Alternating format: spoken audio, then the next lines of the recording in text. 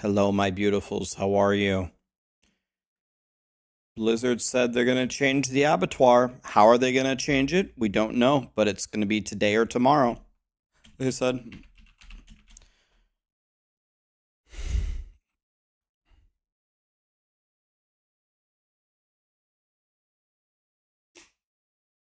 You did a Rax cosplay, Jess? Do you have a picture of it?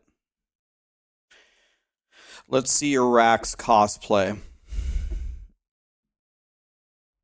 I'm down weighed myself again this morning. I'm down 4.3 pounds. It's going slowly going down. Oh, anyway, you can post it in chat or wherever. Going down slowly. Yeah, of muscle loss, yeah. Right. Drinking water. Not drinking pop. Going down, down, down, down, down. Hazard is. Thinking so much. Hazardous. Interesting way to spell it. Oh, I got this all backwards. Let me put this over here.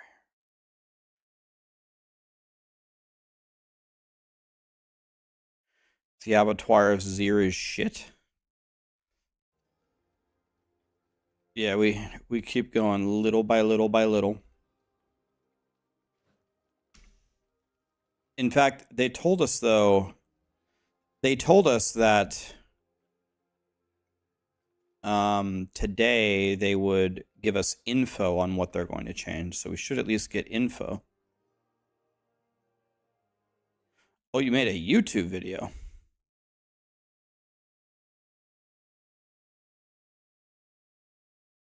Does that say Reebok? Yep. Tuck it back. Tuck it back.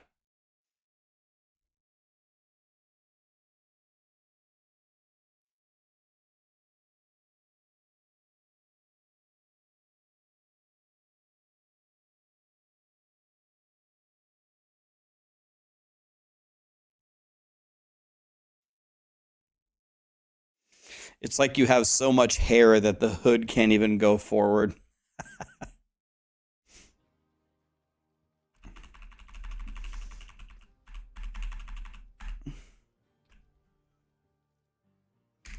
Okay. Let's get back in there. What were we doing? Level 3s? It's fine.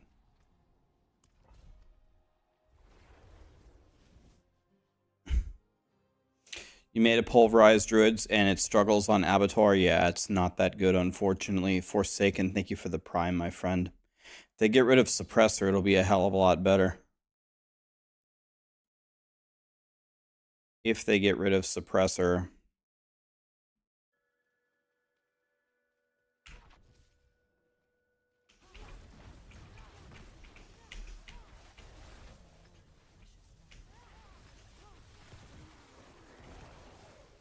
How you guys doing?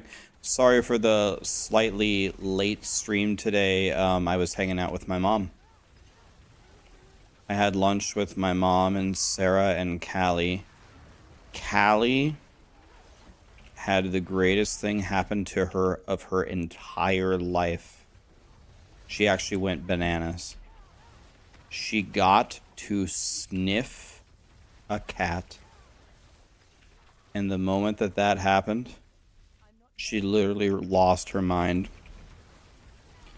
She started running around, jumping on everybody. It was the most exciting thing ever.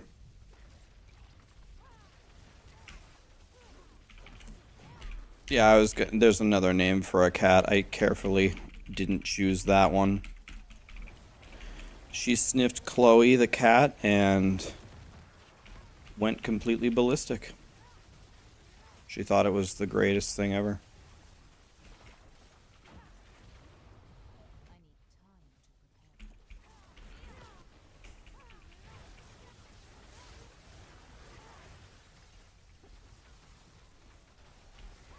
Should I tweet Elon Musk and ask him when are we going to play some Diablo 4?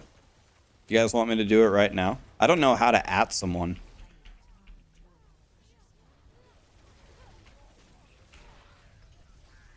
I'm gonna do it. Just for fun.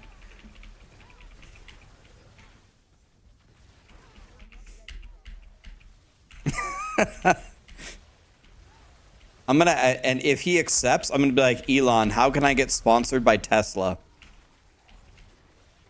What do I have to do to get a Tesla? I'll put the Tesla logo in my stream for the rest of my life if you give me a Tesla.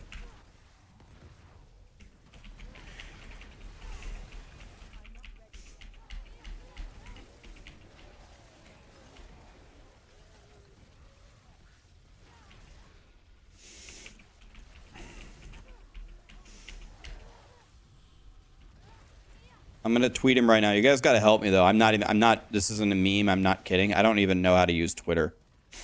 So let's see if I can even message him.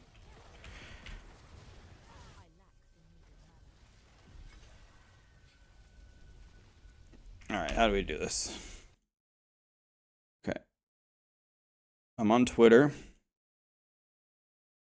Do I make a post? Post. Hey, at Elon, when are we going to play some Diablo 4 together? Want to team up for the Season 3 launch and do a big blast? And do a, let's say, mega stream. How's that? Am I doing it?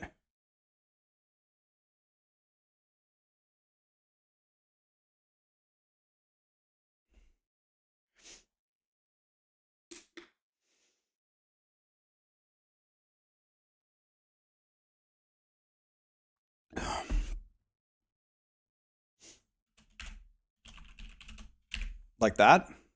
Does this even do anything when I do this? I'm not memeing here. I don't know jack shit about X. Is that... What about this?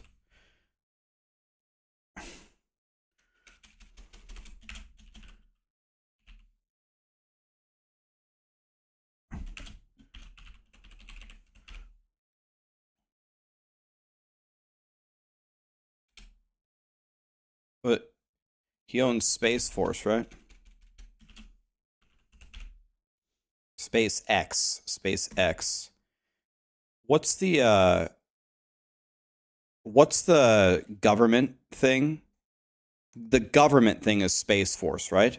Because that's what Wario is in. Okay, Wario is in Space Force. Elon Musk is SpaceX. Yes.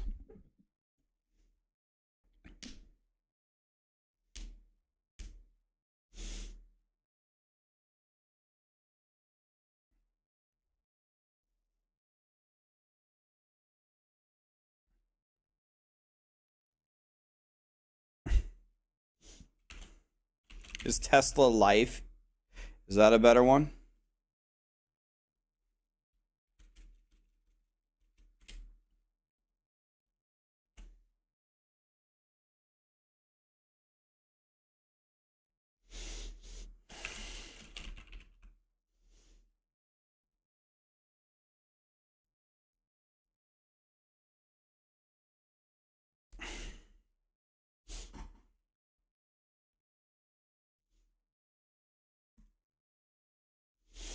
Okay, well. Is it there?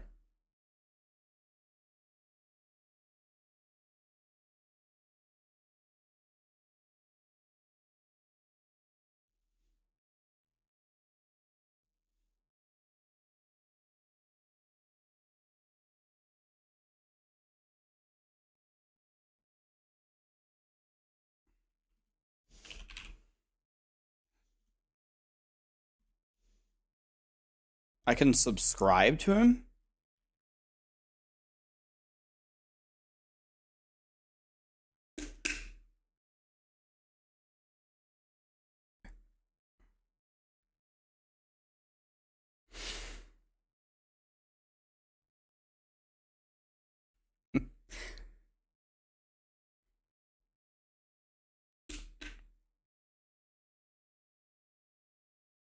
He's gonna stream the Abattoir tonight.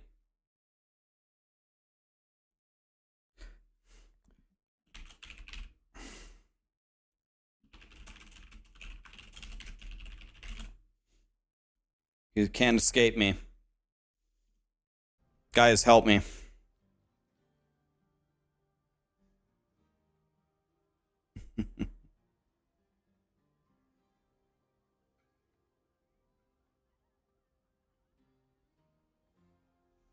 Why would I consider playing with Elong? He's an Omega douche. Well, he's probably one of, if not the most famous and influential people on planet Earth.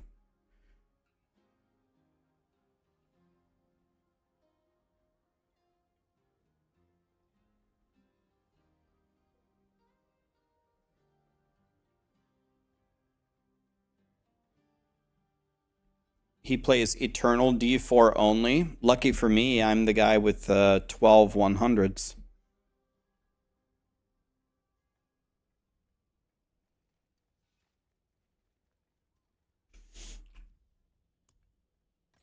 Okay. He'll probably never respond. It's just for fun. So was Paris Hilton. Exactly. You got it. Paris Hilton wants to play. Let's play.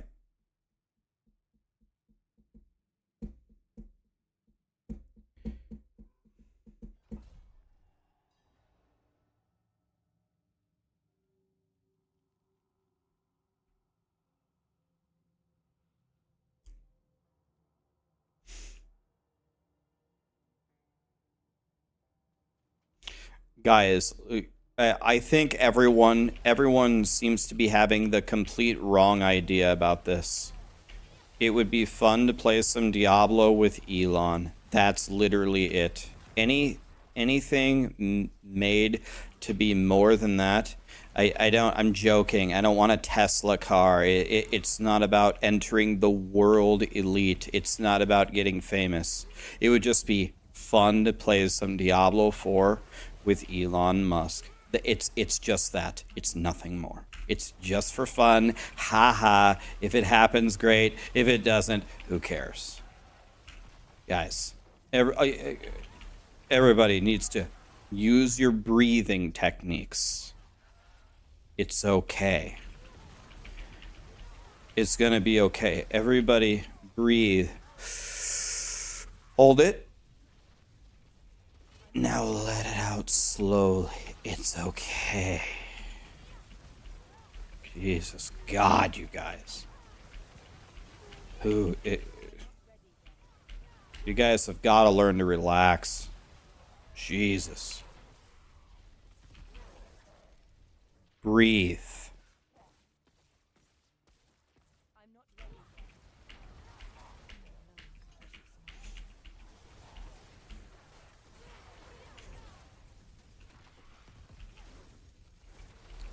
Everything has a deeper meaning. Life is only about two things. There's only two things that life is about. Eating tacos and petting Callie. That's it. There is nothing else.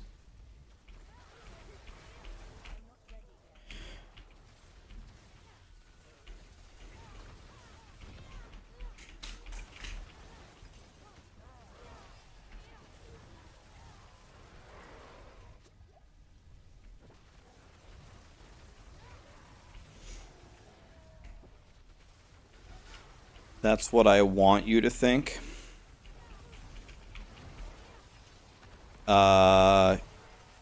You're right. That is what I want you to think. I want you to think that life is about eating tacos and petting Callie. That is what I want you to think. You're right.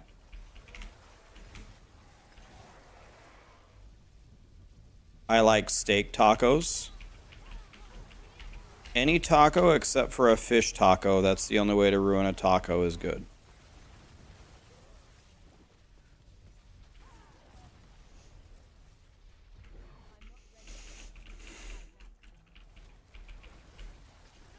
You like your cat? It's good to hear. Good to hear. Deleted.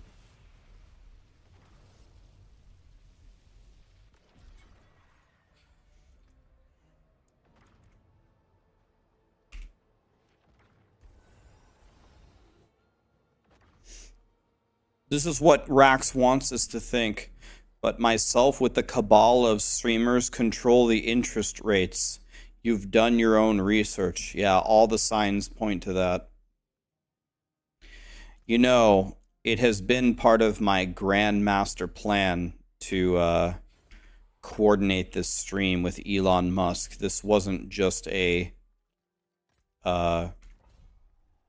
idea on a whim that I threw together in 30 seconds.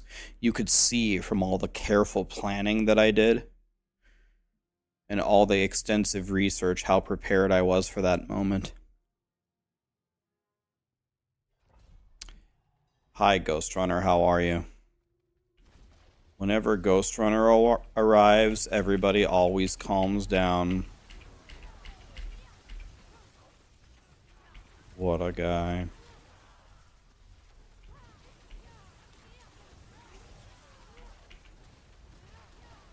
So Space Force is the government program.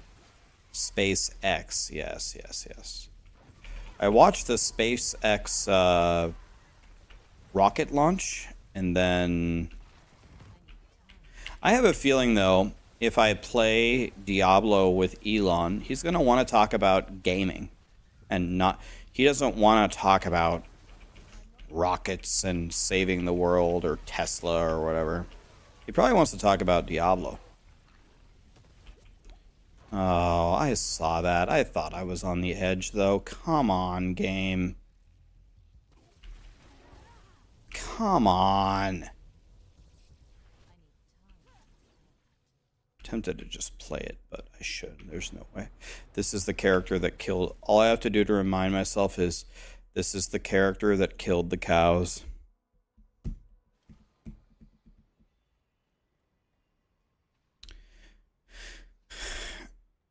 How's the Abattoir going? Well, it's about to be going better because Blizzard's going to make an update to it.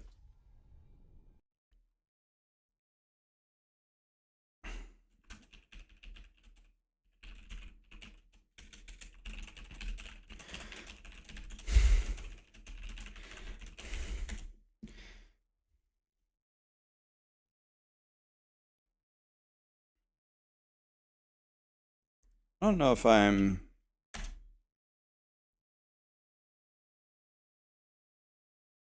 I don't know how I will ever know if he responds to me because I never check Twitter.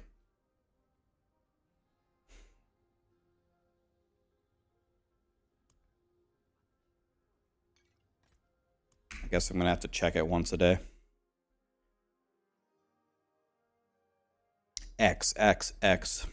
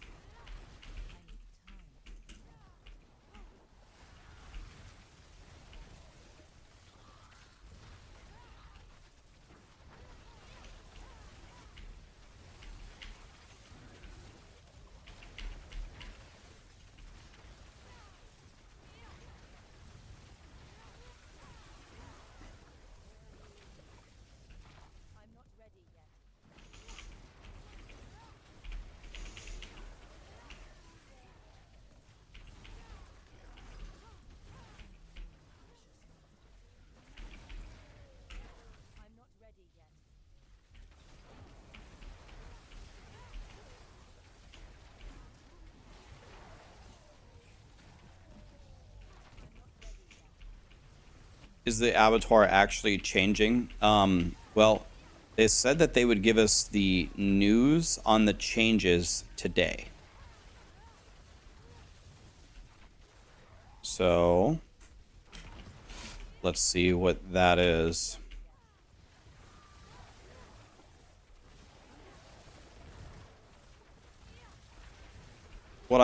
Here's what I'm praying for.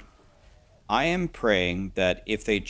one thing I think is absolutely going to change, like 100%, is how the Glyph XP works. So with that, if that's true, I'm praying that any glyph XP acquired will carry over into the new glyph. So what that means is, if that's true, I will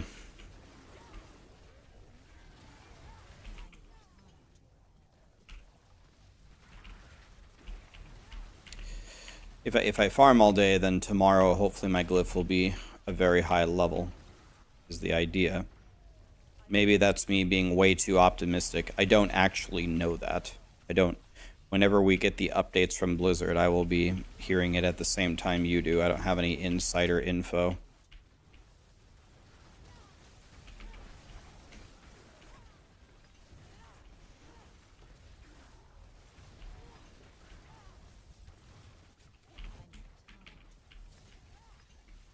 Okay. Oh, my chat froze. My bad. Hold on, my chat is frozen. If ever there was a time to talk shit about me, it's right now.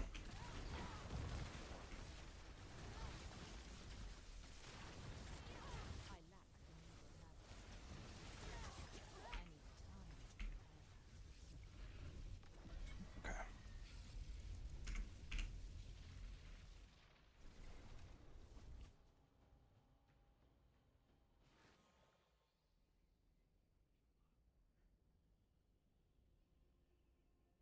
Okay, I'm sorry, I'm back. I think I missed a couple of minutes of the chat, my bad. I didn't realize it, but it was frozen. We're back. Sorry. Elon wants to play.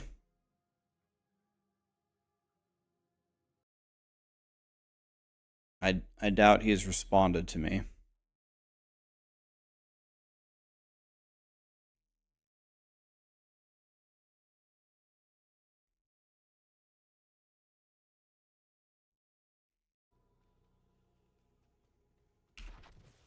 And let me get one thing straight, guys. I don't matter, and Elon Musk is at the top of the world.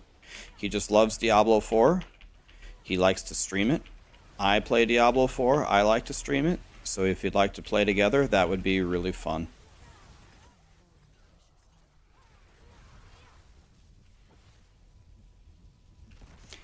Dude, I want to talk to him about food. I'm going to talk to him about food the whole time.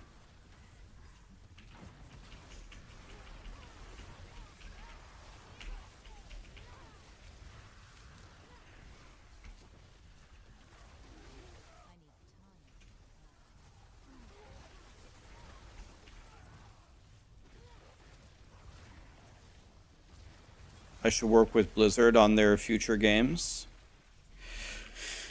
Yeah, I probably will, because honestly, I'm the dumbass. I always try to help Blizzard for free, and I just keep doing it, so I'll probably just keep doing it that way.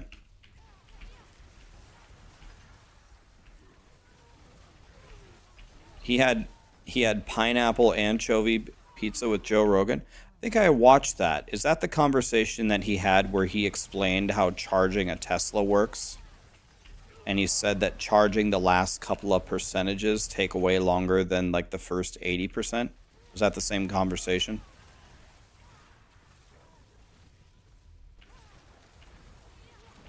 Yeah. Yeah, I found that very fascinating, actually. He had such a great way of explaining it. So what he said was, imagine charging a battery is like a parking lot at a supermarket. So let's say the supermarket opens, so the parking lot is empty in the beginning. That's an empty battery. Well, the first couple of cars that come in can effortlessly and instantly find a spot to park, right? But if the parking lot is 90% full and you pull into the parking lot after an hour after it's been open, it takes you much longer to find a spot to park. Whereas in the beginning, you just parked instantly. He said that's the analogy for charging a Tesla battery. So he said when you get a Tesla, the battery will charge like whatever, 80% effortlessly. and then the last part always takes a lot longer.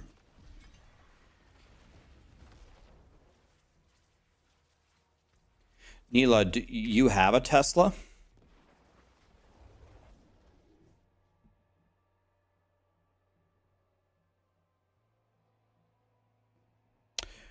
Rax watches Joe Rogan. Was nice knowing you. Um, well, first of all, I'll say two things on that. First of all, I don't really watch Joe Rogan. The number of full episodes I've ever seen of him is maybe 3. So no, I don't watch Joe Rogan. But here's the second thing, guys. If you are going to go around through your life making decisions like that and judging people like that about who you're going to associate with, you should leave my stream right now and never come back. You should unfollow, unsub, and leave, and don't come back.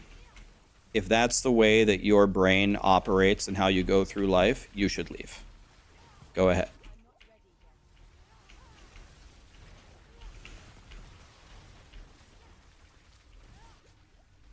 Maybe it was a joke and you're just teasing, and that's fine. But I'm speaking. And if you think like that, leave. And do not come back. I don't like that kind of closed-mindedness. Whether I agree with Joe Rogan or not, I'll be completely honest with you. I know so little about Joe Rogan. I don't even know what he believes in. I couldn't even tell you for $1 million. I don't really follow that stuff. But if you have such a closed-minded peanut brain that you make your life decisions based on that, you should leave immediately.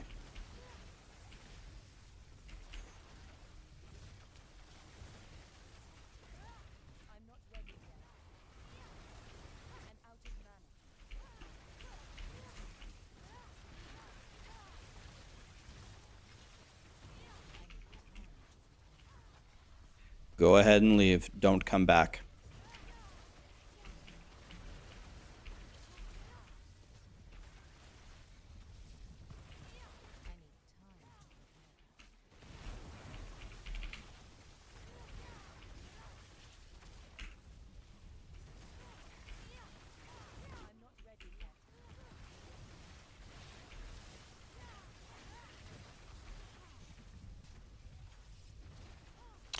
We don't know what the changes are going to be. They said they would announce them today.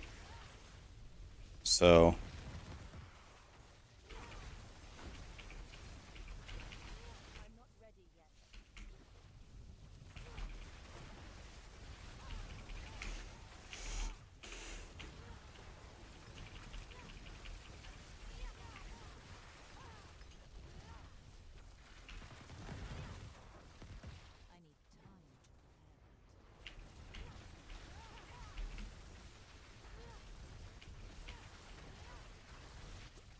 Yeah, Magus, here, let me help you. You already unfollowed. I'm going to help you as well. Yeah, I meant what I said. So, yeah, you are gone. And I'm also going to get rid of you so you're not tempted to come back. Yes, I am 100% telling you. Your definition of it is standing for something. My definition of it is being a peanut brain. If you're that closed-minded, you're gone forever. I'm trying to find you. Where is he?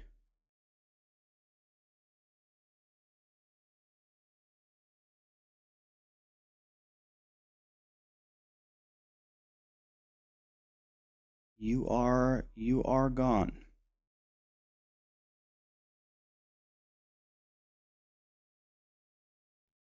Give me 1 second here. I just want to make sure you're not tempted to come back.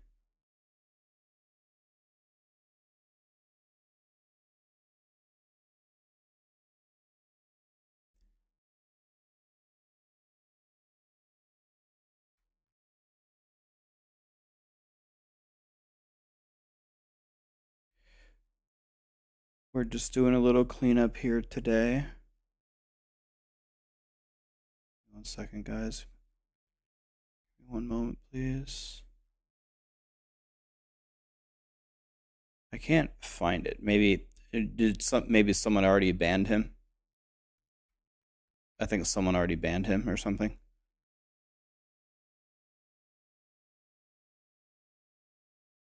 Yeah. Yeah, who cares? Or just...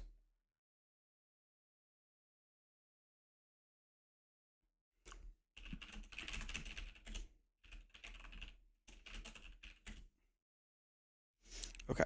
Back in we go. Okay. Ooh, conduit. I like that.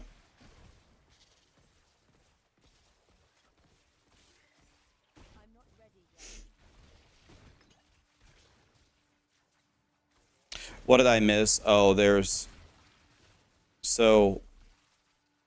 I just jokingly, I don't think Elon will even respond to me, but Elon likes Diablo 4.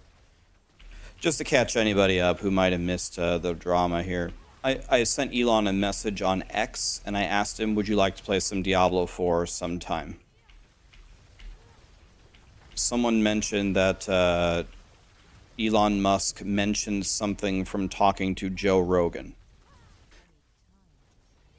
And then I asked, was that the episode when he was explaining how a car battery works? Then someone was very upset and said, if you like Joe Rogan, I'm out. Then I informed the chat, first of all, I wouldn't say I like Joe Rogan. I don't know anything about Joe Rogan. I've only listened to like 3 of his podcasts ever.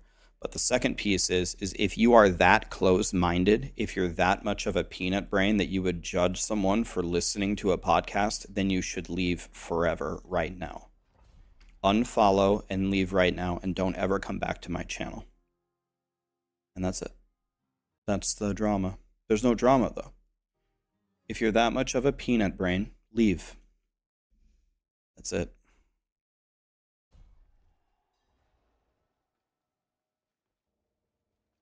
It's okay if you hate Joe Rogan. It's okay if you love Joe Rogan. It's okay if you... anything in between. That's okay with me. Same thing with Elon Musk. That's okay. But we don't need to be a closed-minded peanut brain about it.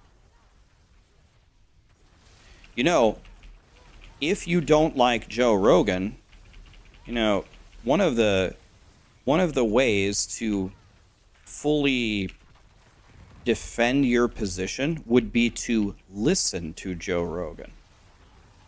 If you listen to what he has to say and you genuinely don't agree with him, that is an intelligent way to disagree with Joe Rogan.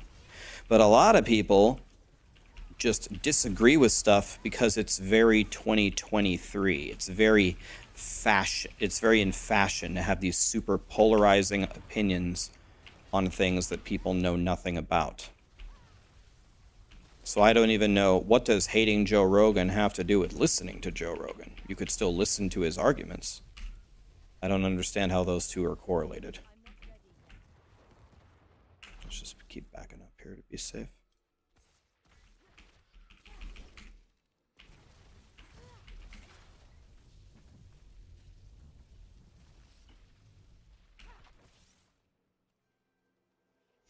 Yeah, I procced. Backing out here. Kudos to the Diablo 4 team. Abattoir of Zir is only 2 days old. We're going to have a hot fix already with fixes after providing feedback. Seriously. I completely agree with you. That's some very, very fast... Yeah, we're done with this conversation, by the way. It's over. That's the end of the conversation. Let's talk about gaming and stop talking about politics. PoE tomorrow, yes.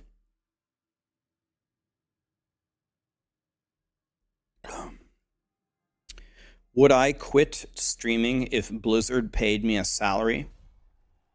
I would say, I mean, never say never, but I would say there is a 99% chance that the answer would be no. No. I mean, it's like 100. I'd say it's close to 100, but if Blizzard offered me a salary and allowed me to work remotely, I would only consider the offer if I could stream as well. Like, I could take a consulting role if they want me as a consultant and give me all the stuff, you know, before anybody gets it, and let me test it and let me give feedback. If you let me do that, I'll sign an NDA. I'm not going to leak anything on my stream. It'll be fine. I would only accept the offer in conjunction with streaming.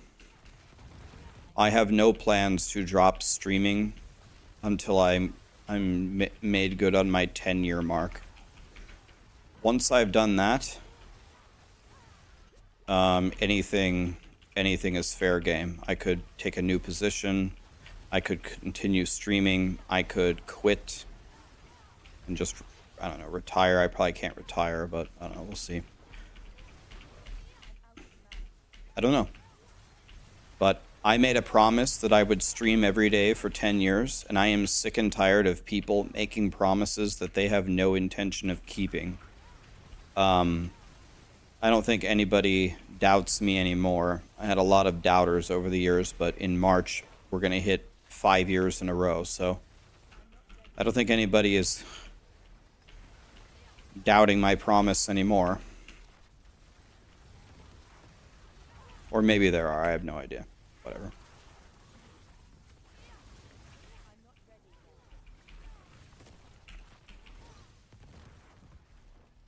Gonna hit 5 years in a row. Never missed a day. On March 13th.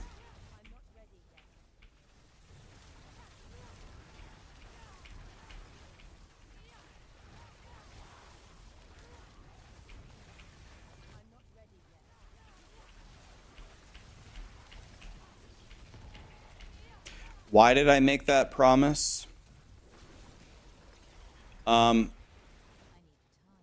The real reason why I decided to do that is because I wanted to do something very, very cool. I wanted to do something I had never heard anybody do before. You know?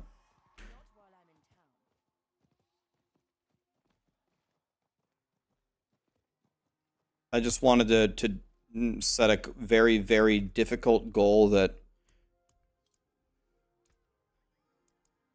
almost nobody would do, was the idea.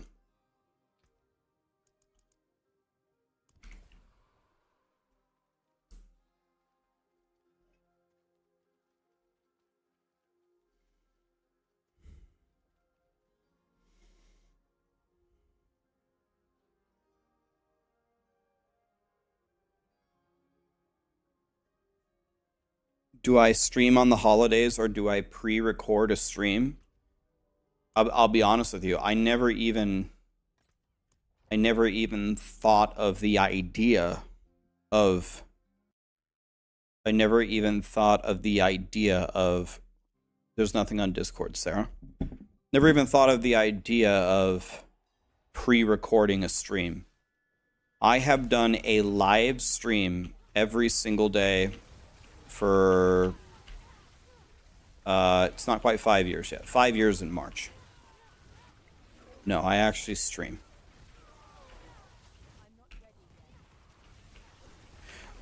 Sorcerers have already cleared T25. T25 has already been cleared in China. People are cheating though.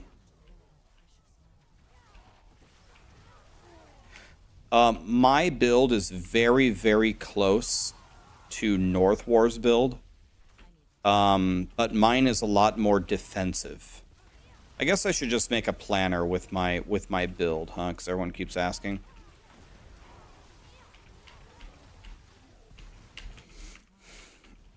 Yeah, the Hydra exploit. If you like, I wouldn't do this by the way, but the exploit is already all over the internet, so I'll just tell you. If you summon something, if you summon a pet like a Hydra, if you summon a companion on a druid, da-da-da-da-da. Most classes have such a thing. If you keep endlessly summoning it, every time it dies, it gives you progression in the Abattoir of Zir. So I think what happened is, the way that Blizzard coded it was, every time something dies in the Abattoir, you get progression. But they forgot to delete your own minions. So when you summon a minion, if you summon a minion, like a Hydra, and then you summon another Hydra, and it kills your first Hydra, it counts as killing a monster in the Abattoir. So they forgot to delete the players'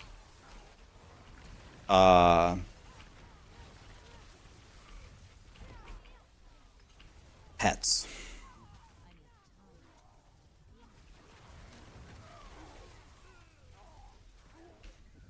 So you stand at the door, you get 99% progression, you walk forward and you hope for it. You unlock a couple of pylons, then you summon a Hydra, spawn the Bloodseekers, and you've got 10 minutes to kill them at T25. If you kill them at T25 in 10 minutes, you win. Not quite 10 minutes. It takes like 1 minute of constant resummoning to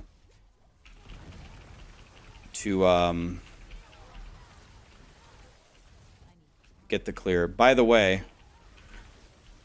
Blizzard has banned for far, far less than that. So I would strongly advise you to not go in there, summon a bunch of things, and get a bunch of new PBs.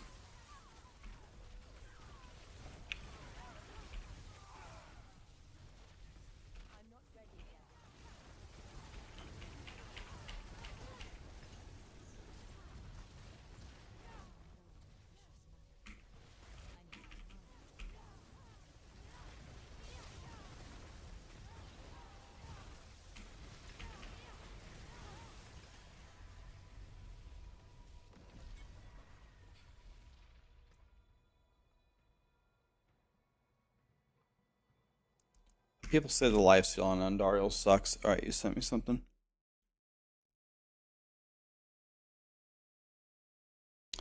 Didn't he already tell us that? Again?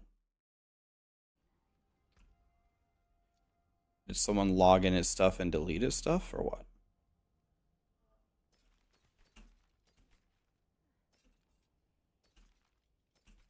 Well, what... So right, but what we need is not to talk about it. He needs to move. You need to move, yes.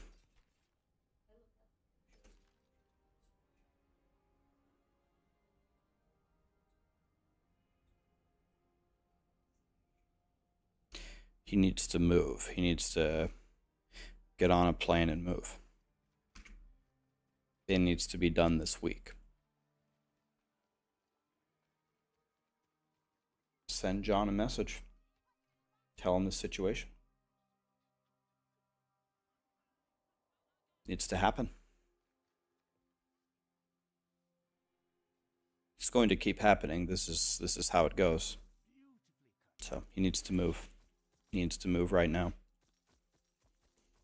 Pack up your stuff and get out of there.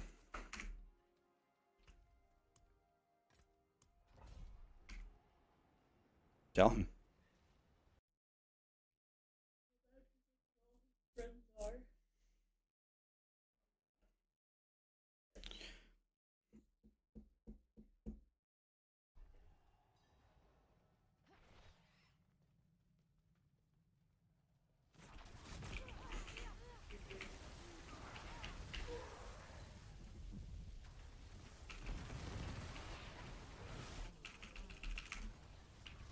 Exactly.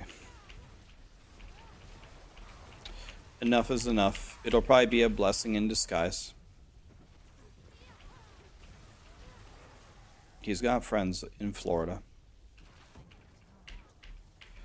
What are they changing in the Abattoir of Zir? I don't know. I don't know. They said they're going to announce it today, though, so... We should hear it. What level's my glyph? It's about to be 9. I'm currently pulling level 12. I can clear it. I know I can. But what I think is going to happen is I'm hoping Blizzard will be giving us our XP for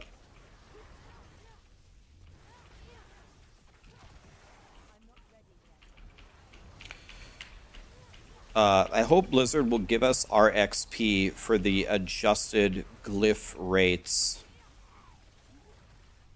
whatever they're going to patch it to. So what that means is, if I farm all day today, maybe there is a tiny little chance that when I wake up tomorrow, my glyph will be level 50. Maybe I'm being way too optimistic, but my glyph level should go way up. People have cleared 19 legitimately. That's incredible. I'm guessing they're on softcore, right? The nice thing about softcore is you can take a extremely offensive build and just full send it. I think that's what I'm going to do. The thing is I cannot lose this sorcerer. If I lose this sorcerer, then I lose the character that farmed all the cows. And I cannot tell you how much I don't want to farm 1,500 cows again.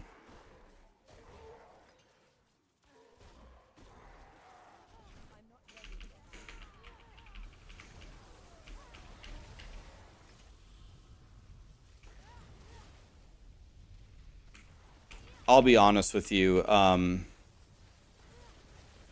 I guess never say never. Let me put it a little bit more mildly.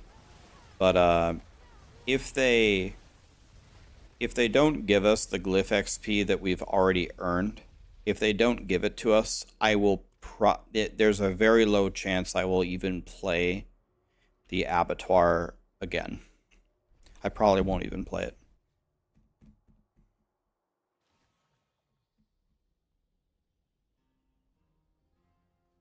Yeah, but with the injured sorcerer, you have to play Melted Heart, right? I don't have a Melted Heart.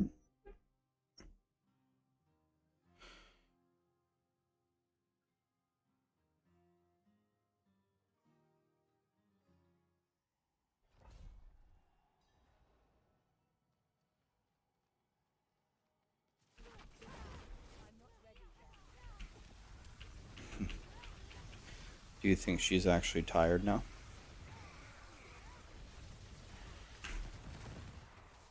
Get rid of Vampiric.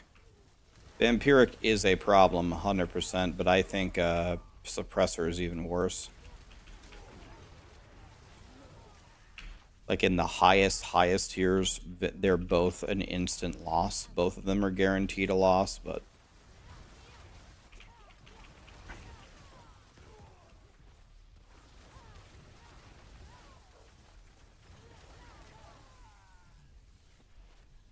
Are there any requirements for access?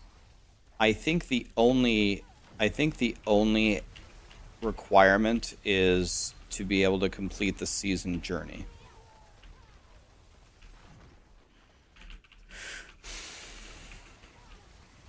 I think you've got to complete the season journey.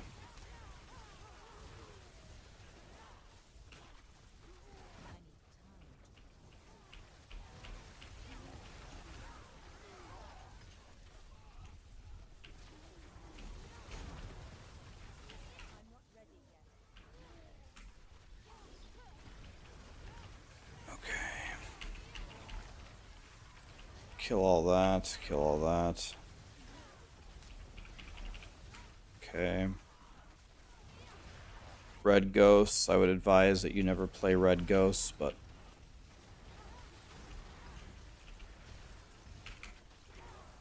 Trying to speed run some T3s here. When do we get Nemesis Bracers? Hey, those would be nice. We have a Chanel. I like Chanels.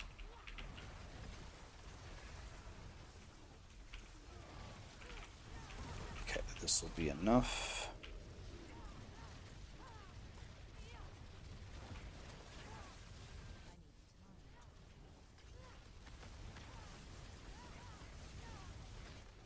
That was pretty good.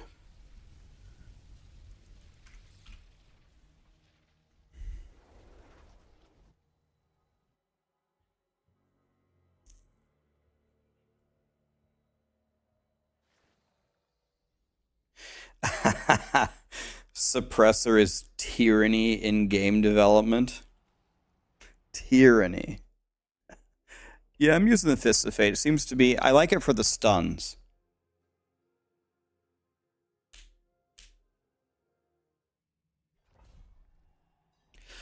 What is Blizzard changing with the Abattoir? We don't know yet. In fact, if everybody could keep their eyes...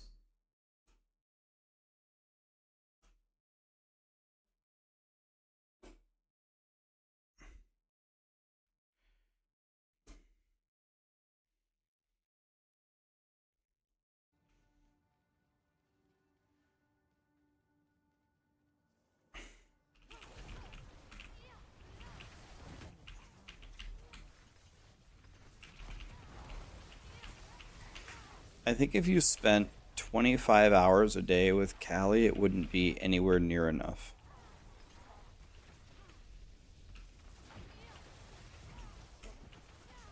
If you spent 25 hours a day with Callie, it wouldn't be enough for her.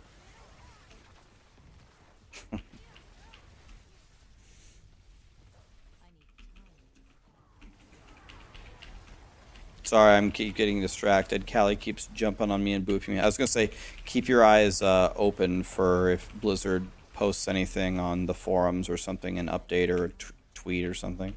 And wait, what is a message on X called? Is it called getting X'd? I mean, a post. An expression? Oh my god.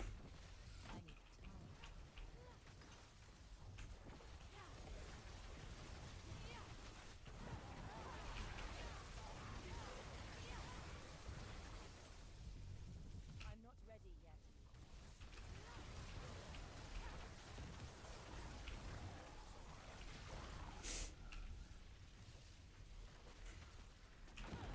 yet.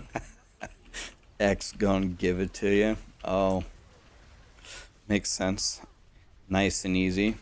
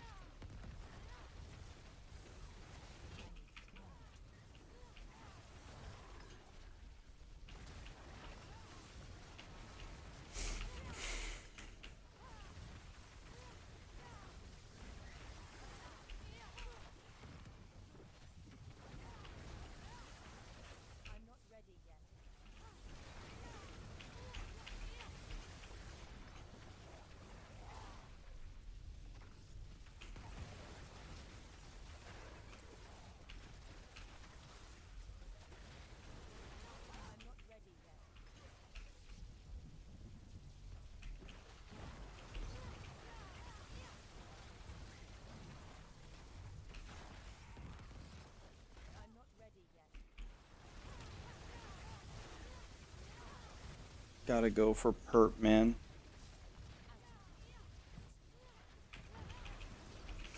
I love it. Suppressor deleted all of my balls of lightning. Love it.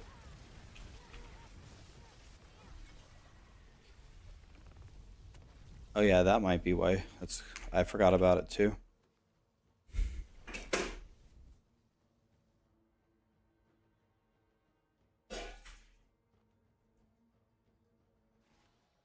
How would you remove the one-shots? Well, I think there's two easy targets for the one-shots. One thing is about the Bloodseekers. The other thing is about the explosions. I'm echoing. Is it that I'm echoing, or maybe you have two tabs open? Is there an echo, or no?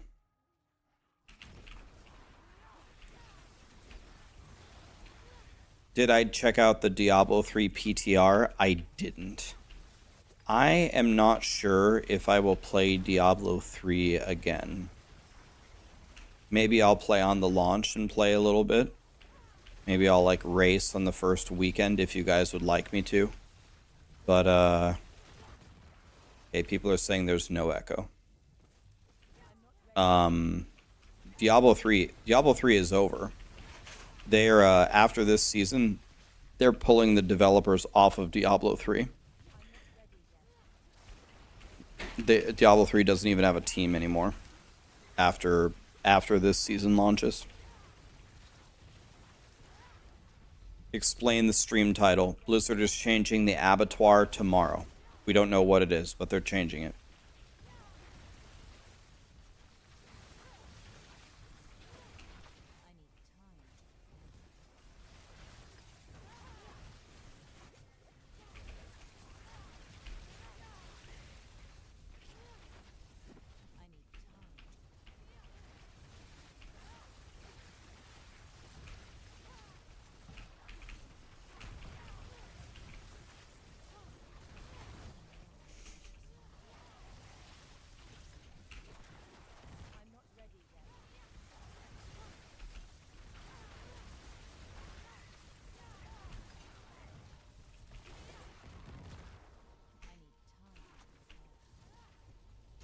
They did say it is possible that it will come out tonight, but the Blizzard workday is almost over.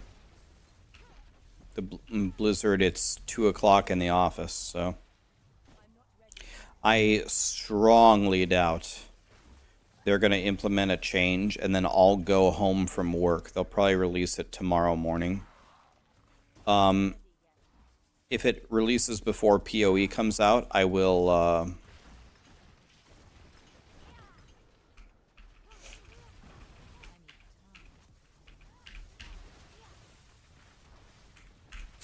we'll try it, of course. But I guess it could, you're right. It could come out tonight, but it probably won't be right because the Blizzard workday is almost over.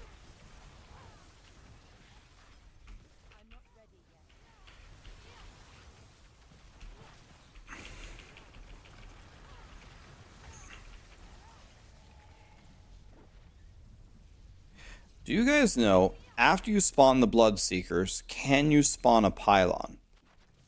Is that possible?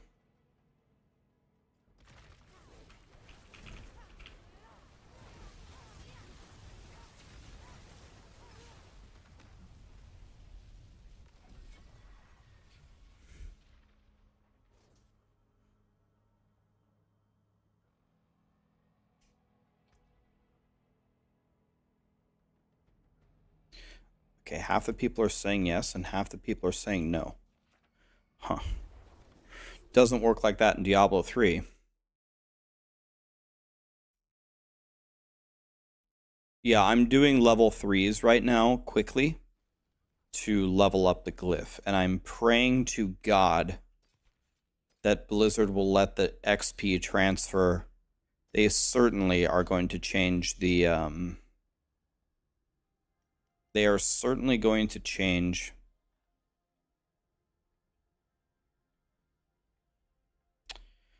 the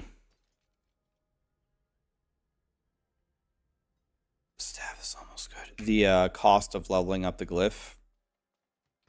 We just don't know by how much. Be right back 1 second.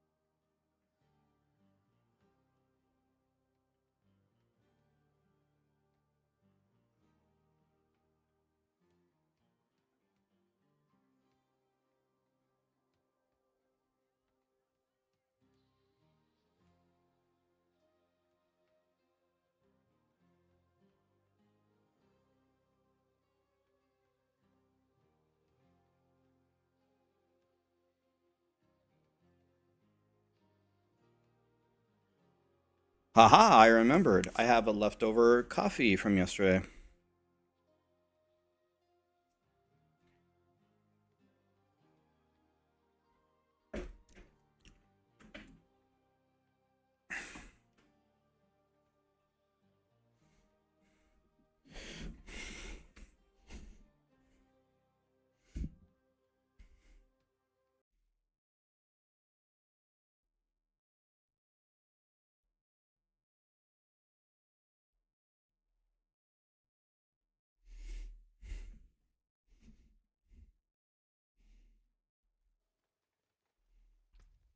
Any Ronald Jenkins fans out there?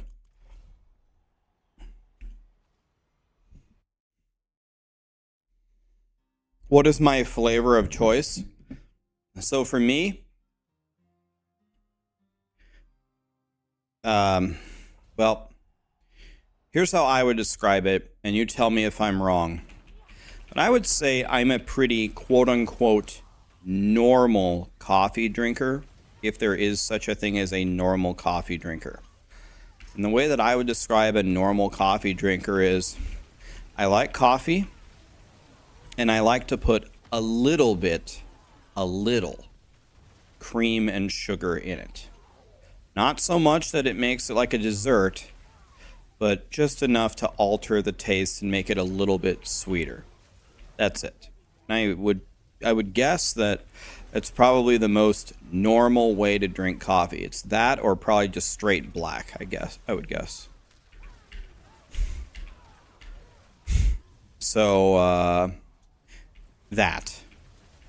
It doesn't need to be liquid diabetes for me.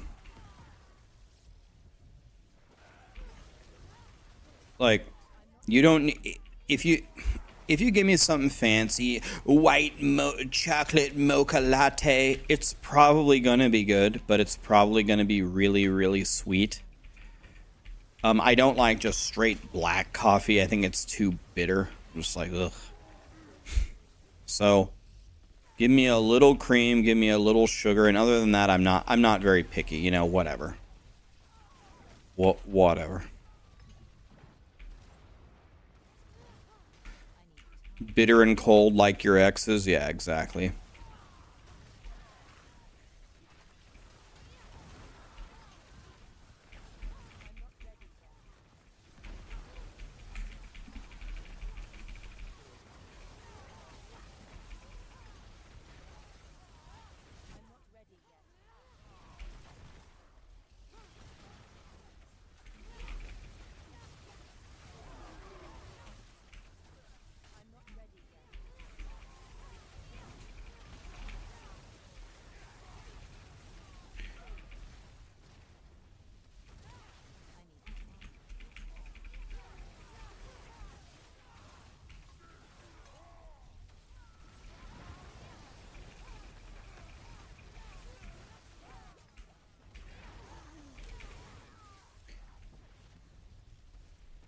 Am I gonna try Necro?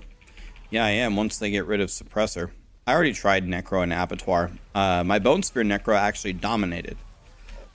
But Suppressor is the bane of my existence.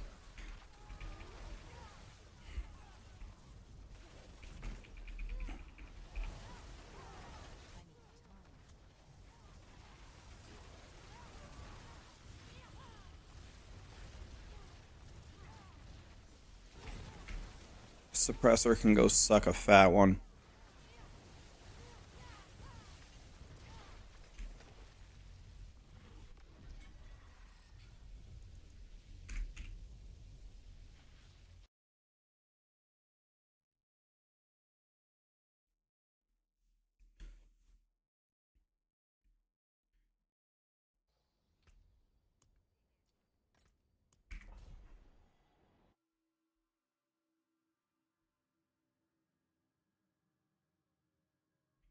Um, they posted that they will announce their changes today, and the hotfix will either come today or tomorrow.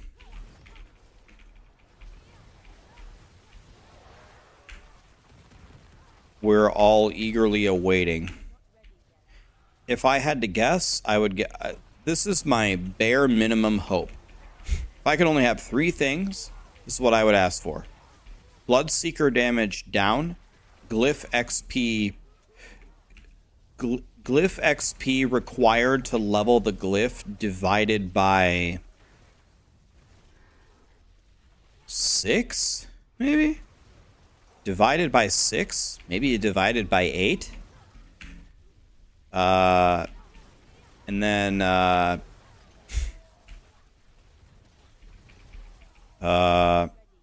let's see. What do I have? I've got, oh, and then remove suppressor.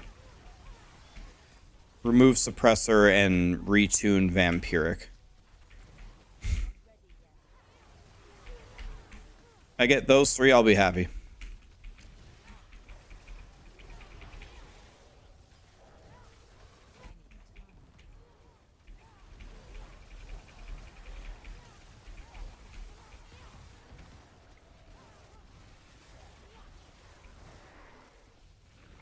Okay, let's go up.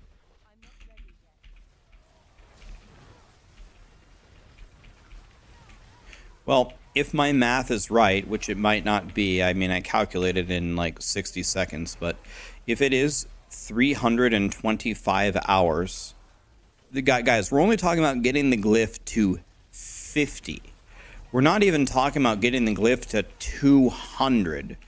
We're talking about getting the glyph to 50. Okay, so if we're talking about getting the glyph to 50, it shouldn't take... Like, how many hours of grinding should it take to get the glyph to 50?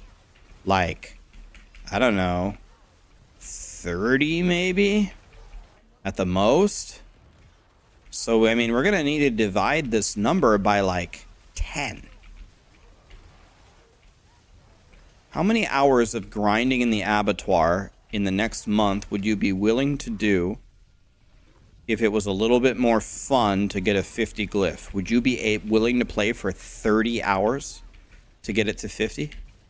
Would you be willing to do that?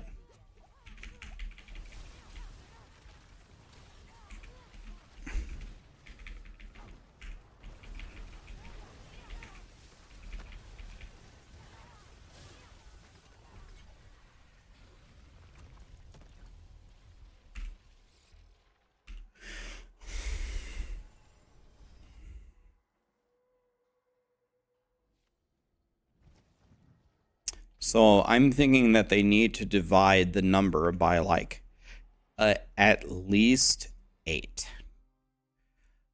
Like 8, I think, is the low number. I'm only talking to 50. You can still level it to, you can spend 100 hours leveling it to 200. I'm talking to 50. I can't fucking move. God.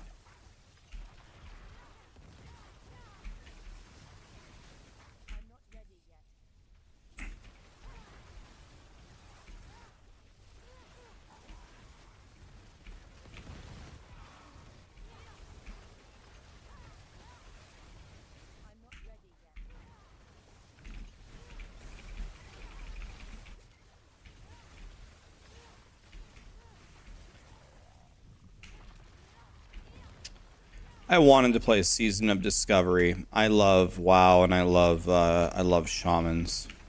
Thought about it, but just too many games to play, you know. I think most people want to watch me play Diablo. I try to play what you guys want me to play, but tomorrow I'm very excited to play some PoE. But I will play the, if they have the update out in the morning, I'll play the Abattoir first to try it, the new Abattoir.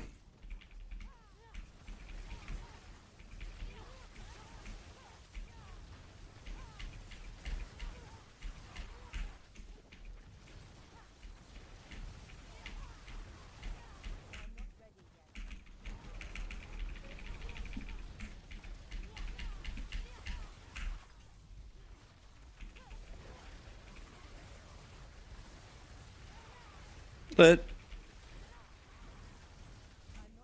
Condi for the Bloodseekers, hopefully. Yep. Easy, easy, easy, easy, easy. I'm not ready yet. Deleted.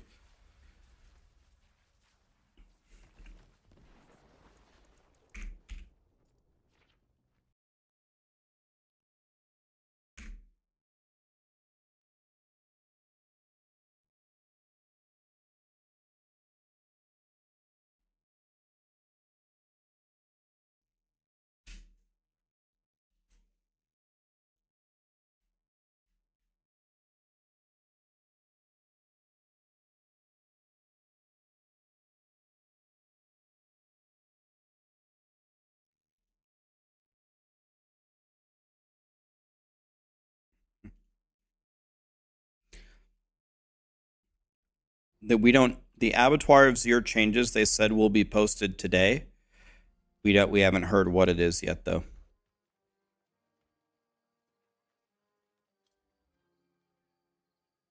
Oh, the glyph XP does not stop at 17 like it was calculated. Okay. So you're saying it's even worse. It's even worse than what I it's worse than what I calculated is what you're saying?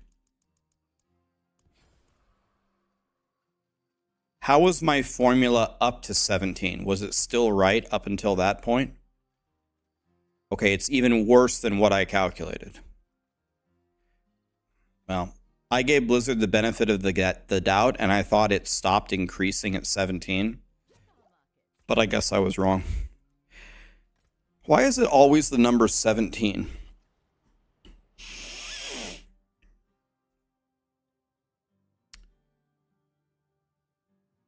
Good luck, Asmon. Watch the Drax.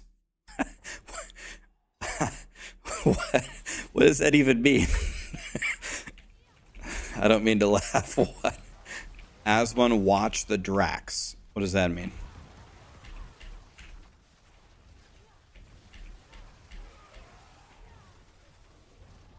Am I going to watch the Game Awards later? Is that the same thing with the acceptance speech last time?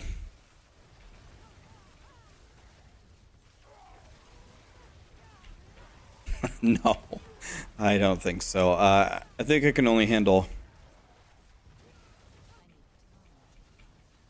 Watch the Drax at the end.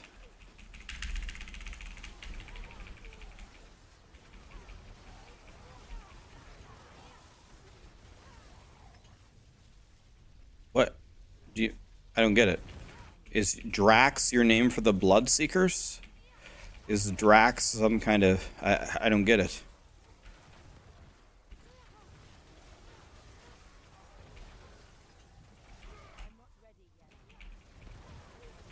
Yeah, that's the other thing. Is it like a Dracula? So what about the Bloodseekers at the end? I'm so confused. What?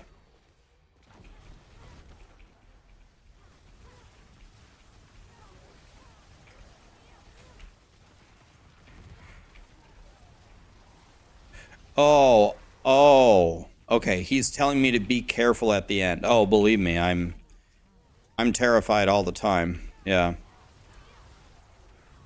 Trust me. Trust me, I'm terrified, man.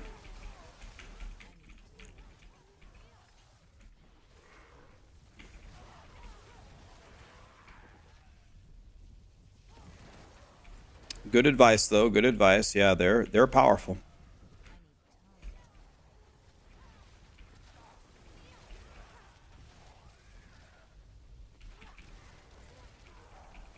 Oh, okay. I got you. Oh, he was telling a viewer named Asmon Solo to be careful because he was going to start playing the Abattoir of the vampires at the end. Okay, I got you. Sorry, I thought you were talking to me. I'm like, okay, I'm trying to understand. I want to understand what he's saying. I just don't get it. Okay, can I get a free kill? All right, I got a cheapo kill right there. Chain Wallard. I'm in huge trouble here. Let's see. This guy's invincible. All right. Okay, level 9.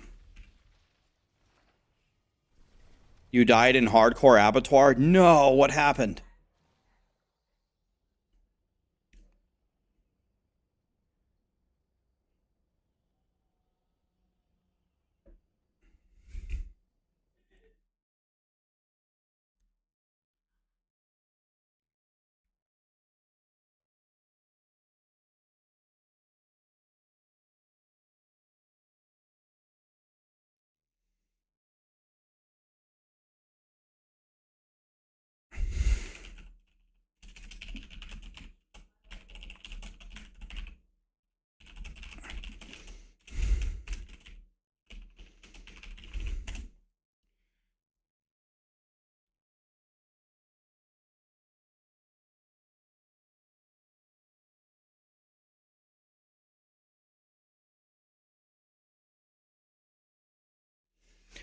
All right. I don't think there's any problem with me sharing this. This is how we expected it to be anyway, but I can give you confirmation. I don't know. I don't know what's coming out tomorrow, but I do know one thing. I do know one thing. The XP that you're gaining right now on the glyph. Actually, wait.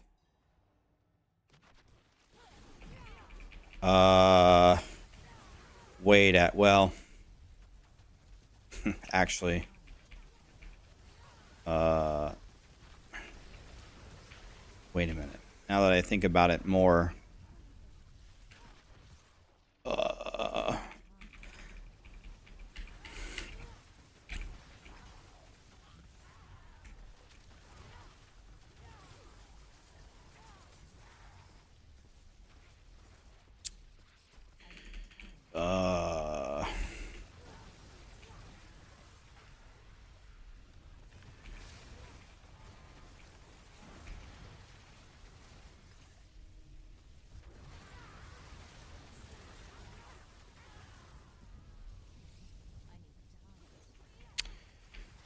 uh, ne never mind. I was going to tell you guys something, but now that I think about it,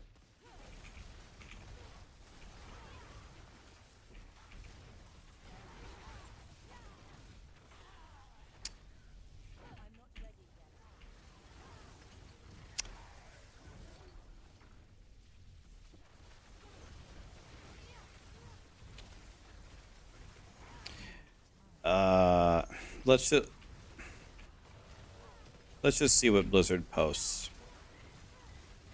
I thought that we might get a solution to a problem, but now that I think about it, now that I think about it a little bit further, I don't actually think it solves the problem. But I really hope that I'm wrong. Let's see what Blizzard says. Sounded good when I heard it, but now I'm thinking it doesn't sound good.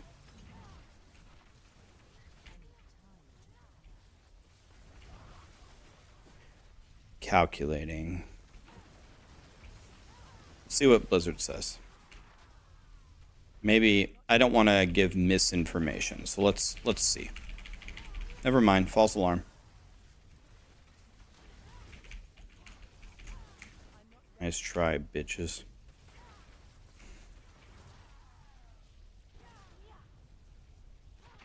Yeah, I actually don't think that this will work.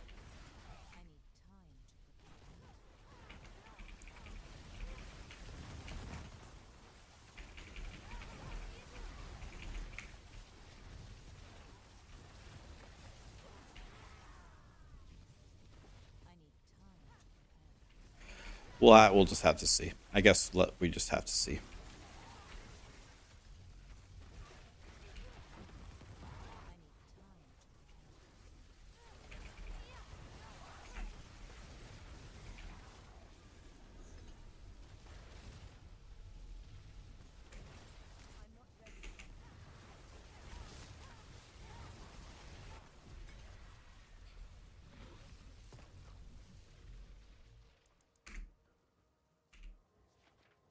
Yeah, I'm calculating. I'm calculating. Sorry.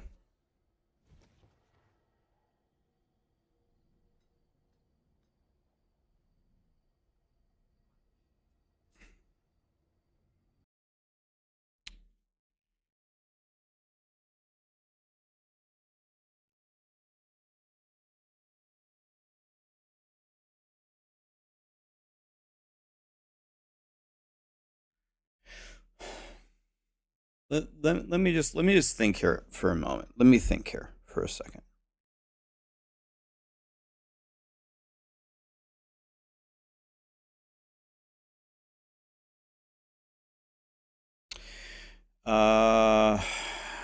Yeah.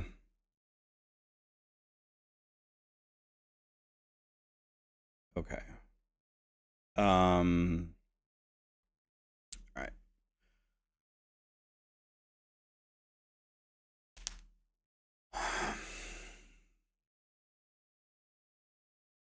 don't think this works.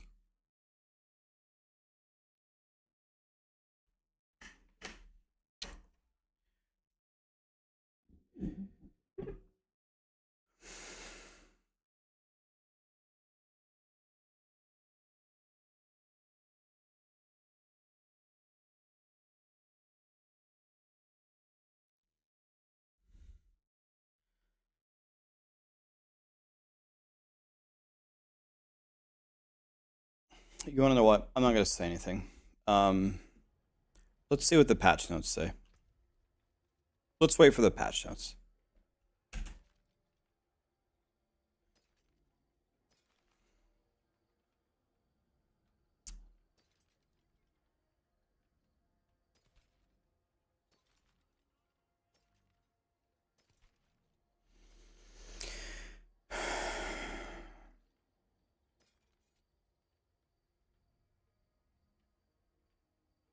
This wand is perfect.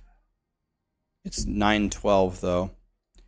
Is there any player on hardcore that could use a very, very good wand? It's not better than mine, but it's really good. I'll give it to you for free.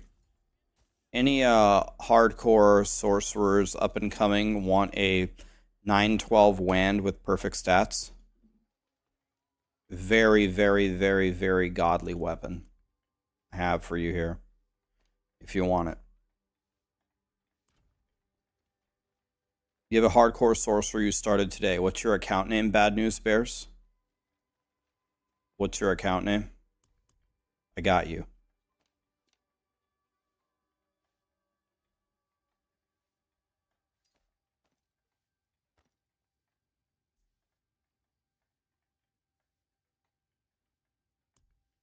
What's your account name?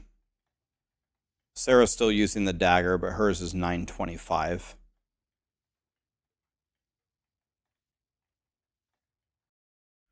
Are you on right now? Bad News Bears, can I give this to you? I'll give this to you. This offhand is not perfect, but it's 925 and it's pretty good.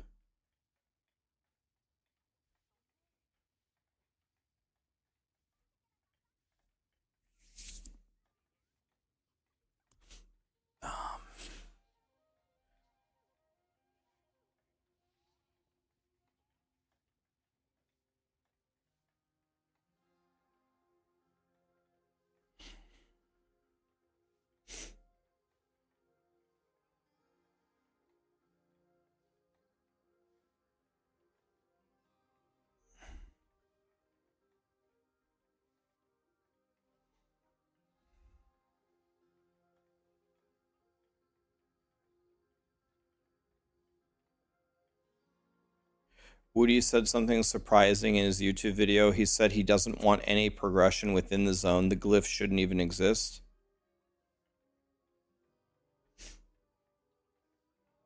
Does he have a video out on it? Let's see.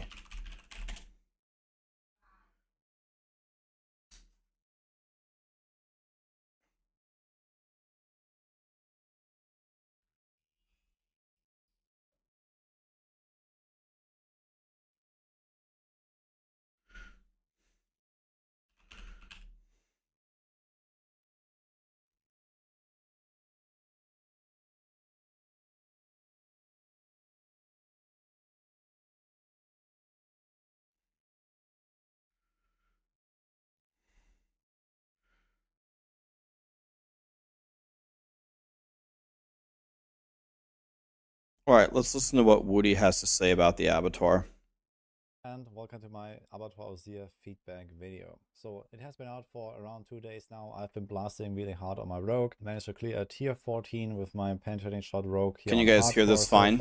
And can you I hear want it? to talk about this system in general. There's a lot of relatively negative feedback about it, and I do have some of my own there. I do think that not everything about Abattoir is bad, but there are definitely, there's a lot of room for improvement in my opinion.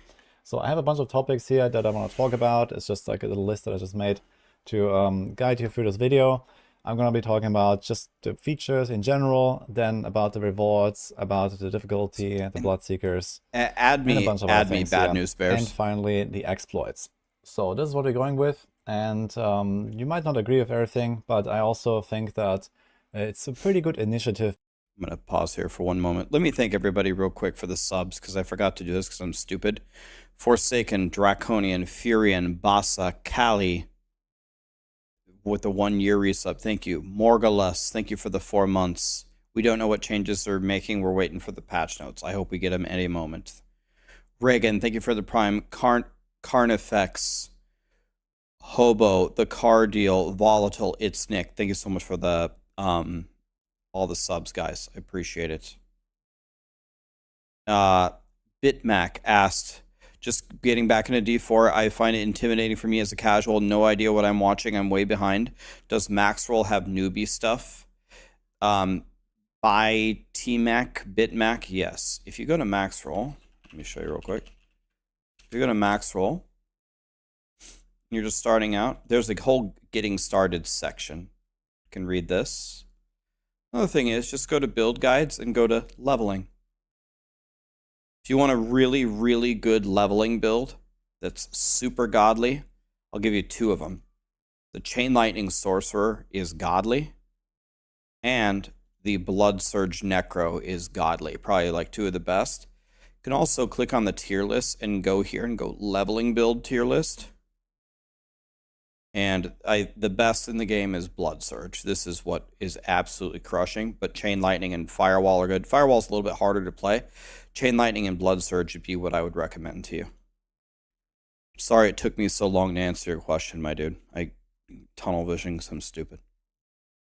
By Blizzard to kind of give us this new type of endgame content in the middle of a season. You know, this is definitely something that we could expect to be a seasonal, like, main feature, like a main update feature for a Bad News launch. Bears, are you on? I gotta give credit to Blizzard for actually trying to do something like this, even if it's not anywhere close to perfect. So I just want to say that right at the start. I think it's pretty cool. But I think also that Blizzard really needs to kind of step up the game. Are you on my... I don't ways see you to in make here. this an Can you add me as a actual, friend? You know, viable, permanent feature in the future or so. So let's get started talking about some basic Or features add me to here. your party. So this is basically Diablo 3 Greater Rift. There you are, And the way Bitmac. that Diablo You're 3 welcome, Greater dude. Rifts work is they have leaderboards. They have, you know, like streamlined progression. They're like, you know, really fine-tuned these days. There is, you know, stuff like you can see the timer. After the run is over, you can see the tier that you're actually running.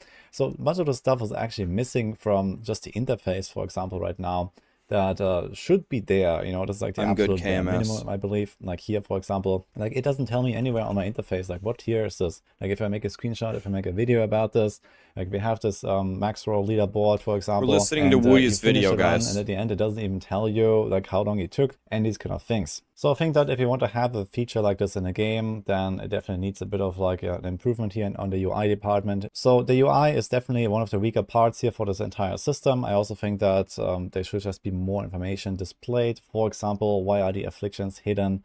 Are there even afflictions actually at this point? I don't even know, to be honest, because it's just says 0 afflictions anyway. So I'm not sure if this is like supposed to say 0, if there are afflictions.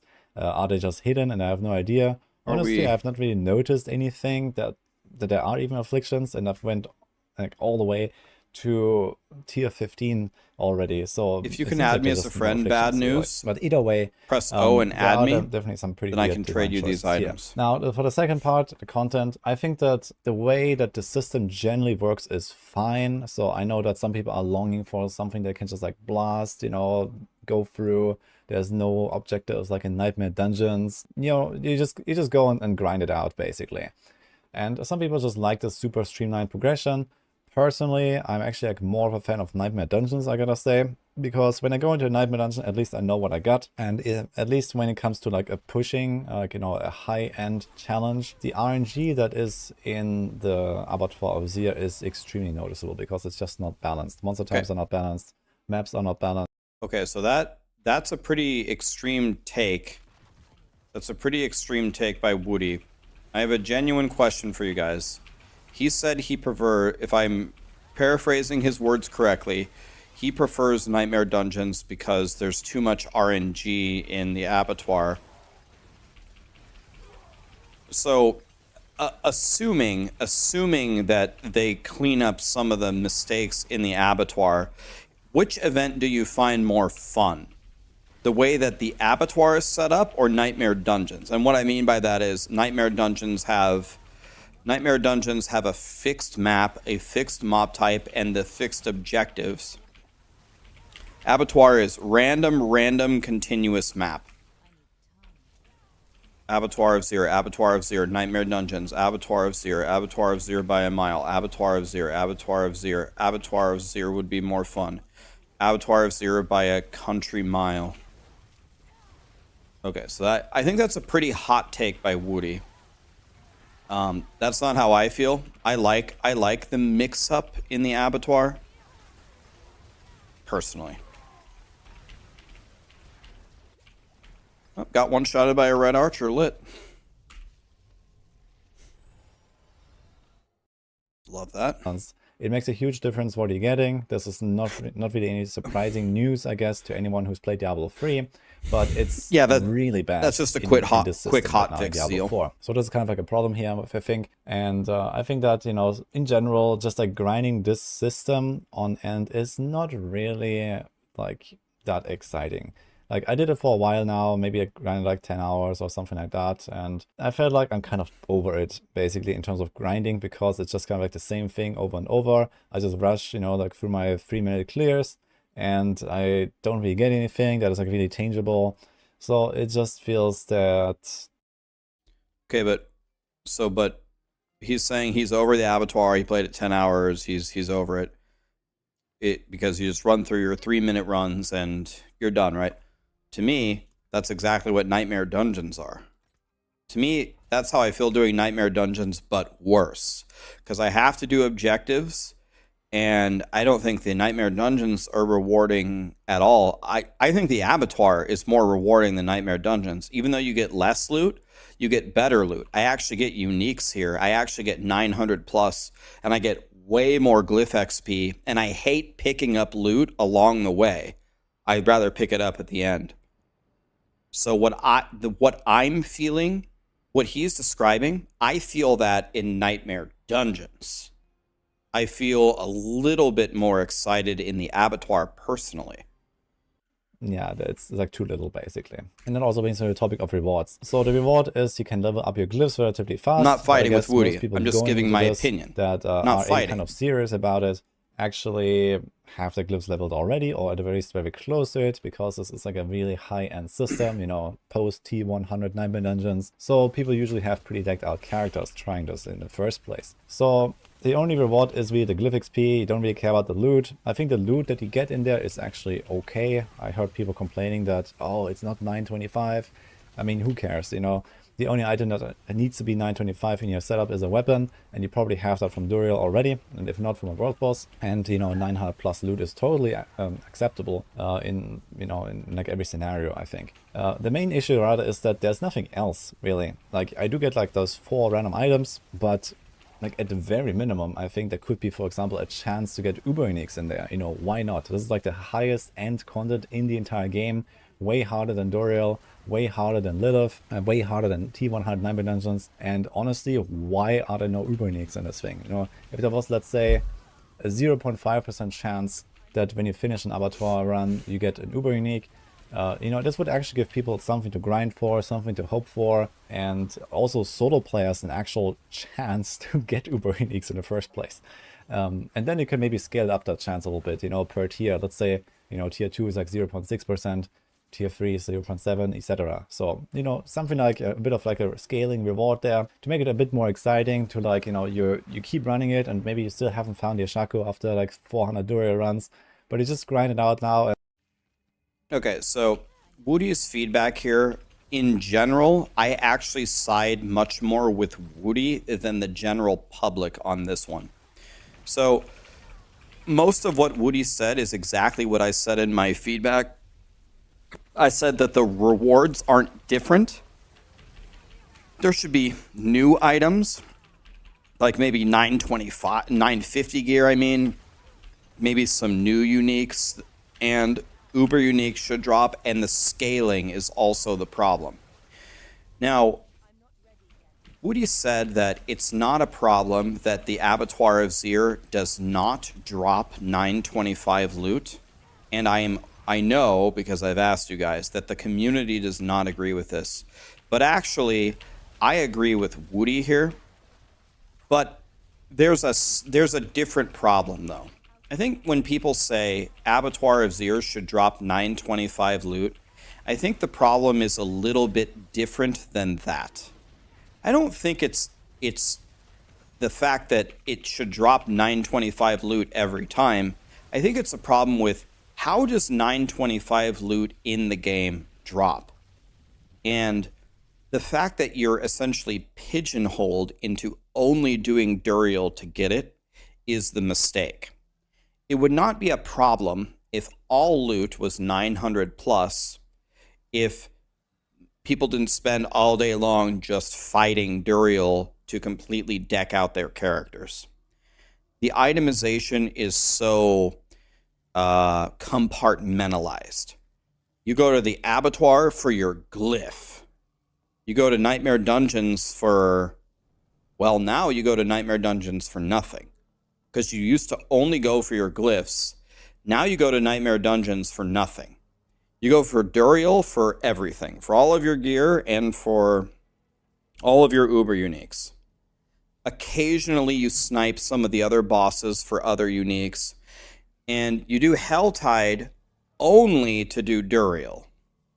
So it's like, you're very, very forced into doing certain things. I don't think the solution is go in the Abattoir and raise it all up to 925.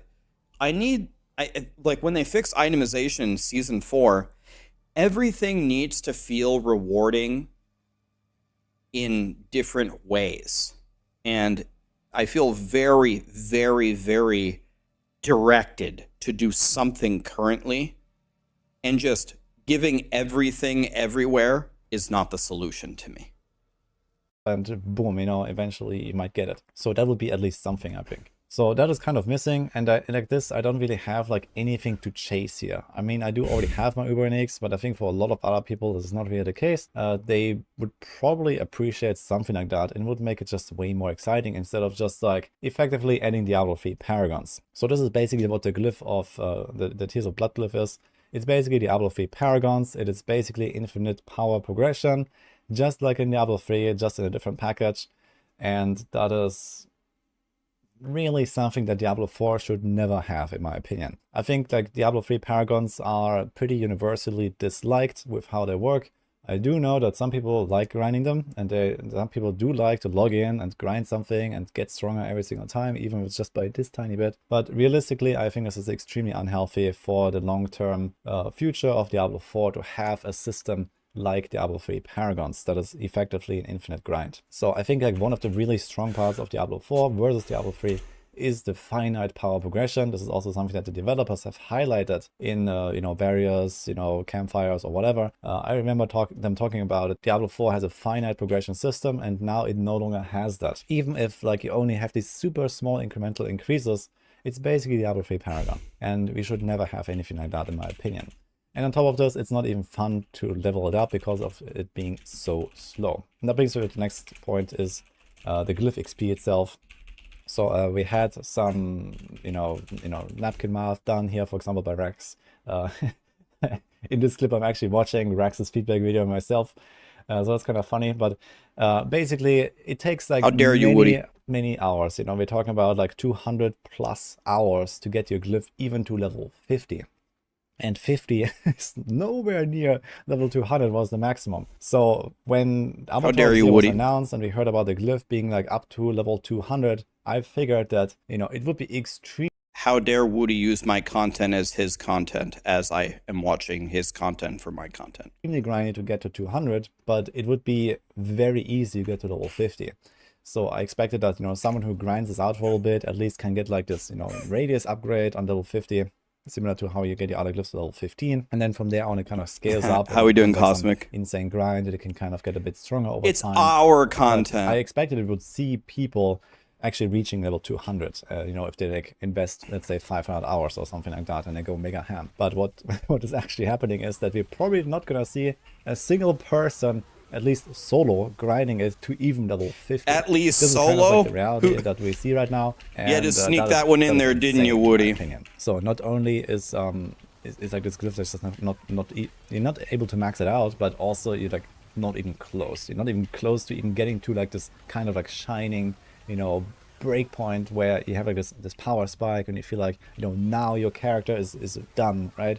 So this is just, you know, how glyphs work. You know, you rank them up to 15 and then they increase and you change your setup, and this is just completely missing. So everyone is going to have like the smaller radius glyph, and like all those setups that I prepared, they're completely, everyone's going to have a smaller radius. None of them are going to have a little 50 glyph. We've been getting shit for that our whole lives. The entire system, I believe. And that brings me to our next point. Like, what is actually the purpose of Woody's right there. And what can we make out of this? So in my opinion, I think there should be no Tears of Blood glyph. I think it's okay to have this as like a seasonal kind of thing right now. You know, it's something to like, you know, log in again and, you know, you have like a bit of a power spike and whatever, right? But realistically, since no one can actually level up their glyph and it takes so long to do that, like I had some initial plans to grind the glyph all the way to 200. Then day one, Abattoir came out, and I realized that is not happening. Let's maybe go for 50. Yeah, by now, I went back to, yeah, maybe let's grind at least to rank 10 and then leave it there and just kind of push. And I didn't even do that. I'm like at 8.5 now, and I just decided, okay, like, why do I even want to grind this glyph? It takes so long. It gives me like, you know, 2% or like 1% DPS, you know, per level. And I'd rather spend like a few more hours actually pushing instead of trying to get this super tiny upgrade. So I think that the glyph just should not exist, honestly, at least for like a permanent feature in this game. And instead, there should be no actual power progression in here. I think it's fine to get a bit of loot, you know, as I described, like the Uber uniques and stuff like that. That's okay. You know, you can get them in other places too, but there should be nothing exclusive to this system, basically, because the glyph is basically exclusive to the Abattoir, because if you try to rank it up in Nightmare Dungeons, hallelujah. So okay, so I see what Woody is saying here. I'm not sure that I agree. Let me explain why. So, Woody, with the, well, I don't even know if I agree with it there. Here's the thing. The most important thing for me in Diablo 4 is I want Diablo 4 to be fun for the masses. I understand the situation. I am a streamer that degenerately plays the game, and what is fun to me is not always fun to everybody else. I understand that the people who watch my stream and my content make up like 1% of people who play Diablo. So 99% of people either don't watch my content, or at least 90% of them are very, very casual. And I understand this is an endgame event, not really made for them. I understand, blah, blah, blah, but I would like, even for the endgame content, to be something that people can try. They can get in there, they can try it, they can do a little something, and if they start failing after a little bit because it's too hard, I got no problem with that. But I think they should be able to try it and get in there. Okay, so now, when I marry those two ideas together, I want everyone to get in there, and I want everyone to have a little bit of fun. If you don't have some kind of, you know, power increase in that game, people's fun is going to go down. It's already hard enough with, you know, a lot of people like instant gratification. It's already hard enough to convince people, hey, a challenge is good for you. All we have to do is give you a challenge, and that's all that you need. This is 2023. That idea hasn't worked for 99% of the human race for at least 15 years. That idea died a long time ago when you would buy a Super Nintendo game, you know, at Best Buy, and there was no guide for it, and it was just impossible to beat, you know, the first level of Mega Man. So I do think there needs to be something. Now, to Woody's second point, I think Woody is looking at it as it currently is. But I think with some fixes, it could work. Like he's saying, well, there's no point because it's worthless to level up the glyph. Well, right. He's right. But fix it. Make it worth it to level up the glyph. And then all of a sudden, the glyph has a place. It's a cool little reward. Now, okay, me, I go fight Duriel. I kill him instantly now. I don't need the Tears of Blood glyph to do it. A noob can do 1 round of this, get the Tears of Blood glyph, and now, when they previously couldn't murder Duriel, now they can. Now they can kill Uber Lilith for the first time. It's not just because the game was already obsoleted for the top players that the Tears of Blood has no value. To some players, casual players, getting a Tears of Blood glyph level 1 and putting it in your Paragon board makes you a god when previously you weren't a god. Not everybody reads a guide, not everybody knows exactly what to do. It would mean something to them. So I think moving away from giving rewards and giving power, I would not agree with that.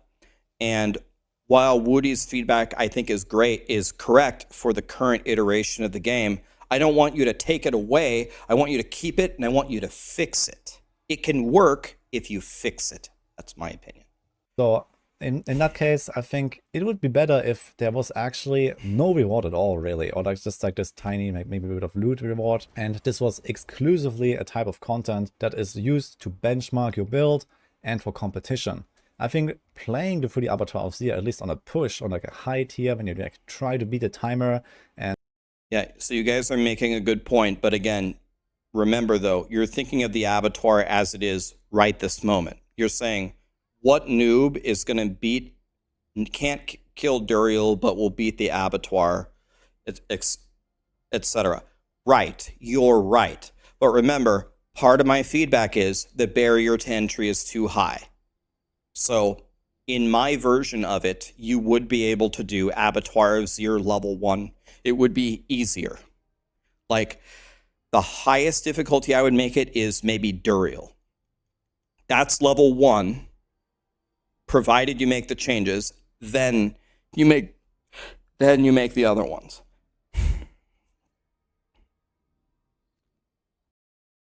And you try to really push your character and your skills, and you actually learn something about the game. I actually had like a really great learning experience so far, just trying to push, for example, for tier 14 or tier 15 on my rogue, and it is content that we don't have anywhere else in the game. Now, that being said, I think this could be adjusted. For example, I think that on the higher end, the monsters definitely do live a little bit too long.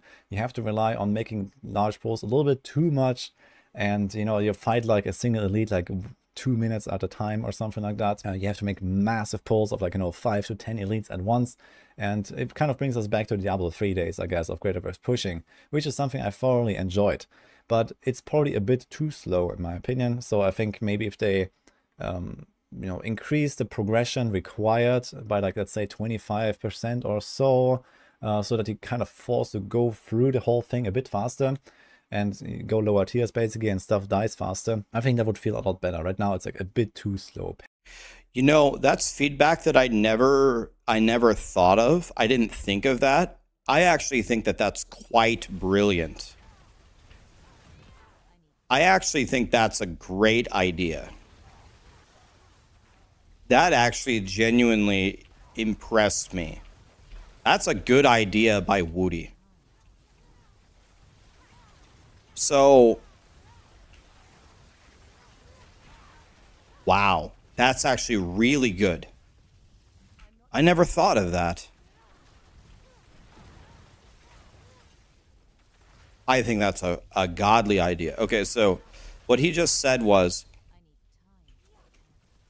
all right, so what he said was, when the Abattoir of Zir gets harder, what happens is they just keep scaling the monster health. And what it turns into is these ridiculously long fights with an elite, 2 minutes for a fight, right? And Woody said he had an idea to change the way that it scales. He said, you can scale the monster HP. You could scale it a little bit, or you could actually scale it not at all, actually, just much, much, much less. And then the way that you make it harder is just to require more progression. So let's say the monster HP goes up 30% every time. Well, 30, 30, 30, 30. Eventually, you're having a 10-minute fight with a Bloodseeker. But instead of that, have the monster HP go up 5 and have the number of monsters you need to kill go up 10. 5 and 10, 5 and 10. So you don't get into these 1-hour fights, but you just have to sustain your pace longer. I think that would be way better than what they're currently doing. It would still be difficult, but not difficult in a way where you spend 2 minutes fighting one elite. You need to have a great pace, and you need to kill, maybe in tier 1, you needed to kill 400 monsters to spawn the Bloodseeker, and then in T25, you got to kill 900, but they also have more health, but not as much health as they currently do. Maybe you take 30 seconds to kill an elite. I think that's a godly idea. That's a super good idea.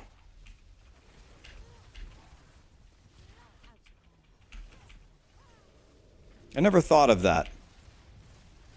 That's a really good idea.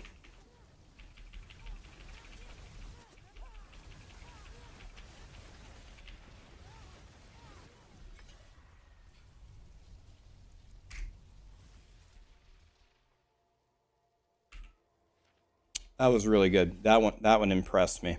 Haste when it comes to actually going through a high tier push. But basically what this would do is that it would make it, it would give this content some kind of purpose, I think. I don't think we really need something like Greater Rifts in Diablo 4 right now. We do have Nightmare Dungeons, and I think those were intended to be the replacement of Greater Rifts anyway. And there could definitely be like many more adjustments done for Nightmare Dungeons. Blizzard has already started doing that with, for example, removing objectives entirely. So we already have Nightmare Dungeons that are almost exactly Indrid, what this is, to be honest. Rain Boy, Maxroll, and if there's like more tweaks in the future, or Nightmare Dungeons kind of gets like a version 2 at some point or something like that, then we basically have what Abattoir would be doing right now in terms of the grind. And I think the Abattoir itself could be this kind of like, leaderboard mode. And it should not have really like this super high entry ticket cost, like 800 sigil powder just for a tier 1. I started this patch with 80,000 sigil powder, and I was preparing for this, for weeks basically.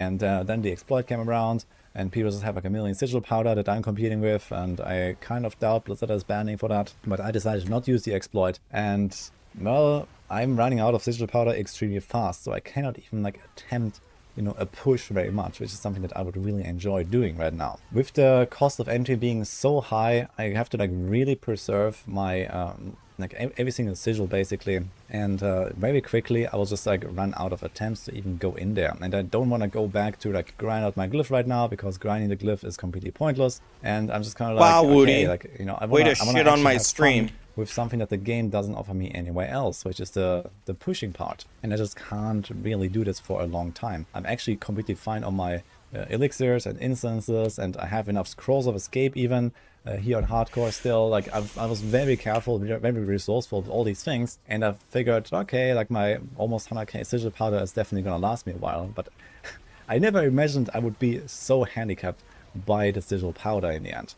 And I think this is way worse even for other people. I've seen other people like tell me that they just go in there, they die a bunch of times, they they have like 5k sigil powder, and they craft 5 sigils, and they die a few times, and this is it, and they have no more sigil powder and no motivation to go back to do like a nightmare dungeon to grind more sigils. I think tier 1 Abattoir should be free. Sigil for Abattoir and try again, and then get one shot at the end. Right? So there is definitely like this kind of like instant way too problem high cost, solve. I think like of a ticket. Abattoir of Zero level 1 should be free. And you run out of sigil powder, farm level 1. Especially with like how when you beat it, you get 900. And you're leveling your glyph at the same time. With the different monster types and different maps, there are definitely like... Why is Abattoir of Zero level 1 not free? Extremely weak combinations. And when I go in, there's like a... You can't salvage it for anything, but if you clear it, you get 900 sigil powder. Push like tier 15 right now. And everything Oh, else, I'm out. I gotta go don't even back have to that level gem 1 and anymore. I farm tried, for a you know, bit, but many at least different I'm things. I leveling tried my different glyph maps really and monsters, fast. No one's gonna made bitch a about. tier Well, people list will about bitch about it, which but are the it's better way ones better and the than what they're worst ones. currently doing. And yeah, I mean, I'm just looking for the good stuff, right? And there's no way I can beat a tier 15 right now if I don't get the good stuff, basically. So we're already getting to this fishing part of Diablo 3. Creator is pushing extremely quickly, but you can barely do it, and then you're just stuck. And my next point also touches what I just previously mentioned with people running out of sigil powder. Even if you don't try to push, like, you know, and like fish for like a good map or something like that, people just run out of sigil powder because the difficulty is so high. Now, personally, and I think this might be an unpopular opinion, but I think it is required. It's not just good, it's actually required that the Abattoir is really hard. In the sense that you actually take a lot of damage. Now the thing is that, yeah, people are dying really easily in this mode, but I think this mostly has to do with the Bloodseekers. And to be honest, I think the rest of the monsters in Abattoir of Zir are fairly balanced. If you go in with a high-end build, with a tanky setup, you can survive. Like, even as a rogue, you know, I can go through it. And yeah, it happens that sometimes, you know, I get surprised by something or whatever, but, you know, the game is out for not even half a year. We're all still noobs, basically. And, you know, this actually teaches you something about the game if you are willing to.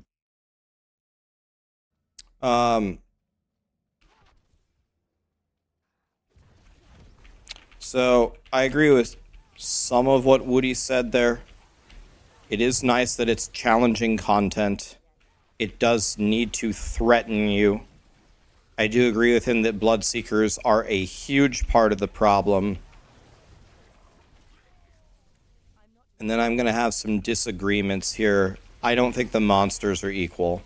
The red archers, the wraiths, those are not equal. And the wraiths, the red archers, the crossbows that are shooting you. But I would add, if Woody would add 2 more things to his list besides the Bloodseekers, then I would be willing to agree with what he said. It's not just the Bloodseekers, though. There's 3 things. There's 3 things that need to be... 4 things that need to be changed. Bloodseeker damage is 1. Besides the... Well, 5 things. Bloodseeker damage. The imbalanced mob types, like the wraiths, for example. On death explosions. Suppressor. Suppressor, I think, has to go. I think you have to remove it. Vampiric doesn't need to be removed. It needs to be retuned. It needs to be... monsters can drain 20% of their life 3 times with a 30-second ICD. So a monster can gain in total 60% of its health back, or something. Maybe it's 33. 33, 3 times, 30-second ICD. It can gain 1 full health bar back in total, and that's it. But you don't need to delete Vampiric. That's fine. You need to retune it. Suppressor needs to go. Suppressor has to be removed, period. And I saw some people on Reddit say, it's so funny to see Rax only ask for the affixes that help his ball lightning sorcerer. Apparently nobody watched my video and said that I played 4 of the 5 classes. I have 12 level 100s, and the number 1 example I gave was Bone Spear Necro. It's like, how stupid could you possibly be? I agree that it should be hard. I agree that it should be threatening. Bloodseekers, the imbalanced mob types, Vampiric, Suppressor, and on-death explosions, I think all need to be looked at. All of them. Try and learn it, basically. And personally, I'm also getting a lot better at surviving in this mode. And I think if you do more of this, you will too. I think it's just that a lot of people are not used to any kind of difficulty in Diablo 4 at all. And this is why they're like extremely surprised, and they go in with like suboptimal setups. They don't have their 13,700 armor. Some people don't even... Yeah, but Woody, all my classes have the 13,000 armor. They have 18k health, and all of them have max resistances. I'm still getting shit on. have their res capped. Some people have like one defensive aspect on their gear. Yeah, of course you're gonna get annihilated. You know, Well, this is just how it works. Yeah, I but think I'm not talking about making them, the content like too easy in terms of survivability would make it extremely boring. I think people would get bored by this even faster, even if right now it might be frustrating. And the reason for that is that, well, if you make these monsters not be very dangerous, then they're just punching bags, basically, right? You're just gonna stand there and like whack away for like, 2 minutes at an elite, and this is literally it, right? And there's like no difficulty anymore because you can't should be actually get to a difficult. point I agree with you. You don't have any argument from me there. Like ever to anything. And this is already happening with some builds, like the Silic variants of yeah, but Silic is a bug, though. They are effectively immortal. We don't want to balance the game around bugs, though. Builds with barriers, a bunch of stuff like that. Basically, there are various combinations of like affixes and yeah, but that just needs to be changed in the game. We don't want to design around that, though. And in that case, it just becomes extremely boring, right? Because you don't care about what the monsters are doing. There's no outplay. And then this entire purpose that I just described of like having something to strive for, some pushing. I only have one potion on purpose. Yeah, cheat death. Would just completely fall apart. And this is honestly exactly the feedback that I've gotten from other people that are playing these kind of Silic builds, for example. They just tell me like, it's just boring. You just go in, nothing touches you. Yeah, I mean, I don't want to play a mode like this, to be honest, I think right, Woody, but the problem is selling, not the game mode, right? That's the problem with the item.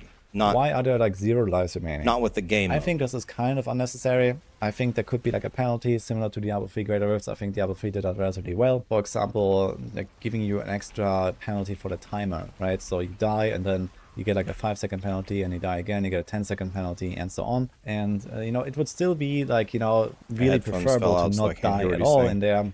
But it wouldn't be like do like one little mistake and you're out. I think this is probably what frustrates people much more than actually dying, especially paired with the fact that the sigil cost is so high. So you die once and you're like, oh man, I lost like 15 minutes of grinding sigil powder now. And this happens a few times and then you're out, right? So if you just like have a bit of like a penalty on the timer, then people could still go through it, they could still grind out the lower tiers and sometimes not go really try hard, and it's like really sweaty, right? Even if you farm tier 1s, because the monster damage is still pretty much the same on tier 1 versus tier 15. It's just like everything dies way faster. That makes it a bit safer, but some stuff really hurts and hits like a truck. So that kind of like just upping the revive limit or just removing this revive limit and instead giving a time penalty, since there is already the timer, would be way more preferable in my opinion. So I know the community would like that from Woody, saying don't make you fail on death, add a big time penalty. I'm very, very undecided on this. I'm not sure that I mind the death that you lose. Again, kind of to Woody's point earlier, it teaches you to not die. The whole point is challenging content, and softcore players are acting like it's the end of the world when they die because they lost a run. Well, it does suck because you don't have enough sigil powder to make another one. But in hardcore, you just die. Well, Rax, we don't want to play hardcore. We want to play softcore. That's why we want to run around and do whatever we want. If they made this change, if they made it and they switched it to a timer penalty, I wouldn't be opposed to it. But I do not think this is the worst decision by them ever to, if you die, you lose and you got to try again. I don't think that that's the worst thing. I've already complained about Path of Exile and Diablo 2, two of the greatest ARPGs ever, in my opinion, do softcore much better than Diablo 4. Diablo 4, and by the way, I have like 100 softcore characters. I played it. I think hardcore is too easy in Diablo 4, and I think softcore is also too easy in Diablo 4. When you die currently in Diablo 4, in softcore, other than the Abattoir, there is no penalty. None. You got to go back to the start of the dungeon and walk a little bit. By the way, Blizzard said that was a bug. They were supposed to spawn you pretty much right where you were, so they didn't even intend for you to have to walk anything. the gold repair thing is not a penalty. It's a meaningless amount of gold. One Tree of Whisper can pay for your repairs almost the entire season. That's not a penalty. There is no penalty. And in Diablo 2 and in Path of Exile, there's a little penalty. There's a little XP penalty on the level you're currently running if you die. And I think that makes the game better. Because, okay, softcore, you can run around and do whatever the hell you want. If you're level 100, you can die all you want. It doesn't matter. But at least while you're leveling, if you die, you lost a little something. At least you're a little mad that you died. Oh, God, I just lost 2 dungeon runs because I died. That's so dumb. I don't want to ever die again. That's it. I'm going to go put disobedience on my pants or something. The fact that it literally costs you nothing, I've said it a million times, I think is just bad. This is the first time, okay, in the Abattoir, if you die, you got to reset. Okay, the sigil cost is bad. That's too punishing, because then you really quickly can't even play the Abattoir anymore. But the whole idea of, no, let me die in the Abattoir and still let it win, God, I don't know if that's the right answer. Again, I don't feel very strongly about it.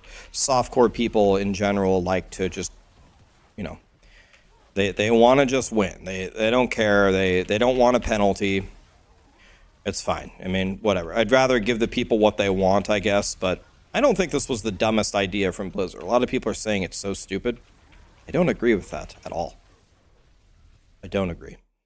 Book. And now finally let's talk about the Bloodseekers. So when you finish the run, you get those 3 Bloodseekers, and I think this is actually an excellent choice they made here. So when I played this back, when I was at the Blizzard headquarters, there were just like the dungeon bosses, and they were just punching bags basically. They didn't hurt you, and you're just standing there for like 5 minutes, just like, and that was it. It was extremely boring. And I think replacing those bosses with Bloodseekers is an excellent idea, but the implementation of it definitely needs more work. So number one, what you're seeing right now here in this clip actually is, you know, the Bloodseekers are not tied together as a team. Like, they spawn and then they come at you one by one, or you can just kite them around until you 1v1 them basically. Now we know how it happened. To, it used to be bosses, and then Woody changed them to Bloodseekers. Thanks, Woody.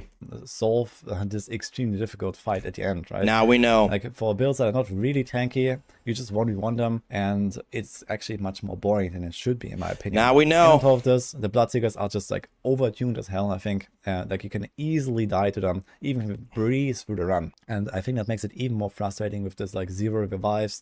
You just go through the run, and then a Bloodseeker just boom, one-shot you. This has even happened to me, basically, and it's just doesn't feel that good. But remember though, but what's the problem there? And people, not everyone will agree with this, but what is the problem?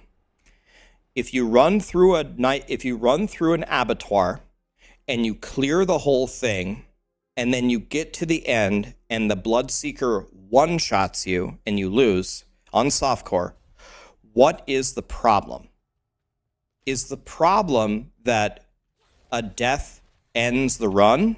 If you're asking me, no.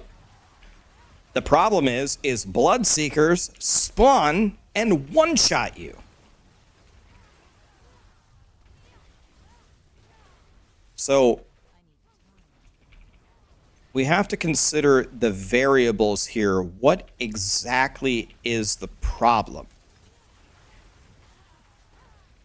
If, let's imagine that the Abattoir is a little bit more balanced.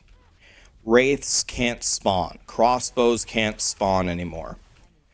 But the monsters still hit really hard. They're going to attack you. Suppressor isn't in the game, and Vampiric isn't going to leech all their health. And the Bloodseeker damage is tuned down, whatever the value is, 20%. But they're still deadly and dangerous. Now, in that scenario, what exactly is the problem? If you die, you lose the key. You don't get the one-shots anymore. At least way, way, way less. If you die, you pulled too many, or the elites did a wombo combo on you and destroyed you. And that happens sometimes. I mean, you can't have a game mode where you just always win. You might as well go to your mobile phone and download one of those auto-playing games. What are those called? something millionaire. What's that game called? Where you just log in and you just optimize how much money it's making you and you log off. The idle games, yeah. You might as well play that. If you can't lose, you might as well do that. So again, I don't think the death is the problem. The problem is the ways that people are dying. If a softcore player died 1 in every 10 runs because they just pulled too many elites, I think people would be much more okay with the penalty than la la la la la, I clear the rift every time Bloodseeker spawns, I'm scared, teleport on me, one-shot me. And then they say, wow, it's so dumb that it ends if you die. Well, wouldn't have been so dumb if the Bloodseekers didn't hit 10 times harder than everything that you just did. Good. I think the Bloodseeker fights are actually pretty decent if you could actually outplay them a bit more. So I think what needs to happen is that the Bloodseekers get tuned down a lot, like their damage output just needs to be tuned down, and they always stick together. Like I would really enjoy a 1v3 against the Bloodseekers if they did, like, let's say half the damage of what they're doing right now. So I can actually fight all 3 of them at once, and then it's not like, you know, I kill this guy in 1 minute, I kill this guy in 1 minute, I kill this guy in 1 minute. Oh wait, this guy has Vampiric, I guess I won't kill him, you know? So first of all, there are some of these affixes like Vampiric that just makes it nearly impossible to actually finish one of these Bloodseekers if they roll Vampiric. I've not seen many people being able to kill a Vampiric Bloodseeker on like a, you know, a noteworthy tier basically. I killed one, Woody. Outside of that, I did it. It's just like overtuned. I think that's just I did it in my last clear. And also like they spawn, like if you run on disobedience aspect, your disobedience drops off, the barb leaps at you, you're dead. You know, this kind of stuff. And it's just like, it's just too much, I think. So I think what needs to happen is that the Bloodseekers get re-evaluated at least. I think they're generally a good choice as kind of like the you know, pinnacle encounter in this mode, because it also really goes well with the theme, for example. I would be very in favor of what Woody said. I don't really like the idea that you can separate the Bloodseekers. Honestly, for most builds, it's not even going to help you kill them anyway. I mean, I'm just as scared to fight 1 Bloodseeker as I am to fight 3. At least if I'm fighting 3, I can cap my disobedience. It's very hard to cap your disobedience on a single target. I'd rather fight 3 Bloodseekers with capped disobedience than the other way around. I think it would be cool if the Bloodseekers, as his suggestion was, half damage and they always stick together. And they're just always mercilessly fighting you. They're going to chase you. I think that would be good. And I think that would be actually, I think it would be a more fair fight. It's a 1-on-3, but I think it would be better than what we're currently doing. Example. But I also noticed some other funny stuff about Bloodseekers. For example, they don't even count as undead. So I tried actually using an undead slaying elixir. It does literally nothing. You know, there are also these other problems with those Bloodseekers. And they seem to be designed to be some bit of like a challenge in, like, let's say even outdoor content, right? You go to Blood Harvest, and the only thing that can ever really touch you there are Bloodseekers, for example. But then they just took exactly those Bloodseekers and just scaled them up to, like, you know, infinity basically, and everyone just dies to them really easily, including myself. I have like the tankiest rogue build you could possibly make, really, and even I can have issues against those Bloodseekers. So it's pretty crazy, and this is like in a 1v1, you know, it's not 1v3. So that's what I'm saying. The 1v1, I'm more scared. My last point for this video is the exploits. So there are at least 3 pretty major exploits that we have found already for this mode. That can be used by various people. So number 1, I've mentioned this already with like the infinite sigil powder. So there was like an exploit, I think that's fixed actually, but you were able to craft and salvage tier 7 sigils for more than the cost. So you could just get infinite sigil powder, and people just went up to 1 million sigil powder. So that was kind of stupid, but I think that's done now.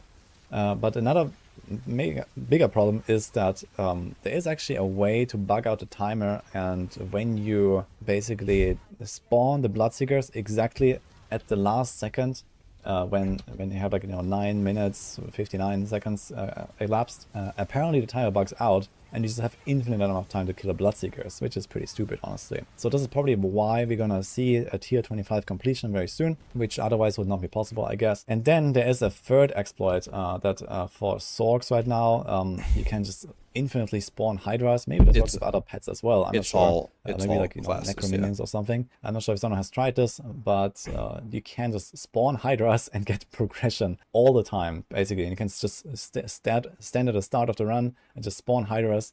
And those hydras, when they despawn, give you progression. So that is kind of weird. And I actually have like a screenshot of this that someone sent me that I believe is exactly what happened there. You see here, this is the entire run. They're like in the second room and they finished the run. And okay, pretty good video about Woody, or from Woody.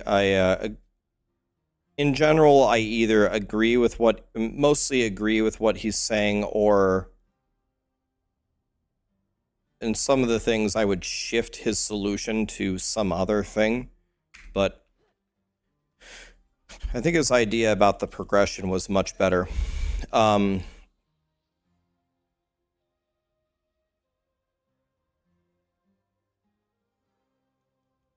So I see some questions here.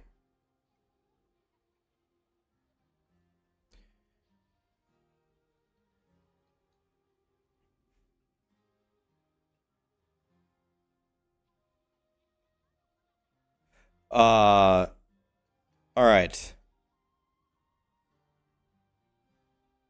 Should gear actually reach a cap? What if somehow the game allowed you to improve your max gear for 1% on any stat by applying a boss or something? Jeffro, I am 100,000% sure that in general, infinite scaling is a bad thing. I could list the 10,000 reasons why, but just think about Diablo 3. First thing that pops to my mind is Diablo 3's Paragon system. How much did you guys like the infinite Paragon quests for +5 main stat? Apparently there's a question about, there's some argument that I'm missing about me and Barricade and a build or something. What's the problem? Donax, Woozy, thank you so much for the subs. What's going on? Am I missing? There's some kind of argument between me, Barricade, and some build or something? What?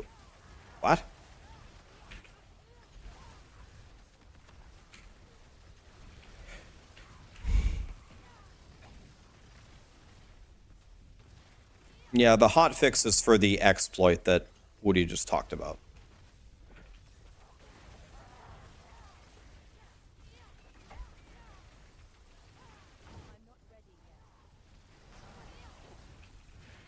Mike, what are you and Tai G2 arguing about? What is the topic? I missed it because I was listening to Woody's thing. I mean, yeah, I always argue with everybody about everything, so I gotta argue with these guys about whatever this is. I don't know what it is, though.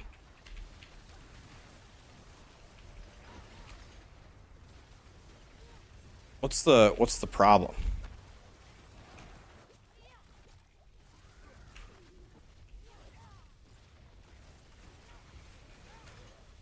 So am I saying that there should be a perfection with no perfect improvements required? I guess that's, well,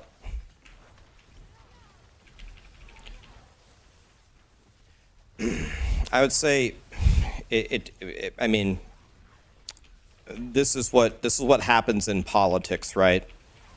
So people will take what you said and twist it and try to frame it as like a negative, right? So your question to me was, should there be infinite power gain in the game, like keep getting your items 1% better? My answer is no. Then your follow-up question was, so you're okay with having a perfect character existing? First of all, it's hard to even say what a perfect character is in this game. What is a perfect character? If you pull up a guide on Maxroll, it won't be the same as the guide on Mobalytics. It won't be the same as the guide on Wowhead. What is a perfect ball lightning sorcerer? I don't think there's necessarily a solved character.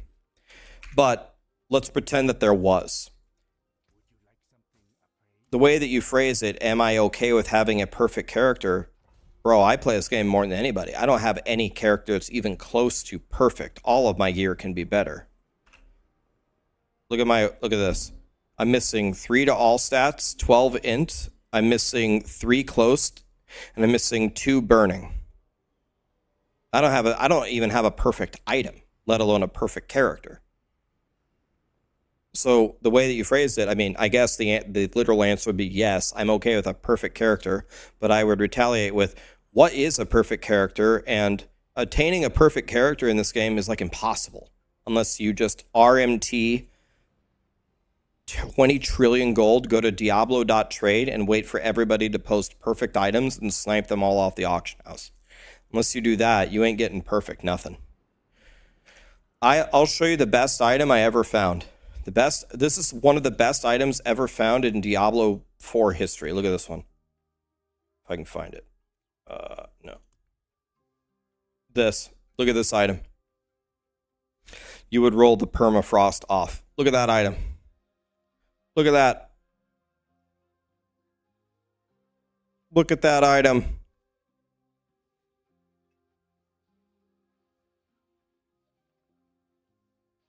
You roll off permafrost, as I just said.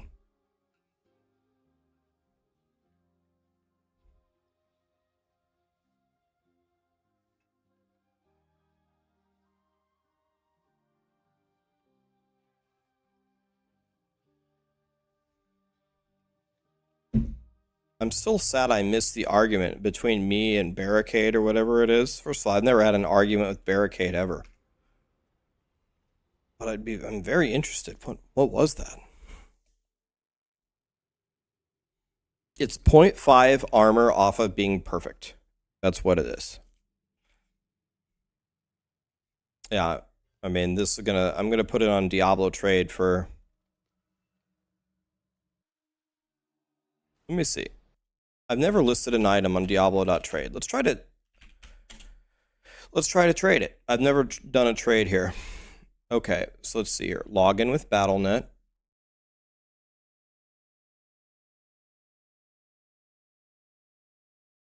Let's see if anybody will buy it.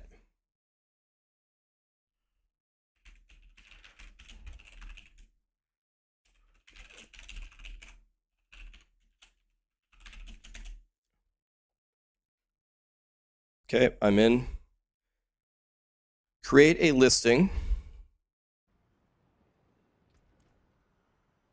How much should I put it up for, guys? This is the greatest amulet ever.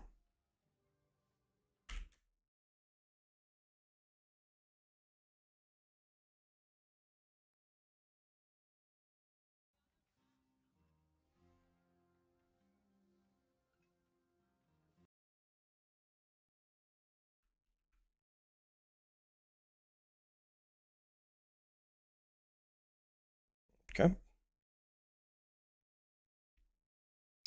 It is seasonal hardcore. It's an amulet. It's ancestral. It only works for sorcerers.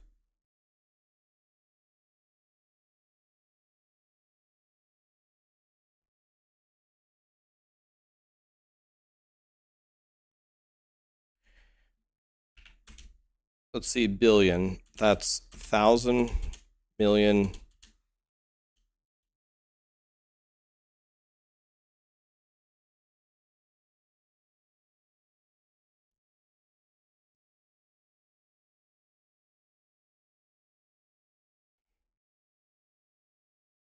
Did I pick hardcore? Seasonal hardcore, right?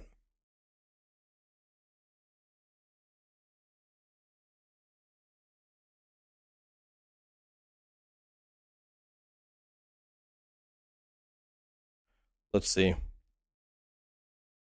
Let's see if anybody will buy it. Confirm.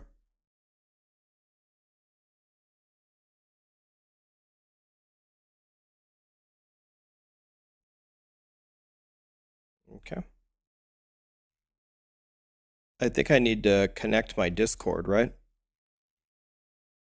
Let me connect that. That way, if somebody messages me, maybe I authorize.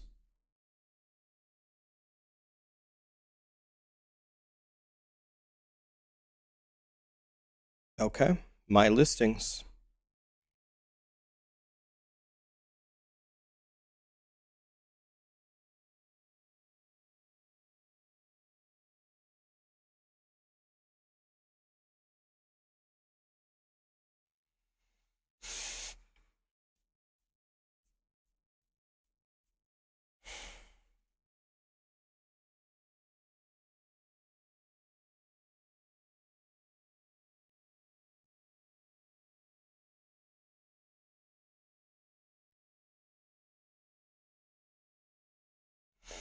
Okay, look at it. Look how pretty it is.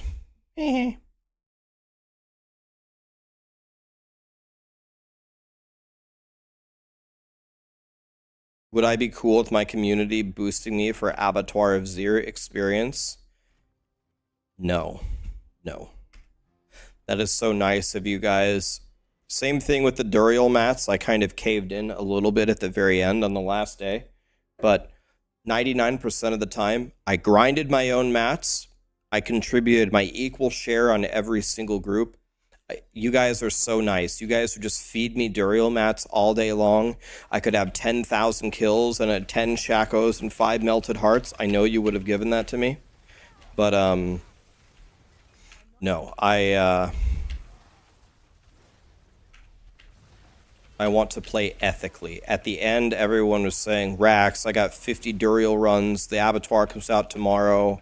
Or Rax, I'm quitting. I'm going to go play Season of Discovery. For the love of God, take my Duriel mats. And I caved a little bit, and I ran an extra, like, 80 Duriels that I shouldn't have ran. But if people are if it will make them happy to give me their mats and they're actually done, then I guess. But no, I want to play ethically. I want to grind. I want to grind fairly like everybody. I want to win fairly.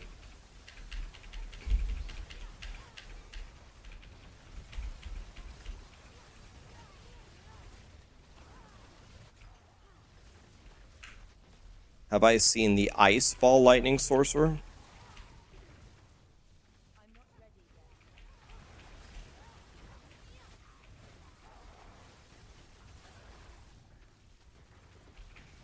$10 billion is the gold cap? Okay.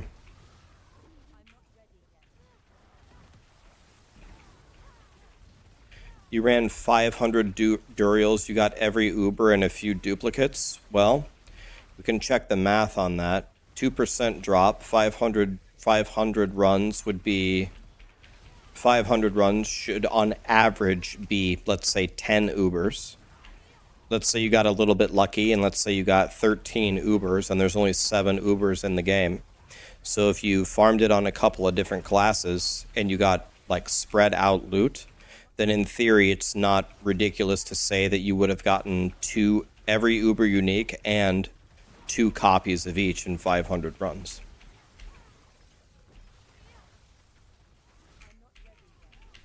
You could still be ethical and refuse.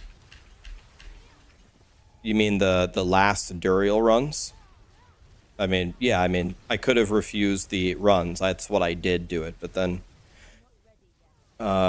everyone in chat was telling me to take them to try to get a Shako, and people were like, I'm quitting anyway. It doesn't matter. So if you want to hate me for that, you can. My conscience is pretty clear.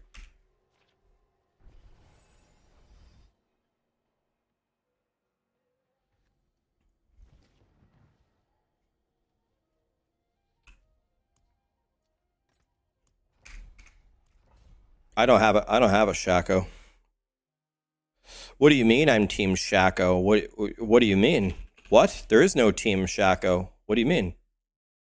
Shako. Learn to pronounce. Shako. Learn to pronounce. There is no Team Shako. It's called a Shako. There's Team Shako and Team Wrong. There are no teams in this discussion. Epic flex. Yeah. I opened Google. What a flex.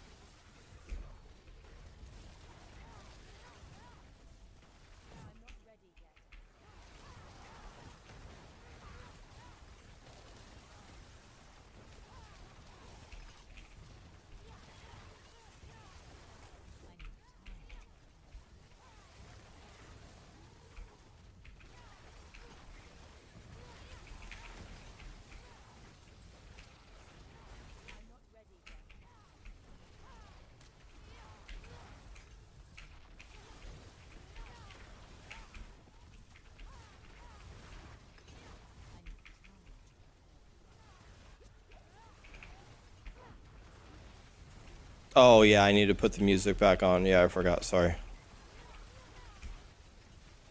Yeah, I'll do that here in a second.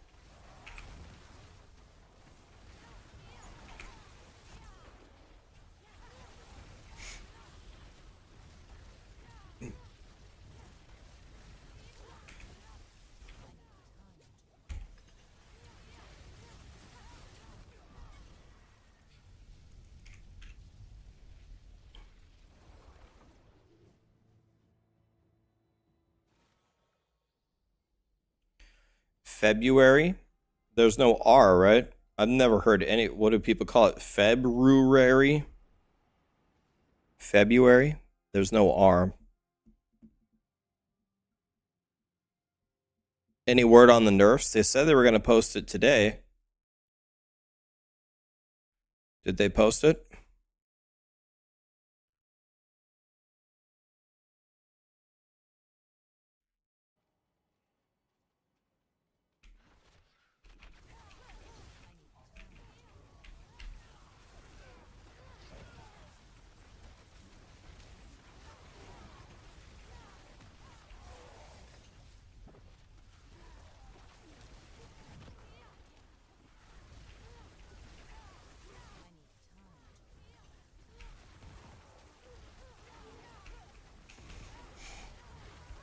Yeah, we know the first hot fix. They're fixing the exploit of the pets give the progression. That's fine.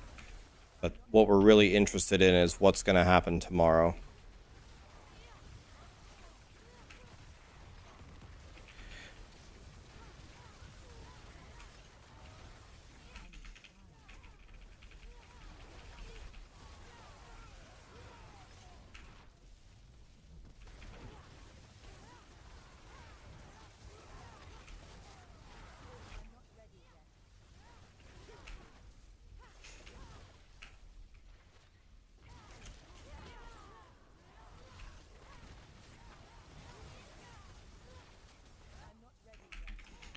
Dude, the more I do this, the less of a shit I give. I'm just flying forward, attacking everything, and I don't care what happens at all. The more I do these abattoirs, the less I care. I just don't care anymore. I just run at them, die, and if I die, whatever. Attack everything and press forward. Best way to do this is just to attack. Attack, attack, attack. Go for this guy. Don't care. Go here. Bloodseekers are coming out. Attack. Just attack. I ain't backing down anymore. I don't care anymore. Dead. I don't care. Just attack.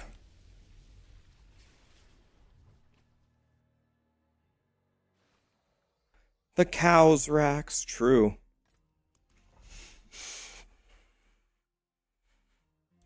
Think of the cows. Try a higher tier. I can do a higher tier, certainly, but I'm just trying to get as much glyph XP as I can.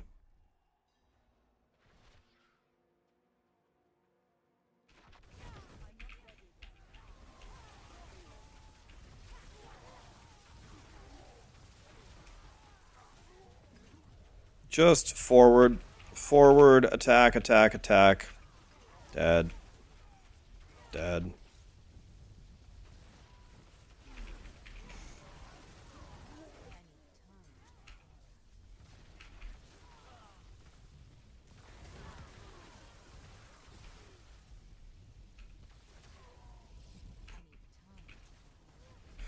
Yeah, 2-3 is pretty safe. Not completely safe, but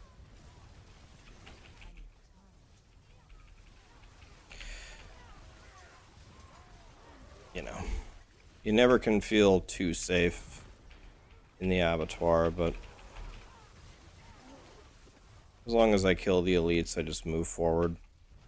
Whatever.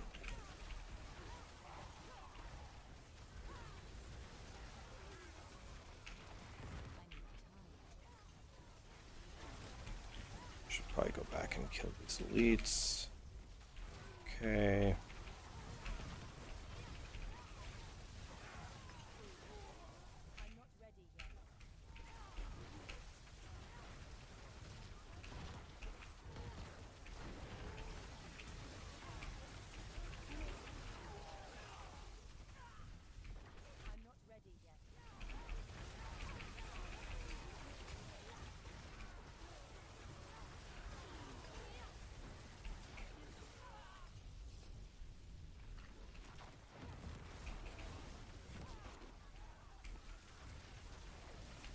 The music, the music. Jesus, I'm hopeless. Okay, let's see if I can do it this time. You guys gave me a warning right at the end. Maybe I can actually do it correctly this time. My bad. Alright.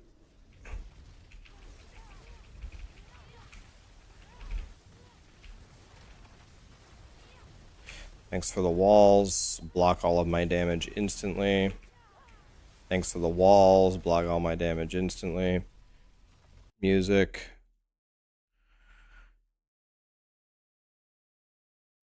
Okay, sorry.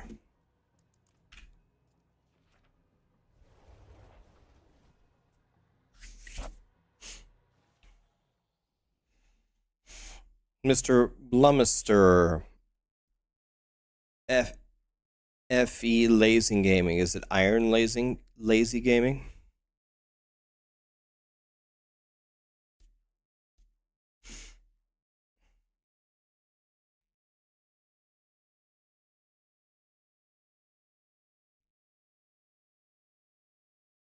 I got a message about Elon Musk, and it said, "Attention all Diablo content creators. Do not start a relationship with a fascist billionaire."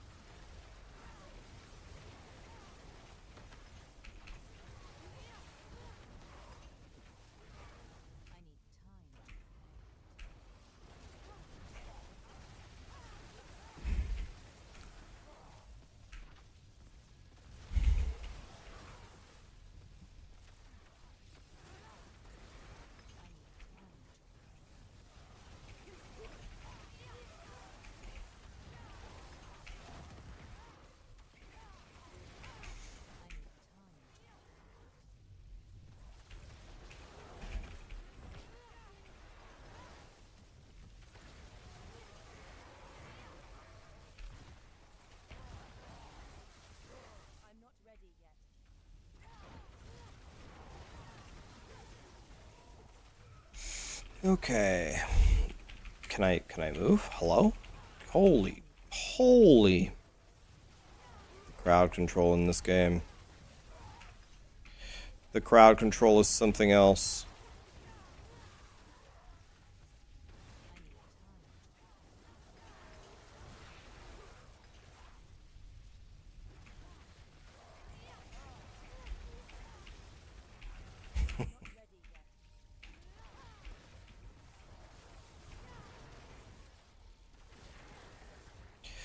Guys, what do you think is pound for pound gonna be the best build overall in Path of Exile?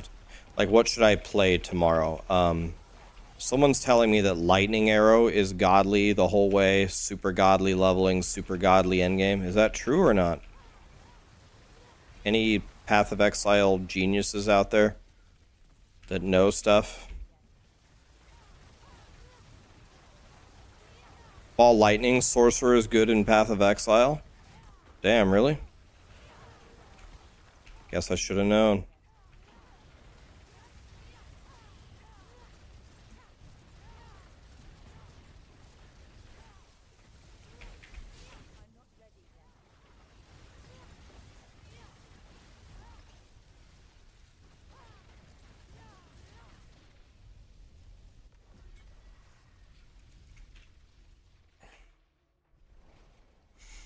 Righteous Fire Juggernaut. I thought they got nerfed. Boiler, tell me what to do. Yeah, I thought Righteous Fire got nerfed. Hi, Daisy. Anything really. Lilith's Rejects, thank you so much for subbing, my dude. I appreciate that. Thank you, my friend. You missed a week's worth of streaming. Yeah, where were you? No, seriously, where were you? Were you having fun? Did you go on vacation?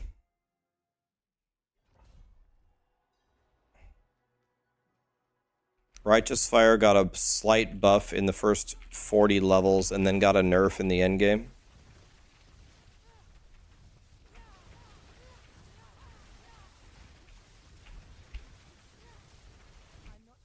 Give good advices or don't give at all, go Lightning Arrow. So is it a true statement that Lightning Arrow is godly? Is that true or no?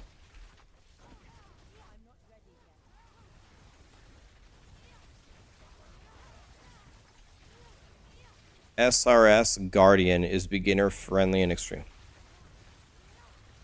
You start Lightning Arrow, then you go Tornado Shot.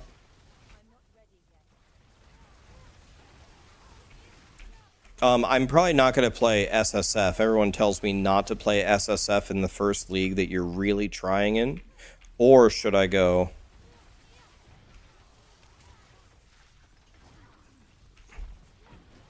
Which build can I level as and then do well and kill all the Ubers with and map very easily with T16 maps if I blast?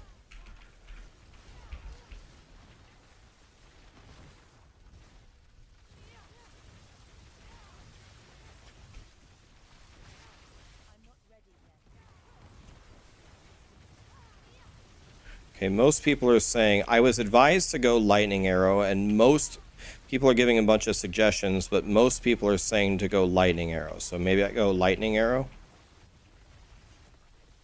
Do I like lazy minion builds? I mean, my dream would be to play Righteous Fire and press and hope buttons. That would be my dream.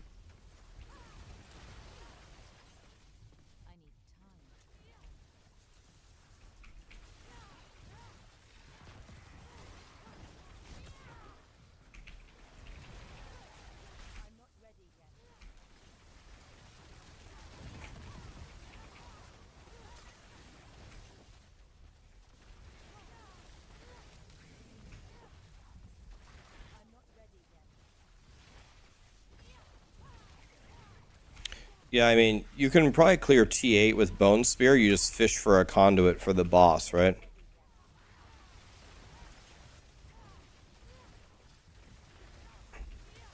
How far has Infinimus gotten?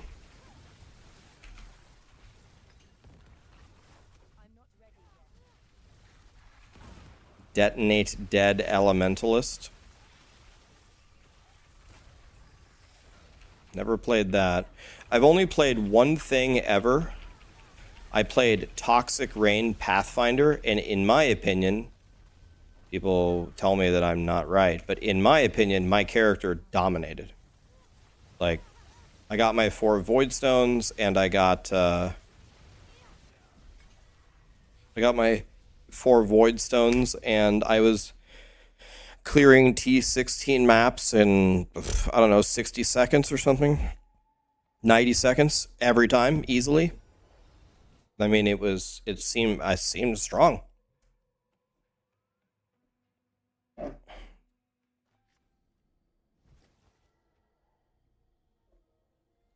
Yeah, that's what I played the first time.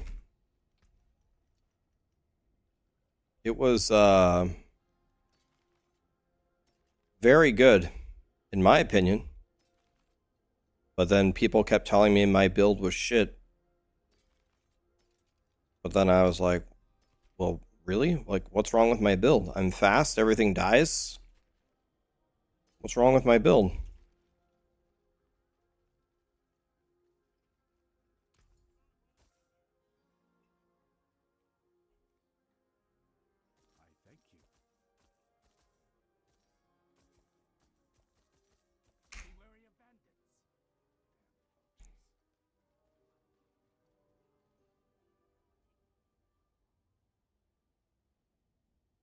What do you mean, triple? No, I'm going for it. That's why I'm asking.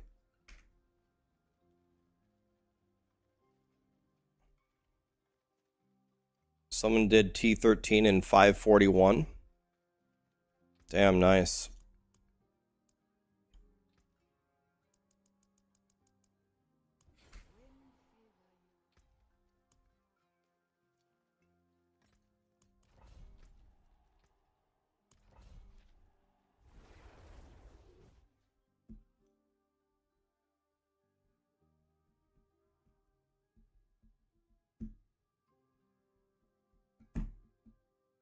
Yeah, so tomorrow the PoE League starts and I'm gonna try.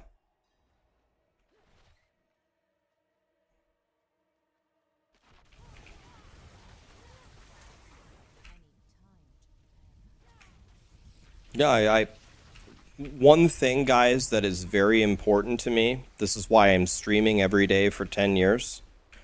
When I tell you guys I'm going to do something, I try my damnedest to make good on my promise. A lot of you have been begging me for many, many millennia to actually try once in a PoE league and try to, like, learn. I told you that I would do that in the next PoE league. The next PoE league starts tomorrow, so I am going to make good on my promise. I think I'm going to go Lightning Arrow because you guys have told me to do that. I have never played Lightning Arrow before, so let's go Lightning Arrow. Sure. And if any of you have ever played it before, you can absolutely backseat me and help me. I am not pretending to be something that I'm not. I am not a PoE expert, but I can grind and I can push the buttons. If you give me a build and teach me how to play it, I'm sure I can push the buttons.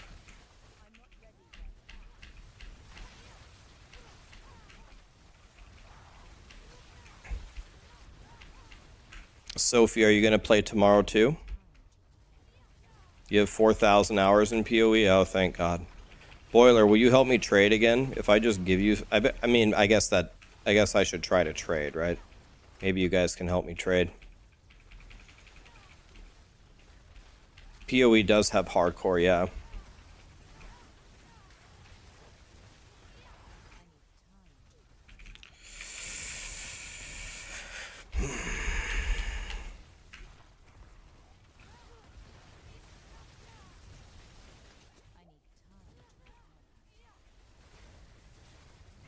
"30 minutes to the Video Game Awards."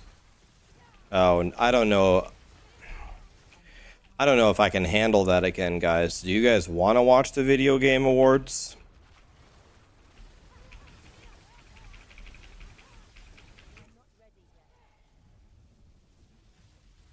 Of course. Nope, nope, nope, nope, nah, nope, hard no.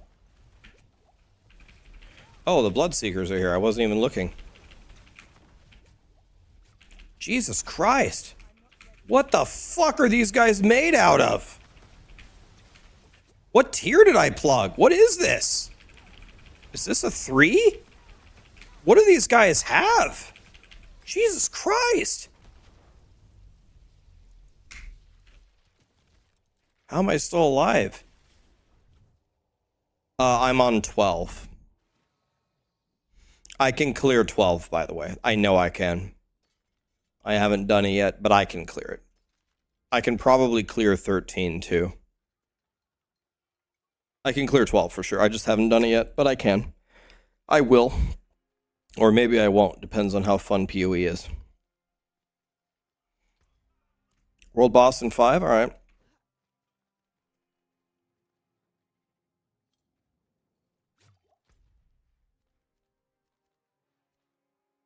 Where?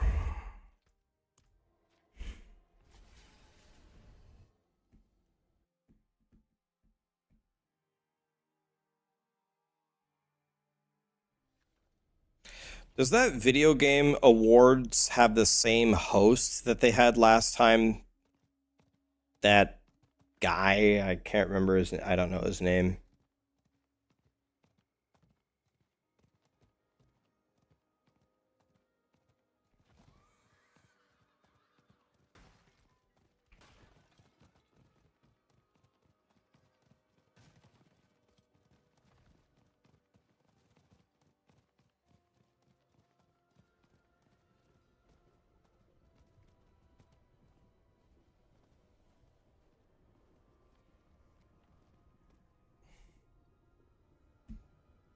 That guy's name is Complete Trash.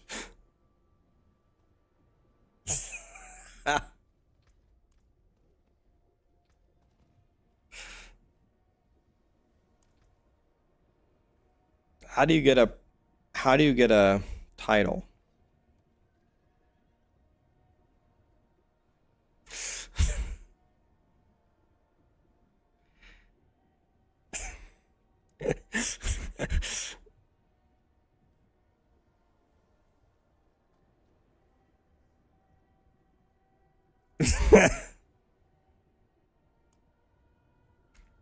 Complete trash.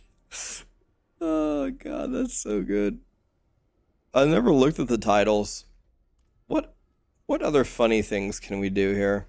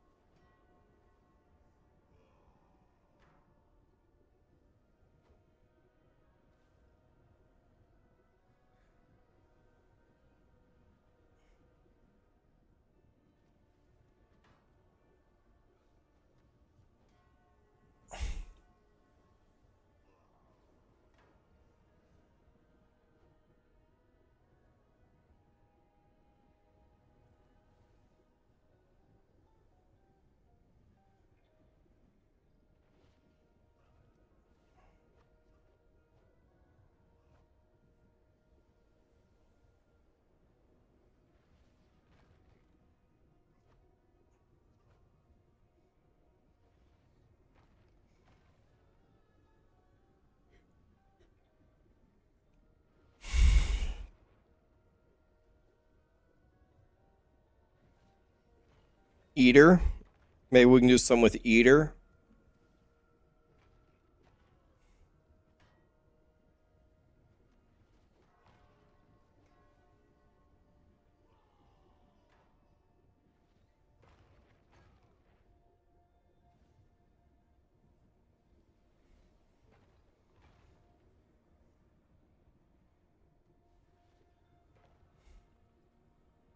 Fool.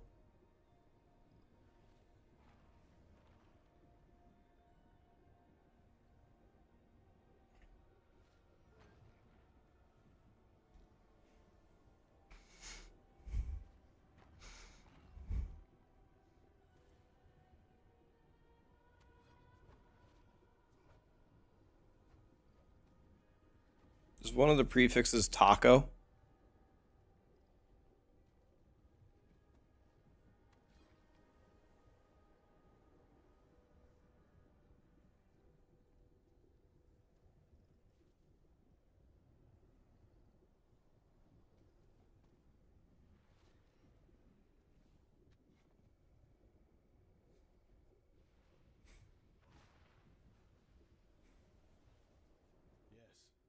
Damn, no taco.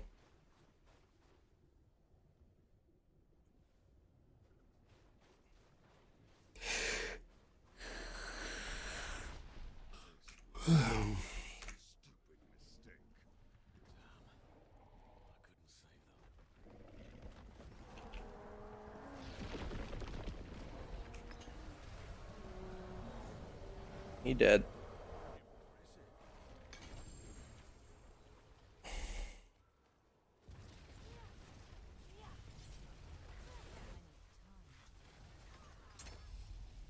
But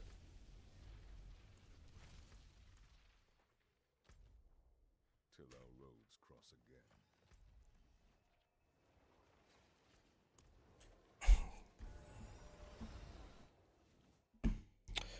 Moxie just raided me. Moxie.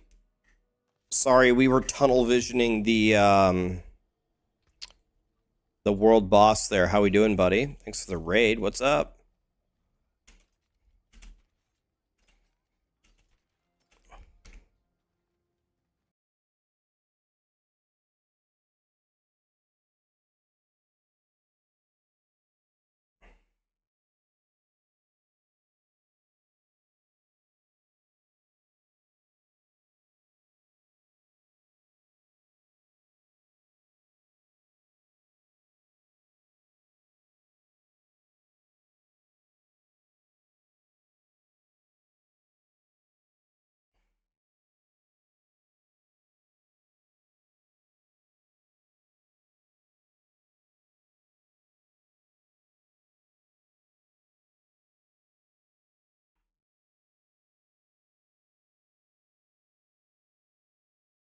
Okay, Tai Killer put out a tier list.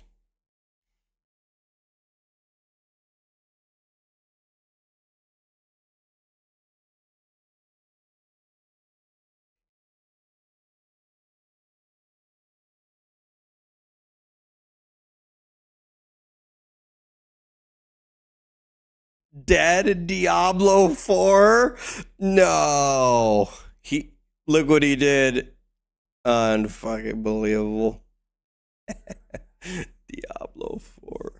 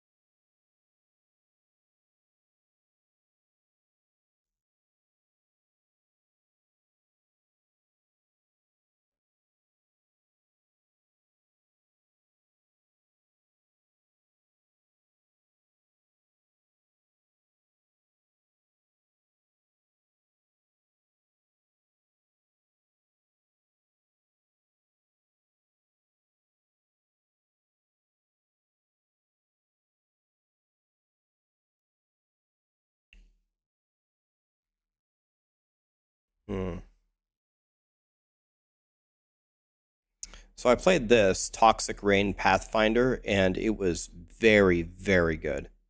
I just shit on everything, at least everything that I played. I like this a lot.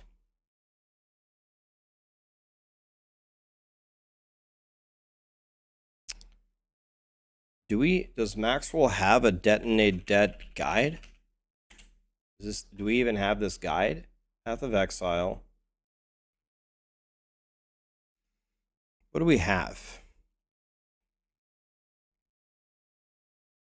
Okay, what do we have? We have EA. Is this?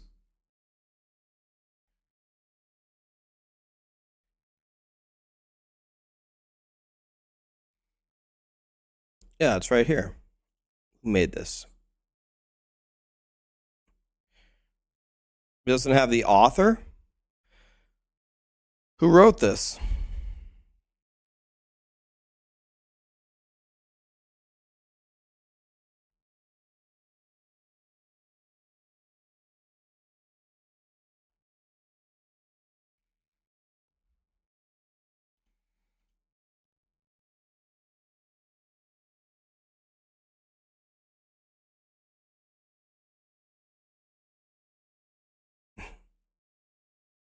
Try Polar Bear.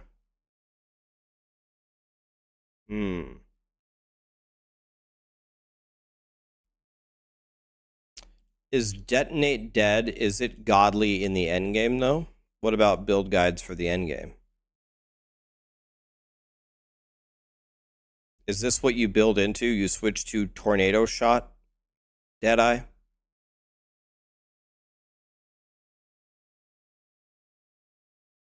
Why is everything a Deadeye?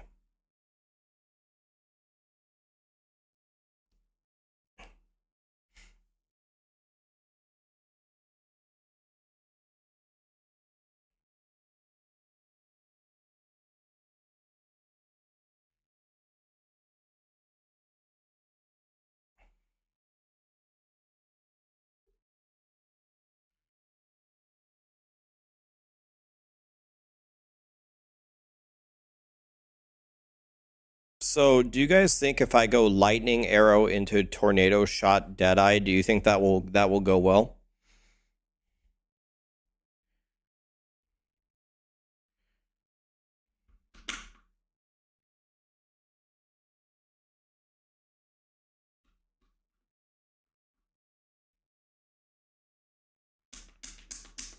No, no, yes.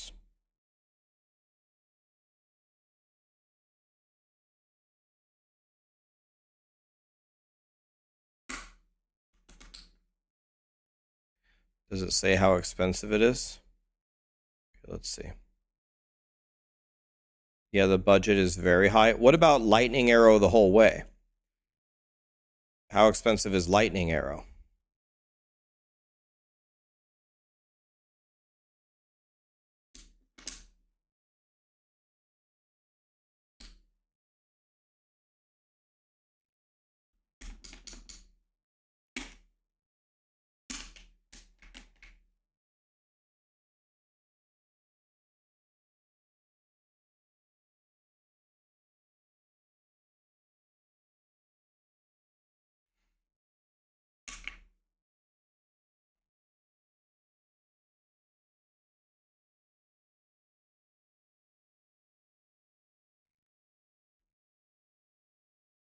Should I start lightning arrow?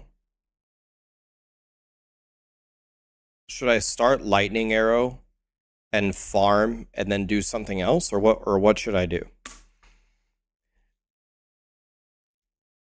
Can I make this lightning arrow guy and just do T16 maps for like 2 weeks? Is that a thing?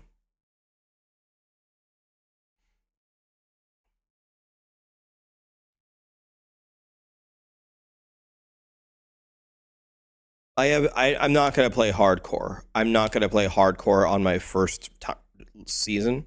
Unless you guys want me to. You want me to go hardcore?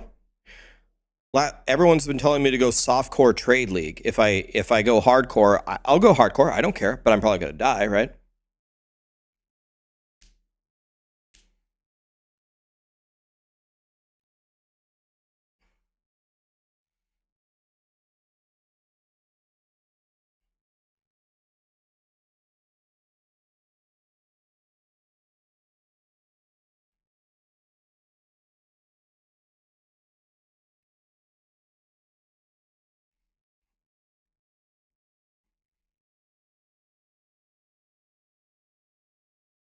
Go EA Ballista.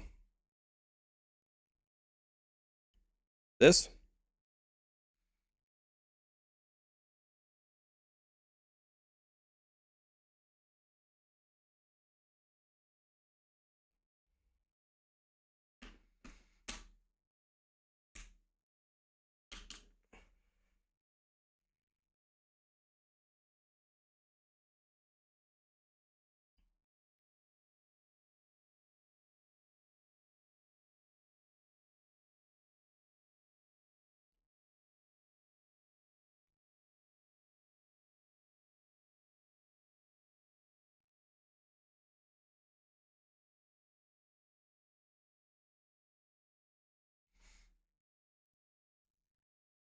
Okay, so I think this is what I'm going to do.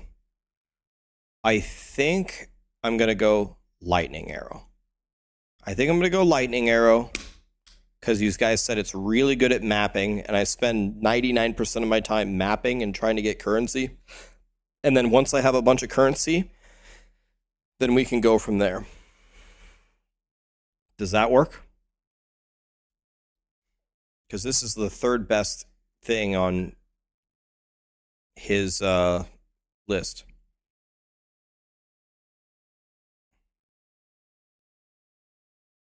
They're gonna fix it tomorrow, Nerd Tech. The update comes out tomorrow.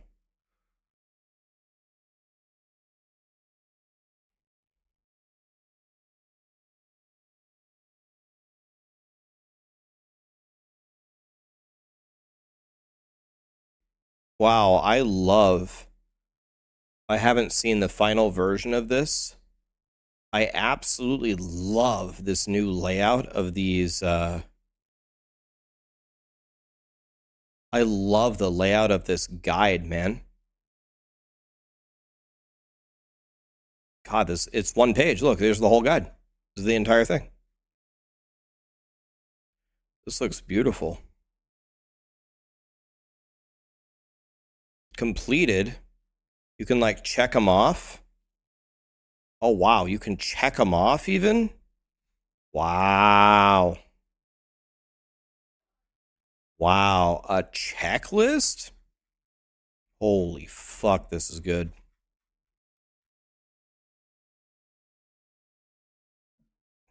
Wow.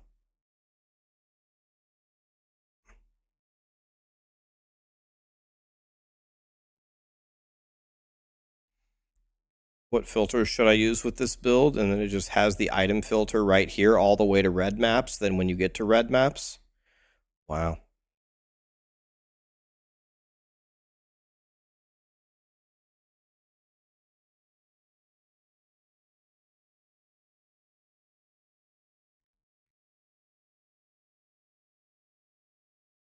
Sometimes dreams do come true. This is real nice.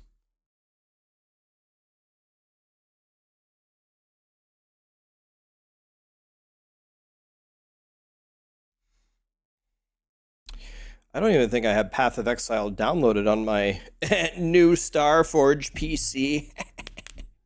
No, but seriously, I don't think I have it. I don't think I have it. Steam?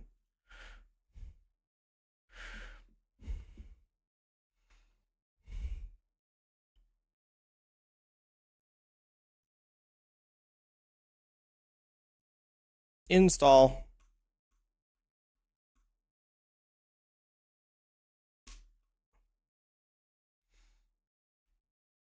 Oh, accept. Never read anything.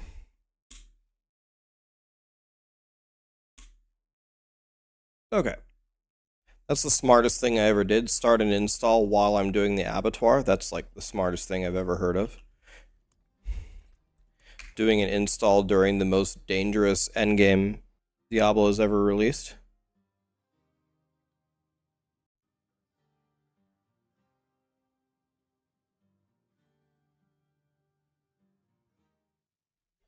Are you jealous, Spoiler? That sounds like jealousy. Spoiler's mad that we have fiber. I actually went to check and see if there is even better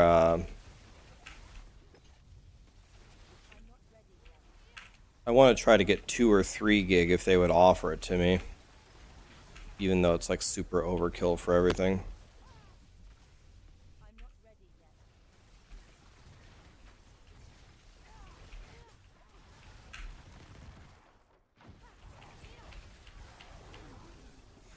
Yeah, I could really use your help tomorrow, guys, if you feel like helping me, if you know anything about PoE. And you are okay to help me, and I don't know. Like, I just don't know what I'm doing, but I'm sure I will figure it out.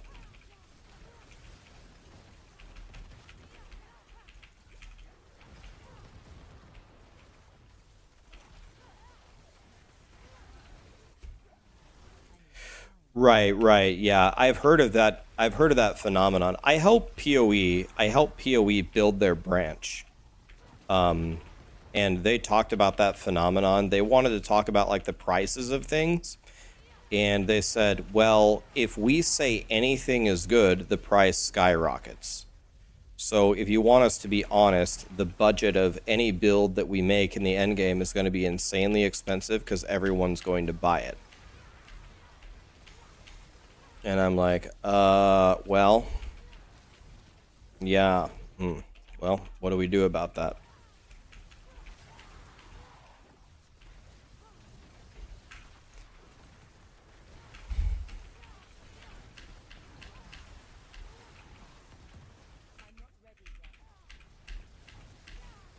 My playlist is available, exclamation playlist. Callie, what are you doing? Huh? What are you doing? Be nice. Be nice. No suppressor. Oh, but they do have Waller. Can't ever fully win, can we? A double Waller. Are you fucking kidding me? Jeez. This game, man. Something else.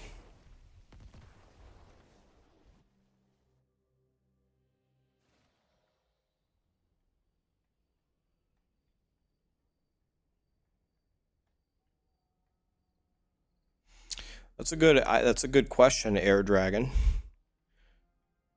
I should ask about that.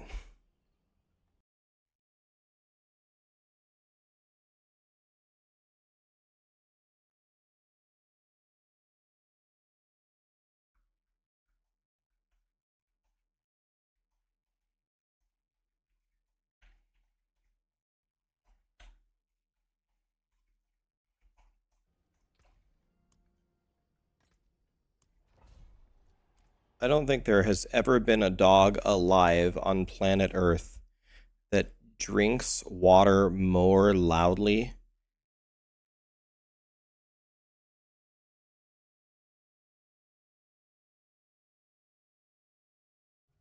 than the dog that starts with a C.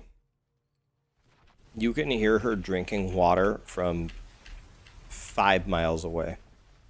Like, I don't even know how she makes that sound.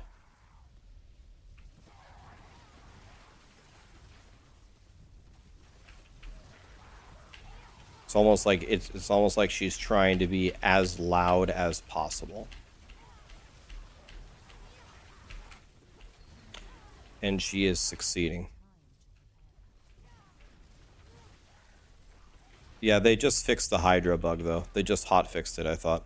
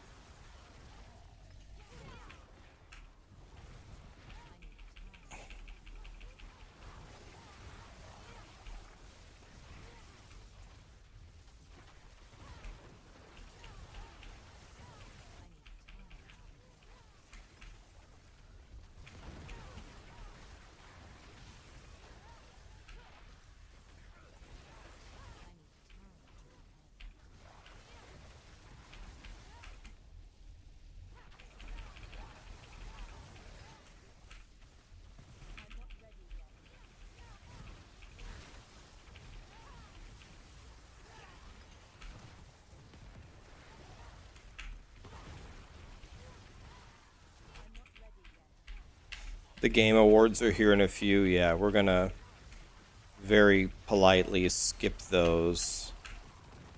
That's one of the most terrifying events. Unless you guys want to watch it, but I think most of you don't, right? I think we asked earlier and most people don't. You want to know what? If I watch it, it's going to demonetize my YouTube stream instantly.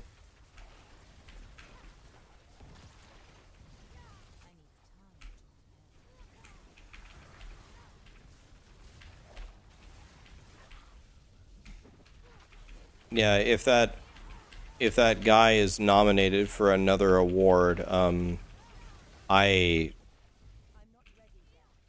be in a nursing home by the time that he finishes his acceptance speech.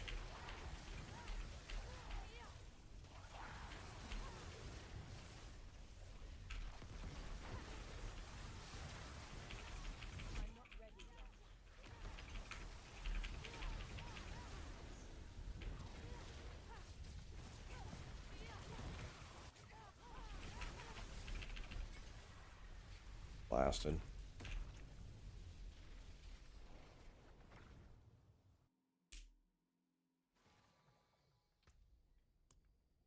Dude, that guy's speech was something else. He would be like, "My children, I'm so proud to have been their father. John Smith and I, we go way back. It was troublesome at first, but now I cannot imagine my life without John Smith. Let me tell you about this one time that John Smith and I went camping. And how could I forget Linda Rodriguez? I mean, just on and on and on and on and on and on and on and on and on and on and on and on and on.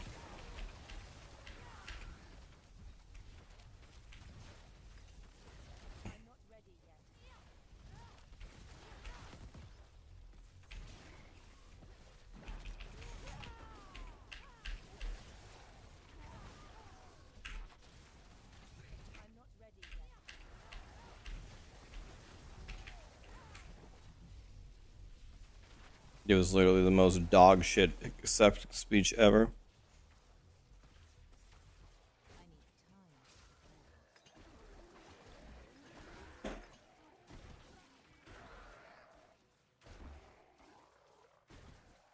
What's up? Sounded like some things were not going according to plan out in there sometimes.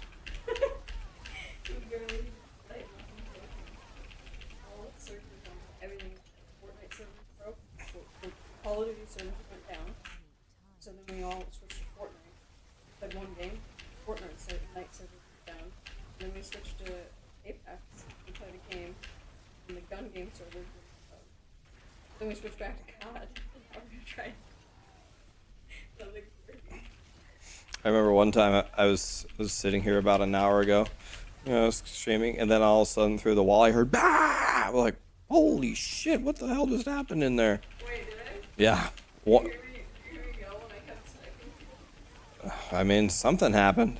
I hit a guy 200 away on Fortnite and I had to just snipe him. Oh my god! But did you kill 5 people with one shot? Remember that one clip? 5 people, one shot.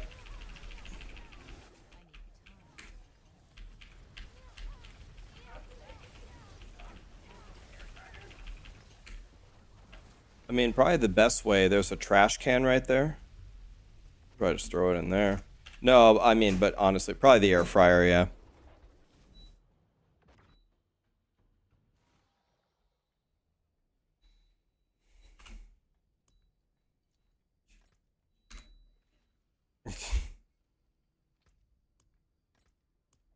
Callie had the greatest moment of her life the other day. She sniffed a cat. Yep. Greatest moment ever. Am I going to try to get my glyph to 50? Yeah, I mean, I'm never going to get it to 50, but there's a patch tomorrow, and I know this is all I only know one thing about the patch. They're not going to delete our current XP. So, doesn't do me any good to push anything right now. Instead, I just need to, I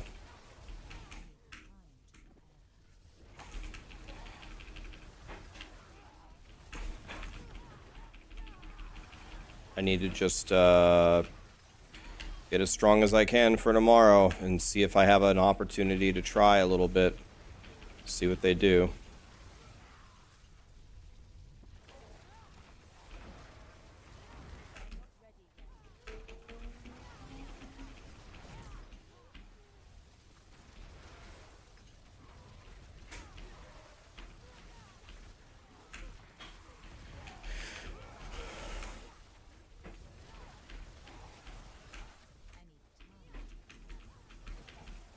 Okay, so let's go like this. Let's go like this. Suppressor ruins my day every single time. When am I gonna buy a cat? I mean, I almost got a cat for free a few months ago. We went to the cat store. They have a bunch of cats up for adoption. And we actually went around and pet every cat, all of them. And the one that loved me by far the most was this cat named Ravioli. When we went in there, Ravioli just literally ran right up to me and just stayed right by me. He was blasting.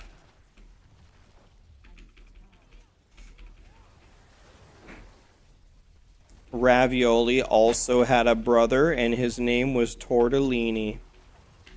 Not kidding, by the way. Ravioli and Tortellini, unreal.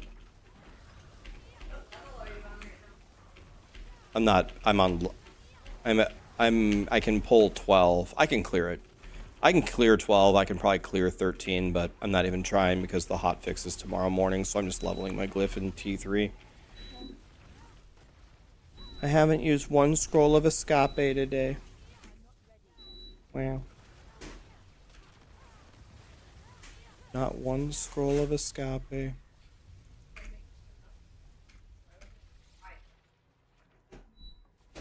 It's a mathematical equation. 5 gives you 2,000 XP. How long does it take you to clear it? 1 gives you 1,000. So 1 gives you half. But can you do it twice as fast? If you can do a 1 twice as fast as a 5, then a 1 is better. For me, about a 3 is about the same speed as me as a 1. So I do a 3. Am I going to stream the Game Awards? No. I'm only going to stream award shows if I'm sponsored to do it, I think, because the too much pain. Too many Gillette ads in the last one, and too long of an acceptance speech in the other one.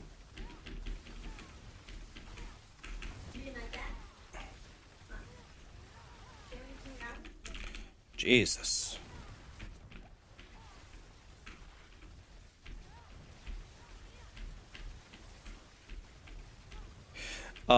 I actually would have thought about getting them. I genuinely would have thought about it, but Ravioli was already claimed.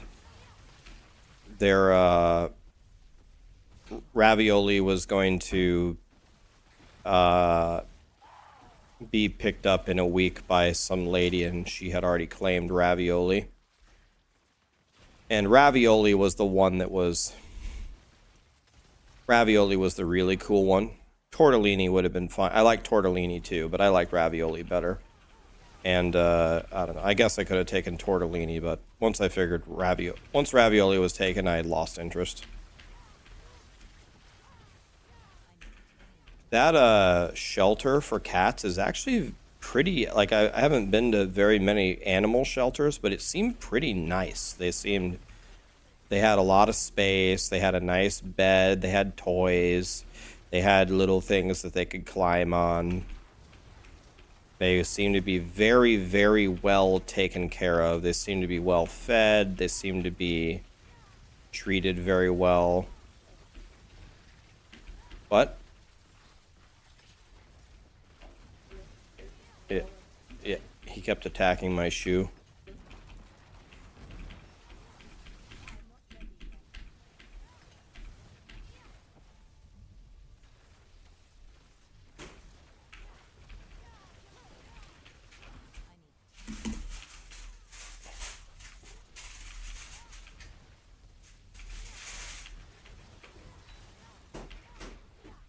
Most back rooms are not as nice. Maybe, but I mean, we actually pretty much walked through the entire building. Like, the whole building was a shelter. Like, we went upstairs, left and right wing, and then the entire downstairs was also a shelter. Like, and I don't think there was an attached building. I think we pretty much, like, I'm sure they have a back room for something, but the pretty much the entire shelter was just area for the cats. It seemed very nice, actually. Like, you didn't go to the shelter and feel like so bad for the cat. It's like, oh, this isn't really a bad place to live at all. That was nice. They also didn't try to sell you on anything. They just said, this wing has cats with, like, an illness, so they're separated from the other cats. You're okay to pet them. You're not going to contract anything from them. But those cats on the left have an illness, and the cats on the right don't. And they said, if you have any questions, let us know. You're free to go in anywhere. Shut the door behind you, and you can play with all the cats. That's it. And then we never saw them again. At the end, we said, thanks for letting us, we spent an hour with the cats. We said, thanks for letting us look at all the cats. They said, great.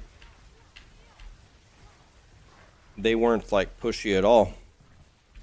They didn't ask us to take a cat home. They didn't push us or anything. They just said, here's what we got. Look at all the cats. Have a good day.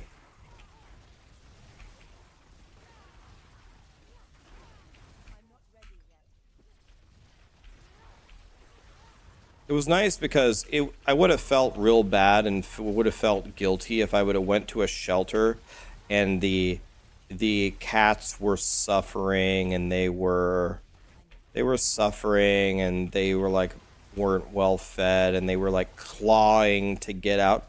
You know, we opened the door to, I don't know, 30 or 40 different cat enclosures. Not a single cat, not one of them tried to run out. They were all very calm. They were all either sleeping or they were playing.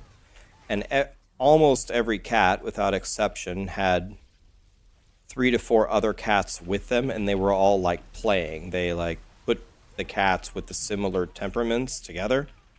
If there were like brothers and sisters, they were together. And they were just chilling. They were sitting there. They were very calm. No cats tried to bite us. Almost all the cats were very friendly, came right up to you. They would hang out. They wanted to play. It was a way better experience than I thought it was going to be. The post is up about the changes? Okay, where is it? Does my hoodie say Darth microtransaction? Of course not. I would never give free advertising to another streamer.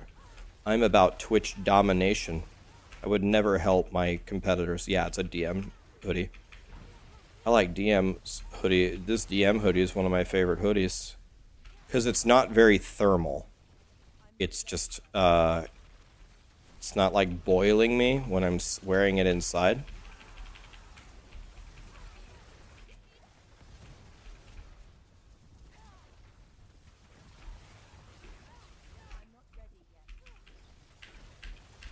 Yeah, can somebody link me the hotfix details?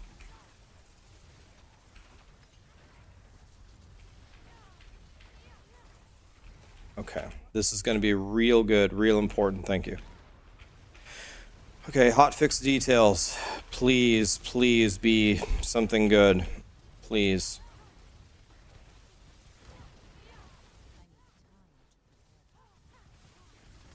Something good for once, please. Can we get a W here?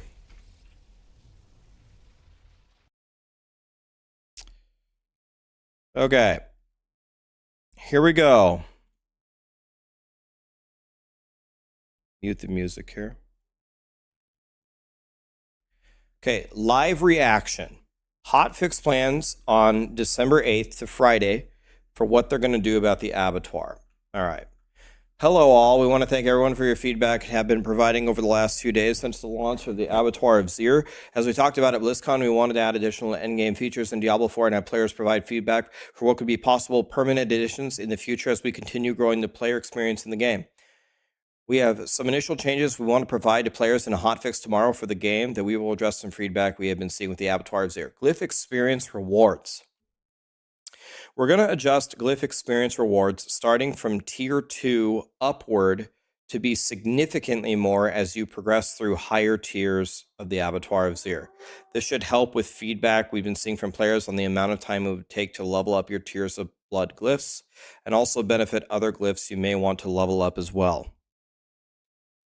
Problematic affixes. We're planning on disabling Vampiric and Suppressor from Bloodseekers across the game. We understand the difficulty these were providing players. Difficulty and damage reductions. We will be scaling the earlier Abattoir of Zir tiers to be a bit easier for players who are onboarding into this new endgame feature. We have seen players note that the difficulty ramp is excessive even on the first tier for those who are able to complete Nightmare Dungeon 100 before. These changes will allow for more opportunities for players to experience the earlier tiers and grow as they progress through them. Players can expect that tier 10 and beyond will be the same difficulty as they were before the hotfix. Separately, we plan on reducing incoming damage by about 20% on all Abattoir of Zir. Players can expect this hotfix sometime during the day tomorrow. We wanted to get some changes out for this new endgame mode as quickly as possible, and we will be continuing to listen to feedback. We appreciate all the great feedback we have received and want to thank you all again for providing that on our forums, social media, Reddit, and more. Okay, so the first thing I want to say is I'm very impressed with Blizzard fixing the Abattoir in the same week that it came out. It came out on a Tuesday, and already on Friday, they're increasing rewards, removing big problems. letting people actually get into the end game, reducing the damage overall.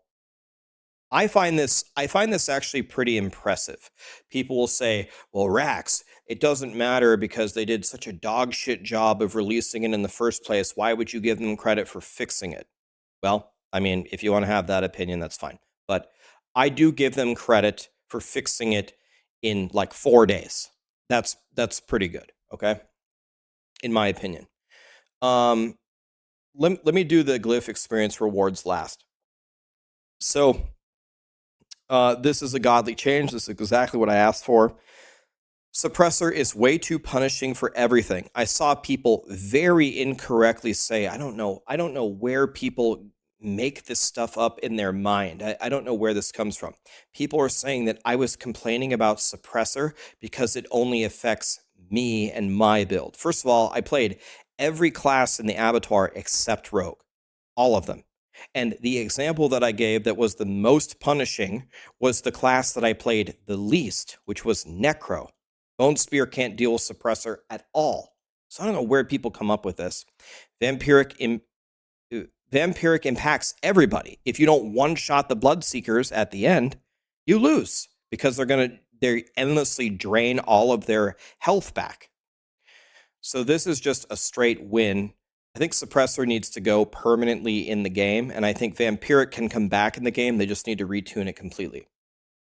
For the difficulty and the damage reductions, thank God that they're letting people get into it. This doesn't exactly solve the sigil powder situation. People might still be out of it. I don't know how they're going to address that. But 20% less damage off the top should actually make a huge difference. 20% DR might not sound like much, but that is a lot. That's a Shaco, essentially. You all just got a free Shaco that you're wearing now in the Abattoir of Zir. Now, here, this is kind of interesting that they chose to solve it this way. They said that they have significantly increased the glyph XP. That is one way you could do it, and that's fine, and it does have the added benefit of you level up your other glyphs too, although already with the current system, the glyph XP is so high, you can level up your other glyphs practically instantly anyway. So this is kind of like it does help, but it also kind of doesn't. This is not the way that I would have solved this, personally. What I would have done is I would have taken the XP of the glyph itself and brought it way down.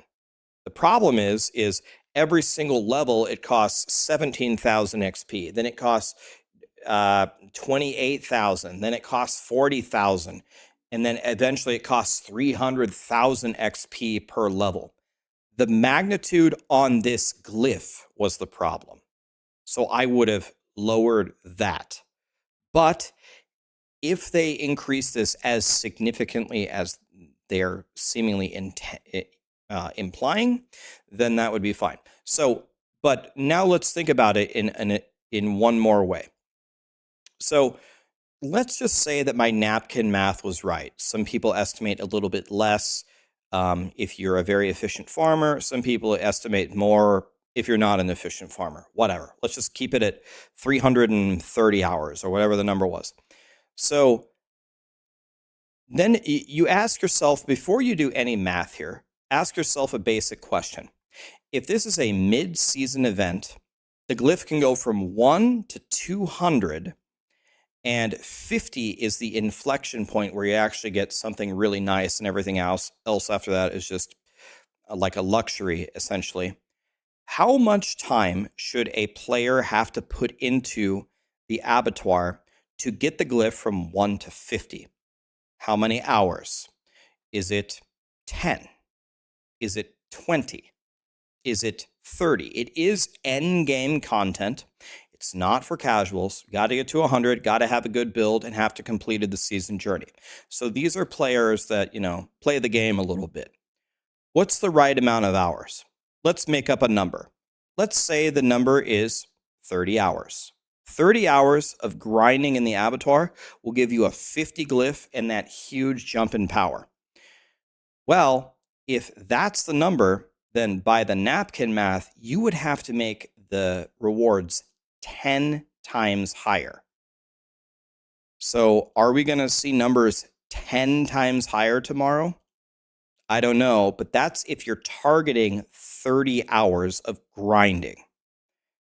And I'm not exactly sure if we're going to see that. So overall, with the amount of changes that they have here and how fast they did it, I am very impressed with this.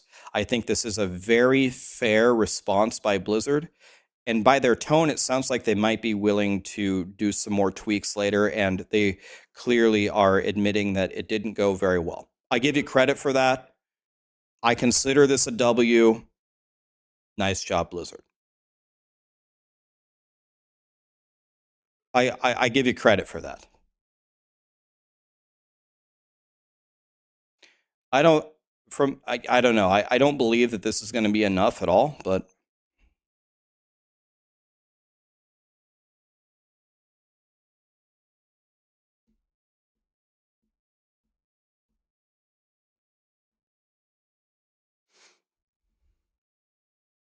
overall that was pretty good.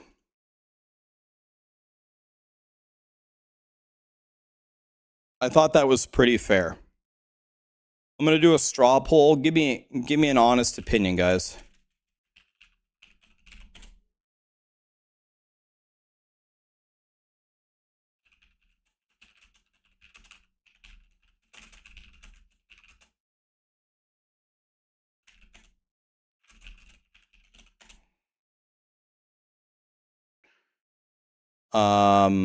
Let's create a poll.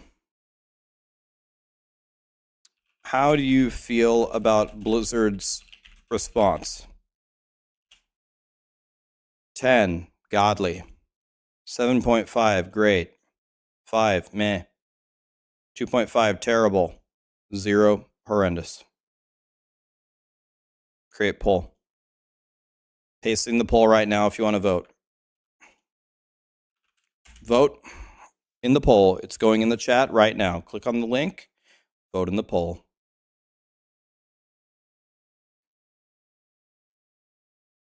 I'm not going to vote.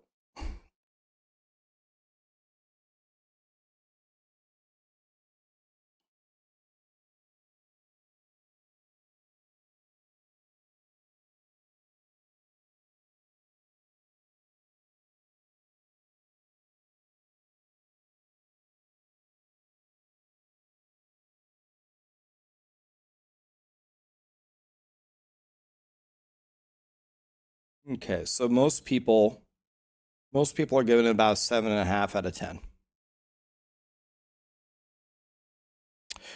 Right.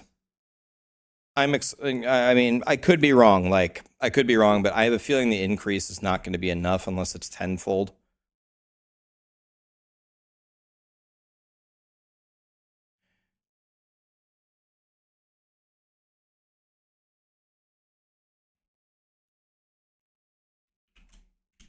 I'm actually just going to straight up tell them. I'm actually just going to straight up tell them that I'm worried.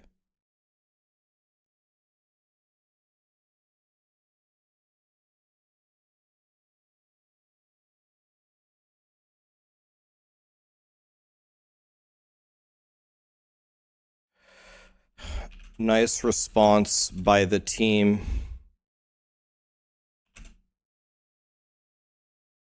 A patch within 4 days is pretty great. Thank you. Community response seems favorable.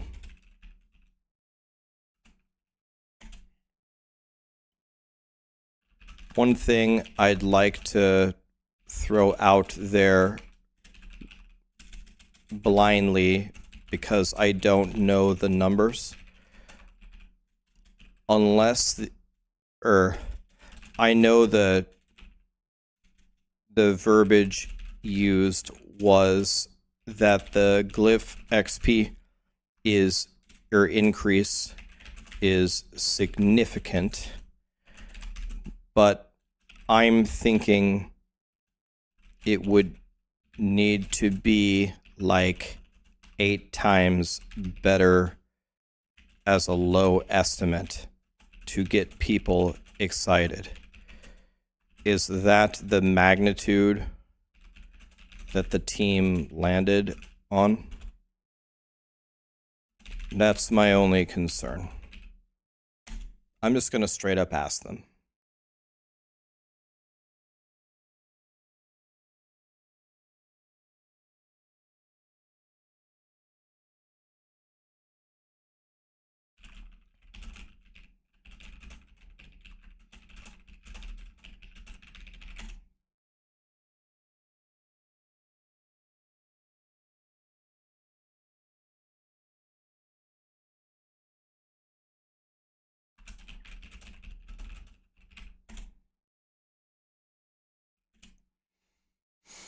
I don't know if we're going to get a...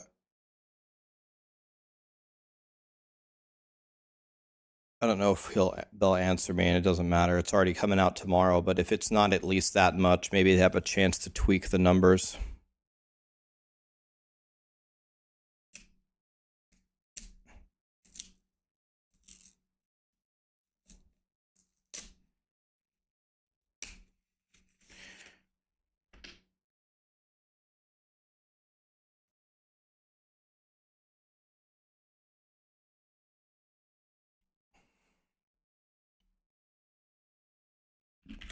Okay. Well, I left them the feedback. I don't know if we have time to change it, but not sure that the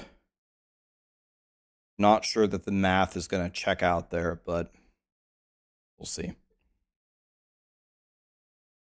It needs more loot. It does, but would you guys agree that these are the biggest problems? You can't level the glyph, suppressor and vampiric end your run, and you can't even get in to try it, and you get shit on. You get shit on by all the damage in there. Wouldn't you say these are the biggest problems in the beginning? I mean, we can't even play the damn game. It still has Waller, but Waller is mostly terrible for ball lightning, and it is bad, but we can't just block Waller for one build, you know? They don't need to fix Waller, they need to fix ball lightning. Ball lightning needs to permeate through the walls. Why does ball lightning stop casting if it hits a wall?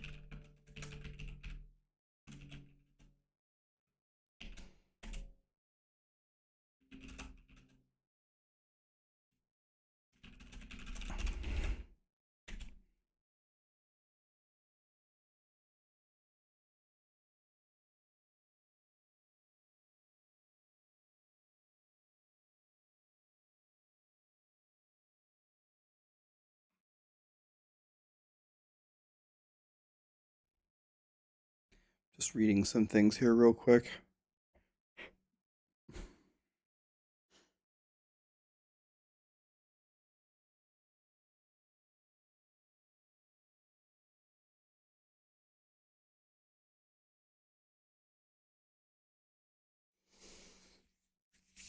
Okay. Well. Okay, well, there's a slight problem here, though. Me doing this is kind of worthless now. And I'll explain why. Let me explain why this is worthless. Okay, so here I am. Here's me.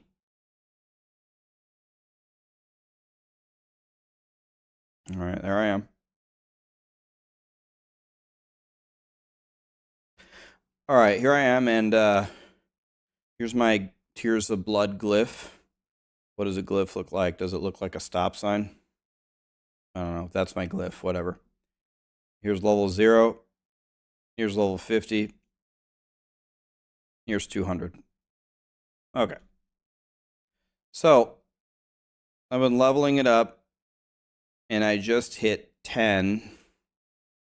Okay, I've been grinding to 10. And here I am, right? Well, let's pretend that Blizzard fixed it.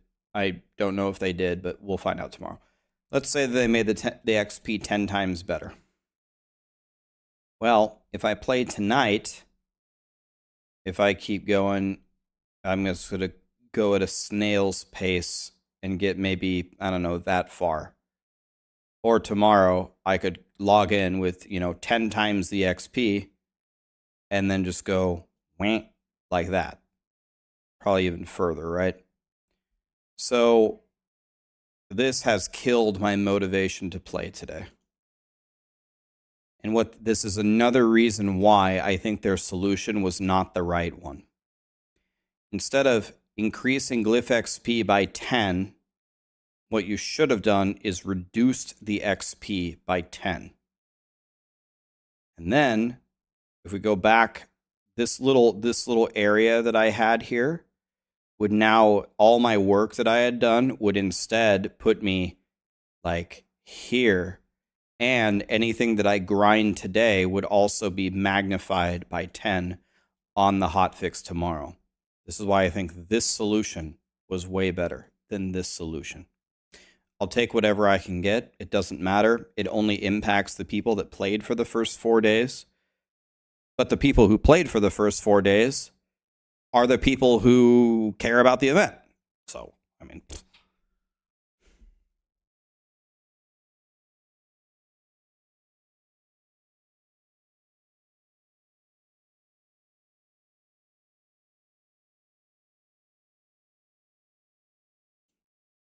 Another reason why I would have picked the other way.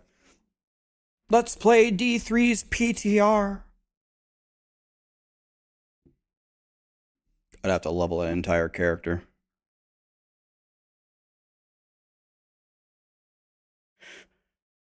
Awesome Attorney gifted 1,000 bits. What was that for, man?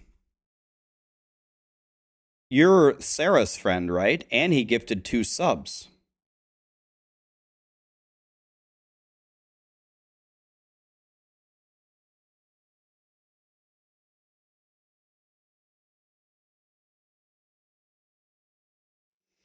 What was that for, man?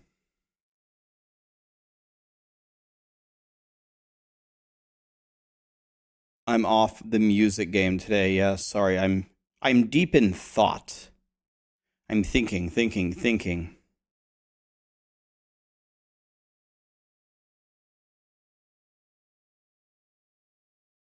Awesome Attorney was also in Barricade stream. This guy is everywhere.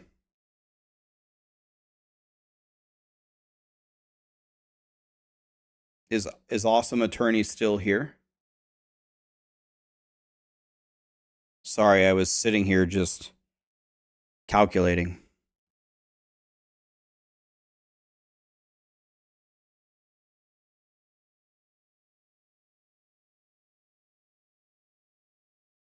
Barricade went offline, so he came over here.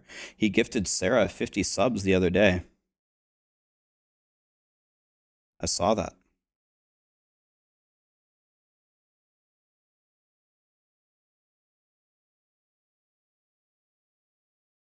Tylenophy's here a lot. Tylenophy the blind guide. Tylenophy, I think I've already cleared level 8 blind. How does that make you guys feel? I think he's playing Rogue, too. He cleared Rogue 8 blind. Which is very impressive. Impressive is an understatement.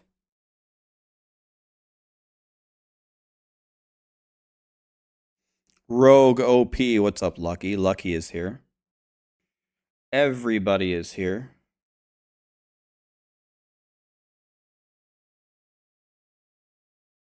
Did they confirm it was 10 times?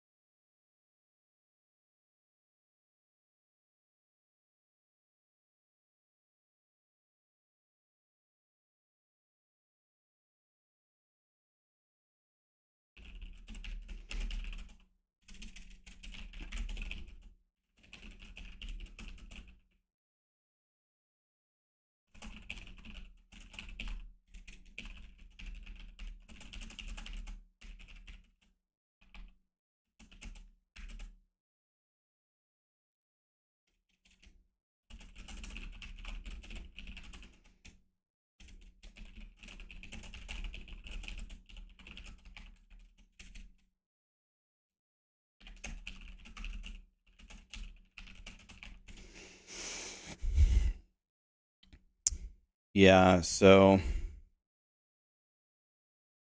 I'm having a conversation with them about the math, and I think the math is, they did increase it, but I don't think it's enough, and I'm telling them that, and it's okay. I mean, I thought that that would happen. I think it's too low.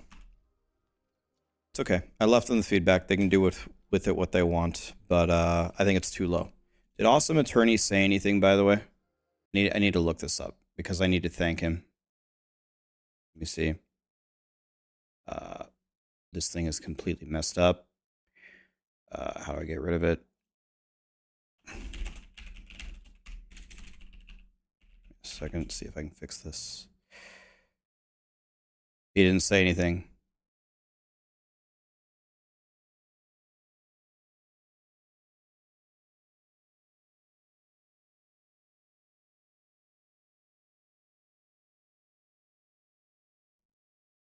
Well, thank you, Awesome Attorney. Appreciate it.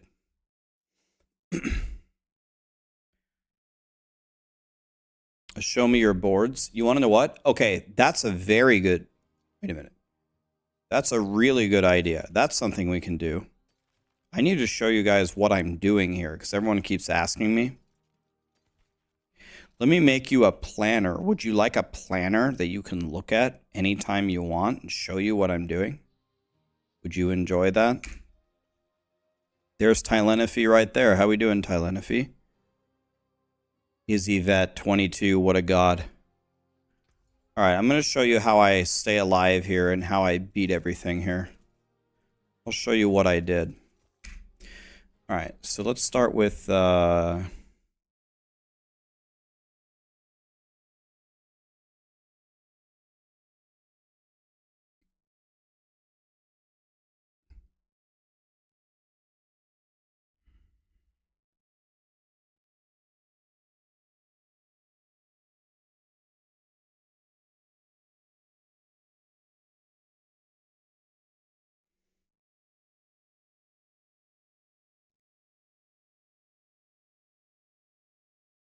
Let me close a bunch of things here. Thomas gifted 20 euros. Thank you, man. Bearded gifted a membership on YouTube. Thank you, guys. Appreciate it. Okay, so let me go to Maxroll. Let me start with North War's build, and I'll show you what I changed, and then I'll save the planner, and then I'll give it to you. Now, the main thing you're going to understand here from me versus North War is my version is way tankier at the cost of losing a ton of damage. So North War hits really hard, and I live. Nope, not leveling. Endgame. So, are any of you guys playing Sorcerer and you just can't survive?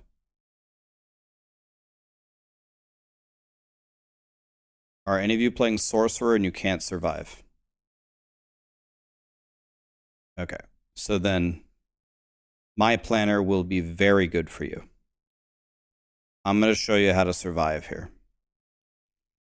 All right, so let's take his planner, start with North War's planner, and I'm going to change it. Godslayer, yes. Mage Lords, yes. Fists of Fate, yes. No. So this is... not this power. And I can't remember the name of it. Let me find it. Ever-living. That's ever-living. This is disobedience. Like that. That's correct. It's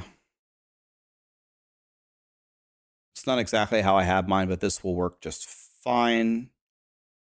And I'm dropping... This is going to be Ball Lightning. You're going to lose a lot of damage. A lot. It's called Gravitational. Gravitational goes here, and here we are going to take Actually, I can just leave that gravitational there. Or no, I can't. And this I have recharging. Like that. All the rest of that is good. Yes, all of that is just fine. Now, ball lightning enchantment? No. So I have a different skill tree. And what I have done is I took out glass cannon. And I do this.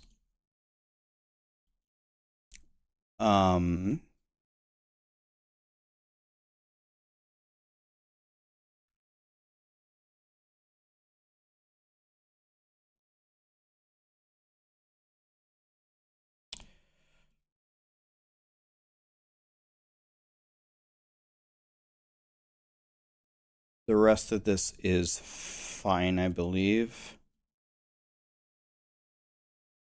Just looking here.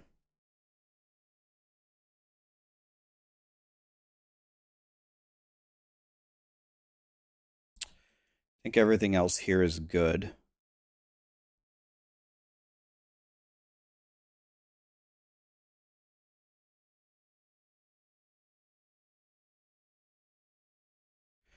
Now the Paragon board is a little bit different. I don't take any of these nodes.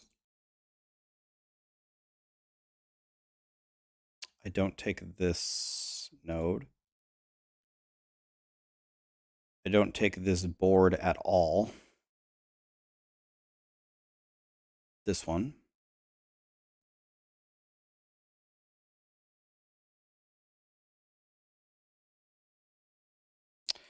I don't take this board at all.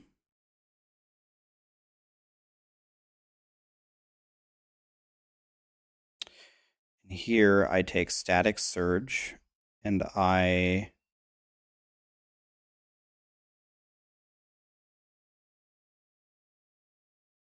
think about this. I go like this, yes. So we start walking.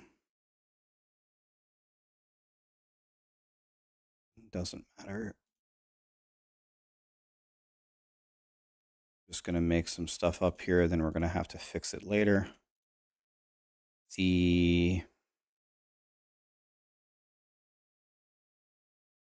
This is going to be destruction, I believe. Yes, destruction. And we're also gonna forego some of the things here. Okay, it's something like this. Okay, so I'm 7 points too high. And the question is where do I get rid of them? How do I make this even?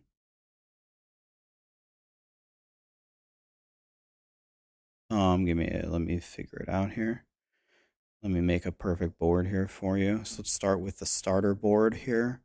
Zoom in. And let's go like this. This starter board is correct. Let's go to the next board. Up over here. That is all correct. This board looks exactly right. All right, next one.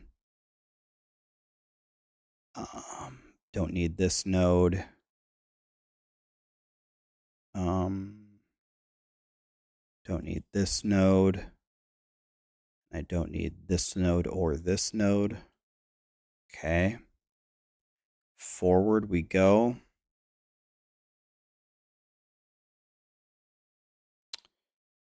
Think here, let's go up here. I don't take this or this. Okay. And then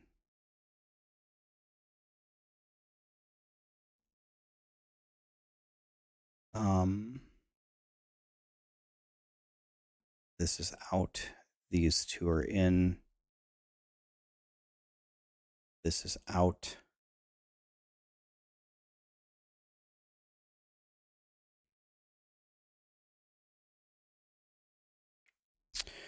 Okay. up here we go. These two are out. Perfect. There. Now, why did I the question is why did I do, like, what did I do here? Why did I do this? Let me, how do I save this? I got to make sure that I save this.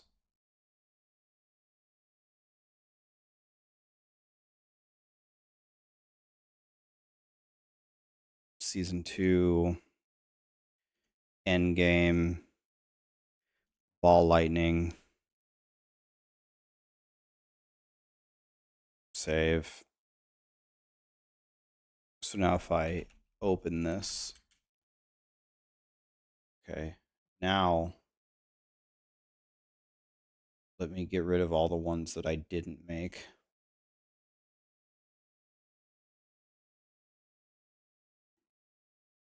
Looks like he made some other boards here, but I'm just going to show you what I did. There. And let's get rid of this one too. Trash it. Okay. This is the only one that I used. All right. Now, what exactly did I do here? Spec is almost identical, except for I used Chain Lightning.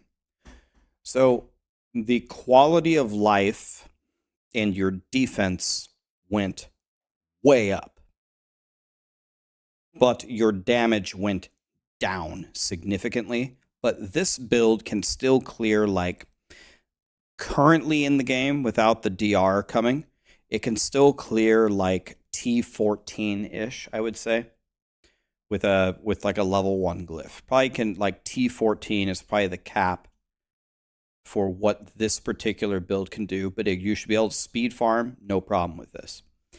Godslayer is the same.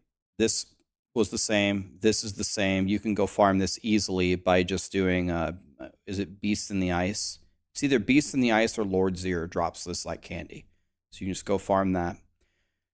I take this power and Northwar doesn't. Northwar says in his guide that you could take this as a side grade, but it's 25% less damage from vulnerable enemies. So what I do is I fight. When they get gathered, then I evade through them. When you evade through them, Metamorphosis applies vulnerable, and you're taking no damage. So then what Northwar does, I believe, with his vampire powers, is he takes the Accursed Touch, which applies vulnerable automatically. I don't think that you need that. I just wait. And then you would say, well, why wouldn't you take Accursed Touch over Metamorphosis? Because Metamorphosis gives you permanent unstoppable. That's why I can always get out of bad situations. It's because I have permanent unstoppable. That's why I choose to apply it with Metamorphosis rather than Accursed Touch. The boots are the same. The weapon is the same, but I take the Ball Lightning power. I drop another offensive thing. So I drop 2 offensive powers to pick up Recharging. Recharging gives you infinite mana. Simple as that. Infinite mana. And then Disobedience goes on the amulet to cap my armor. If you can get capped armor without putting Disobedience here, you could put Disobedience over here and put something else over here, like you can go offensive with like a Ball Lightning power, or maybe you can put Veer's Mastery or Ever Living on your amulet for more defense that way. The offhand and the ring are the same. Now, in the skill tree, he dropped Chain Lightning for Ball Lightning because Ball Lightning enchantment is more damage. But I'm using Chain Lightning because Chain Lightning is going to give me infinite mana with Recharging, and it's going to give me infinite mana by spawning crackling energies all over the field. So it's just literally everywhere. So if you're moving around and attacking, you should never run out of mana. So that's godly. Then on top of that, I took out a bunch of life and armor and resistances. I'm still capped on resistances while using 3 skulls in order to pick up this Static Surge.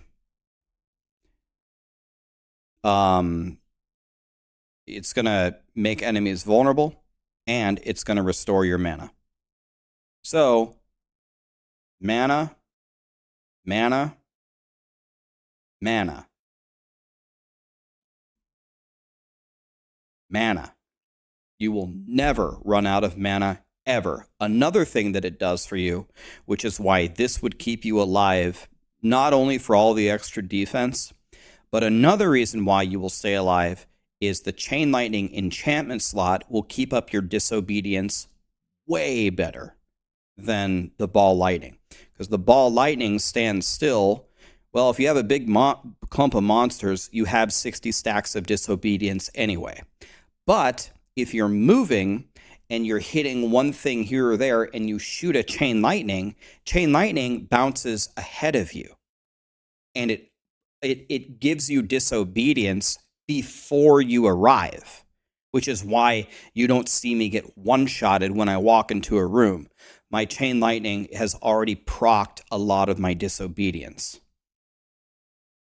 That's another reason why I switched it. This is super defensive, super high quality of life, much lower damage, but it can still do like T14. So you do this until you get really strong, and then you switch to North Wars build and you just like full send it. Does that make sense? Was this helpful? The armor cap is 13.7, I think. Tylanophy gifted 10 subs. This guy, man. Thank you, man. You don't need to do that. I like you. You don't need to give me anything, man. You're the GOAT for playing blind.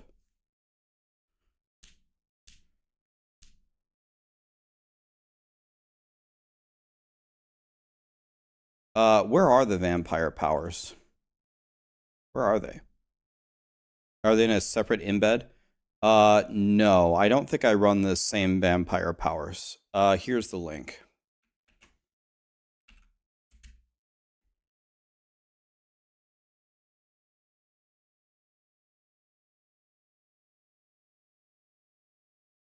The miscellaneous tab.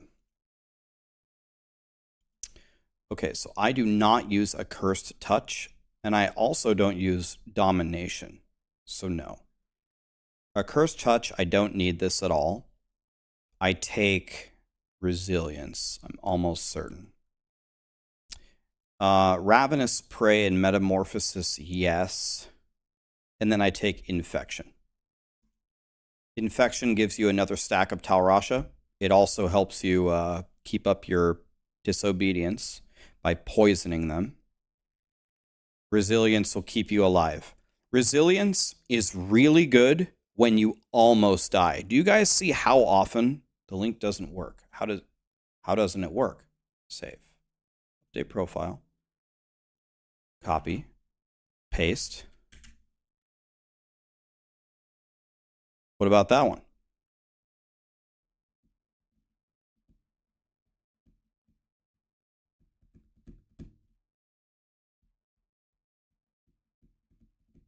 Okay, I had to click update. This, I take Infection to get your 4th stack of Talrasha. I take in Resilience because Resilience is really good if you almost die. You see how many times I get hit down to like 5% of my HP? This is what is keeping me from dying. So this is the ironclad, super immortal sorcerer of tankiness.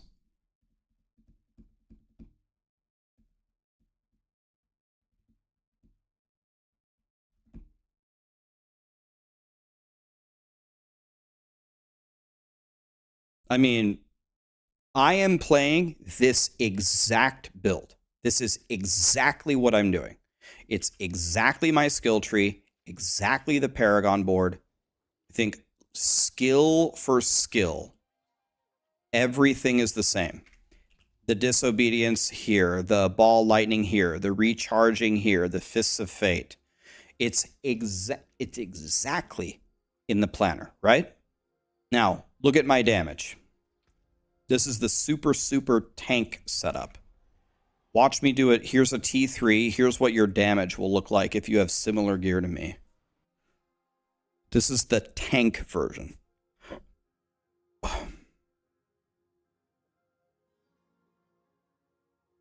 How would you tweak it if you have a Shaco? Just put on the Shaco. Just put it on. Okay, look. Let me get going here. Dead instantly. So you still hit hard. This is T3. You don't do 0 damage. I mean, I'm on T12 right now. Look, I mean, does this look like low damage to you? This is not T1, this is T3.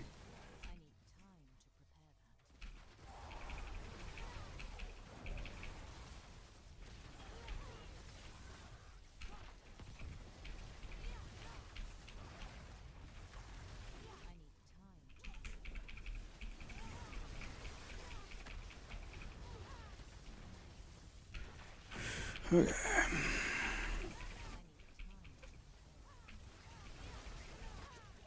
Okay, fried. I mean, look, I'm 1 minute in and I'm halfway done. Look at my mana. Watch my mana. Look at my disobedience stacks. Look at the 60. Look at my mana, look at the disobedience.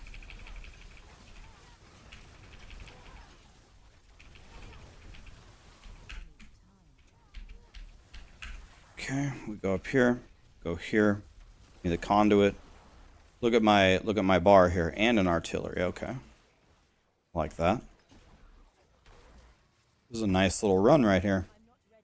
You can see I'm gonna probably get this level 2 done in under 3 minutes. Speed farming to level up your glyph tomorrow. Hopefully we get a massive increase. I got my 60 disobedience stacks up instantly with my pox and my chain lightning enchantment slot. I don't know. Let's see if I can keep up my disobedience against 3 bloodseekers. Let's see. Can I keep it? Can I get 60 stacks on 3 monsters? That's the $1 million question. I actually don't know the answer, so let's see. My disobedience stacks are going to fall off completely when I fight the bloodseekers. One mistake that everybody makes is I'm not going to grab that. One mistake that everybody makes is they all run away. Don't run away. Summon everything and attack, attack, attack. This suppressor is screwing me. But, yeah, I had 60 stacks of disobedience on 3 targets easily with the poisoning and the chain lightning, right? I was never challenged at all. And I don't even have a life flask on or a damaging flask. I'm just running a cheat death elixir. That's all I'm running. Okay?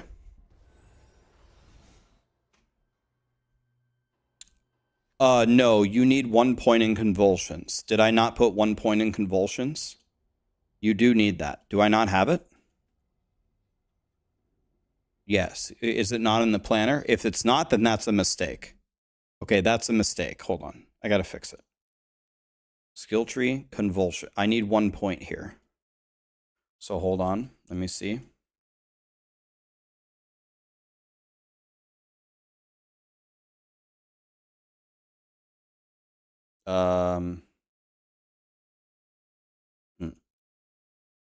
Okay, what did I do here?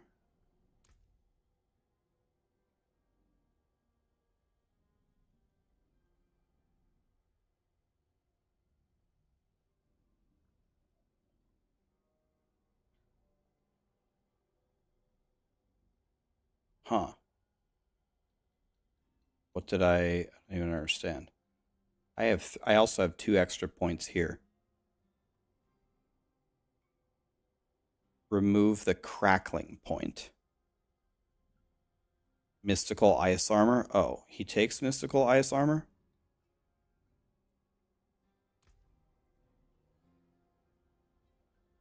Yeah, I don't take that. Let's see here. What's the planner say?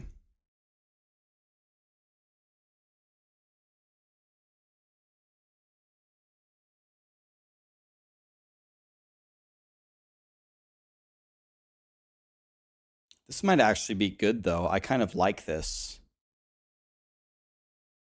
I'm thinking this is not as good. I don't think this is really as good as... Well, let me think about it for a second.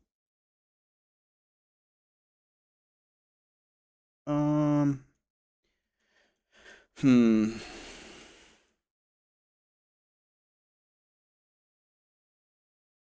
Maybe we drop these two.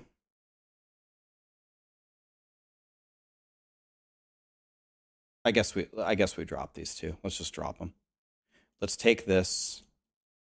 Let's take this.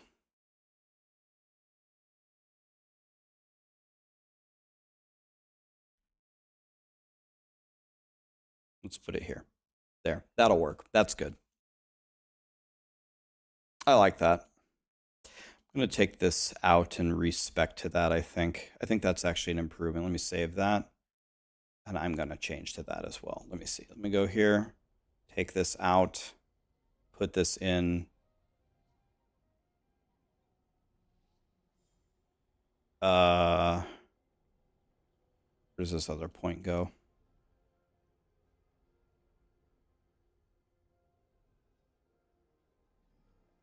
I'm confused.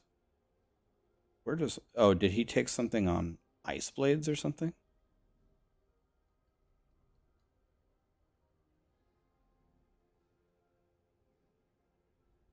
Maybe that? Does he take the enhanced Ice Blades?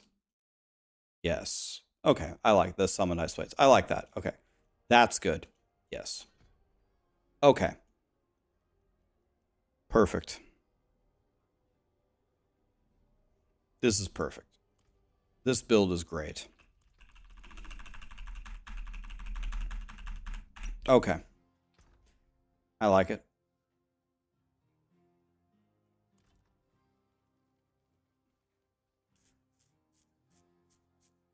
I love Blood Surge. I love Blood Surge Necro. It's one of my favorite builds in the entire game. The link should be auto-updated, yes. It should be the same link. Just hit refresh. The way you can tell is if you refresh the link, these two things should be empty. If these two things are empty, then you have the right build.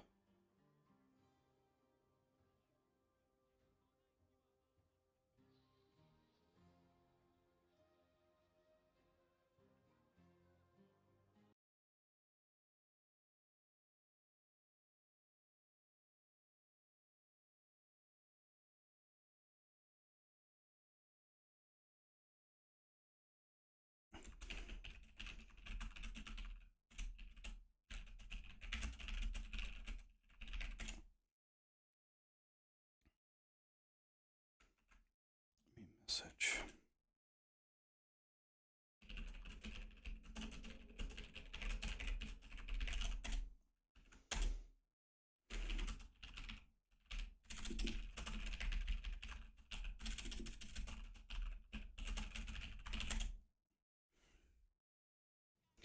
All right.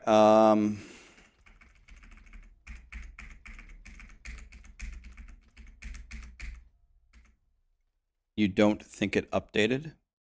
If you click refresh, you don't have it updated? I mean, I can give you a new link. Let's see if this link works. So if I copy this link, copy, and I clear this, let's open incognito.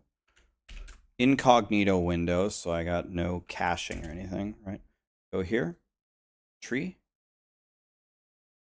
It's updated. Okay, so here's the link. This link should be good. I am 1000% sure that this setup is extremely tanky, resistance capped, and if you don't have like as good of gear as me, it will be almost resistance capped. My resistances are 70, Sarah's are 69.2, which is good enough. And I will show you that you can be armor capped. What's the move if you don't have Godslayer? If you don't have Godslayer, wear just like a very defensive helmet. If you have a Shaco, you could put that on. Godslayer is not hard to get though, King.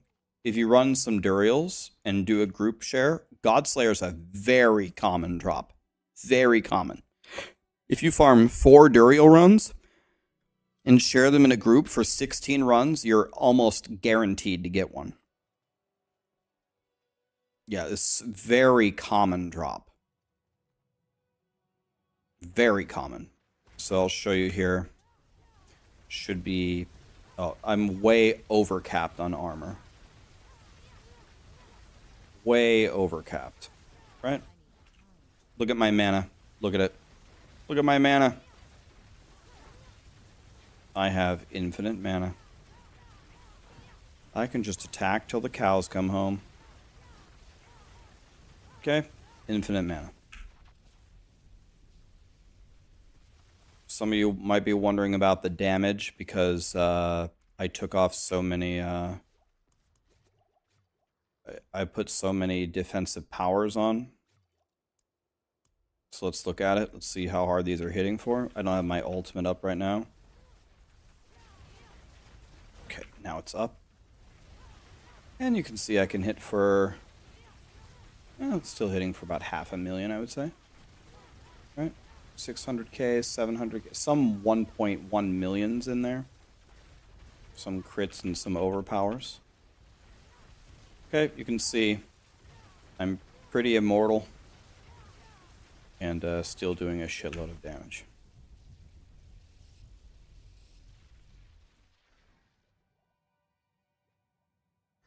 Yeah, the Veer's Mastery is bugged. We're just taking it for the defense.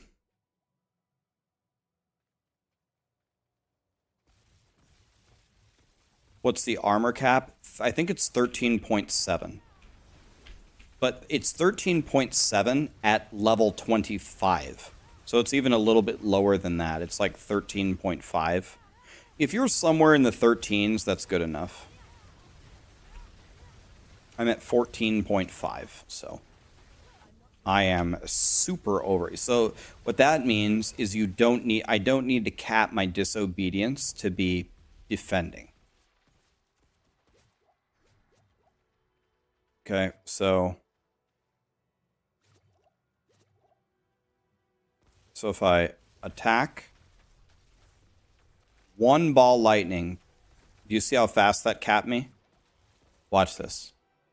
It's with the chain lightning and it's with the poison. Okay, watch. I have 0, or I'm still going actually. Okay, watch. I'm going to cast one ball lightning. Look how quickly we get 60 stacks. Okay. Stand in the middle here. 25, 44, capped. That fast. And look how long it lasts. Tick, tick, tick, tick, tick. This is another reason why it's good to leave a monster or two alive. If I hit and walk away and leave 5 little monsters alive, walk into the next room, look. See? It almost has me capped before I even arrive.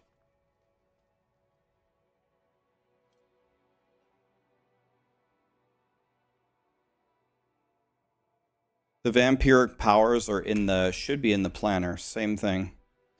Resilience, infection, prey, ravenous, metamorphosis. When you get the pull, you're attacking. When you get the pull and it pulls them into the center, step away and evade in. You will make everything vulnerable. So attack, pull, step away, in. And then everything will be vulnerable and then you just murder it. Okay, you can sustain forever. You got infinite mana. I'm just literally holding down ball lightning. And I have infinite mana. Take a couple little steps to gather the crackling energies. Just keep blasting. My Paragon board is bugged. It says 226. Does it? Let me see. It's always something, man. Mine says 225. Did you click somewhere and put in a point?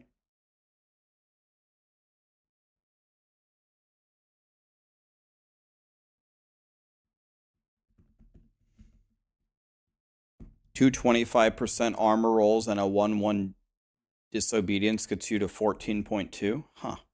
Do you have a flask?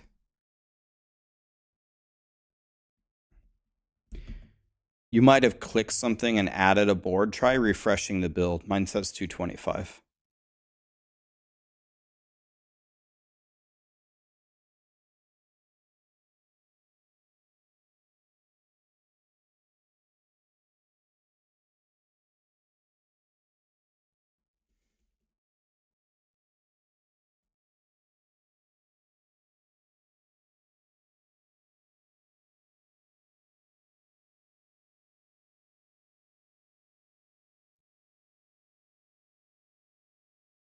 Has Rob slept in the last 48 hours? He keeps running his stream. When Rob logs off, he does a replay of his stream to keep his stream perpetually going.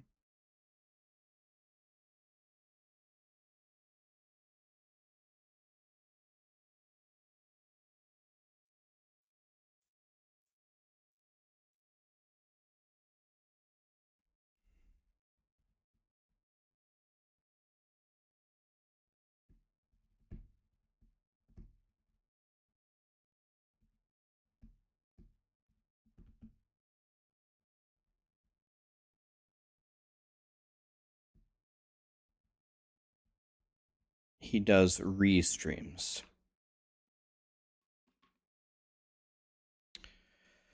Okay, so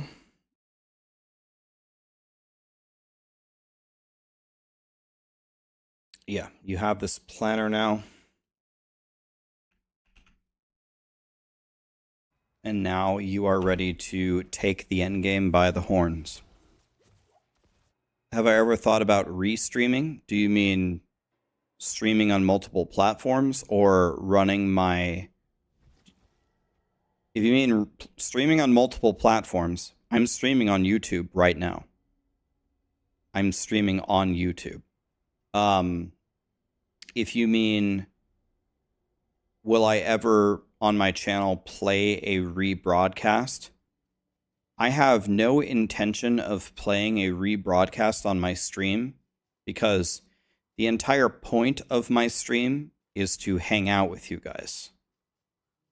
If I could rebroadcast and just keep it up all the time if you guys want me to. It would certainly pay me higher ad revenue to just have it running all the time. I could just do that perpetually, but the whole point of the stream is to hang out with you guys. If I wanted to farm as much money as possible, then I would have my restream going all the time. That's the reason why I don't do it.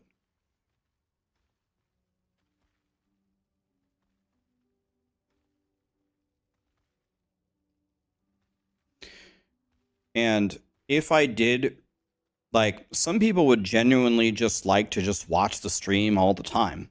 I don't have any problem rebroadcasting it if you guys wanted me to, but if I'm rebroadcasting it, well, actually, yeah, it would be easy. I would rebroadcast it with a giant red letters at the top saying rebroadcast. I'll be back at 11 tomorrow or something. Dawn with the 5 gifted subs. Thank you, man. Evolve Kiwi with the 1 year. Macho, thanks for the 6 months. Sephorium, thank you for the resub. Real Tuba, thank you for the prime.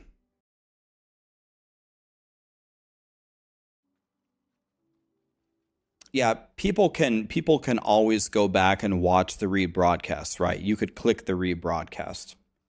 But some people will, for some reason, only click it if it's live.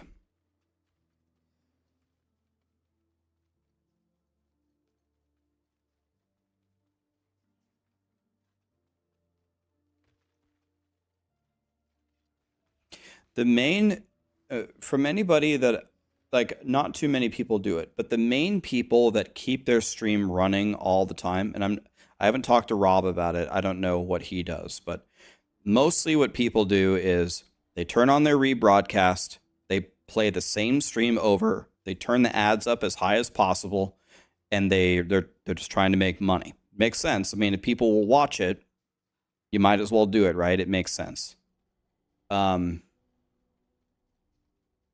But the only way I'm going to turn on my rebroadcast is if you guys really want me to, and I'm not going to turn the ads up. I'm just going to leave it as it is.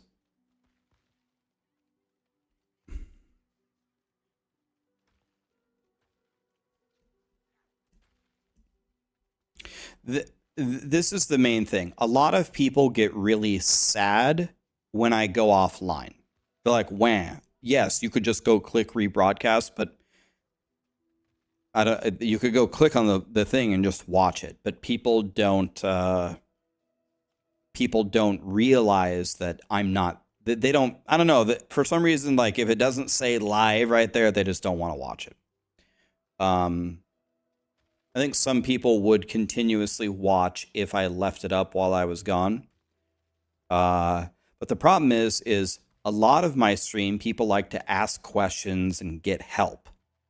If I'm not there, they can't get help. So I would need to make it very obvious that it's a rebroadcast. Yeah, it really doesn't matter to me, guys. We can add it, we can not add it. I have no plans to add it, so.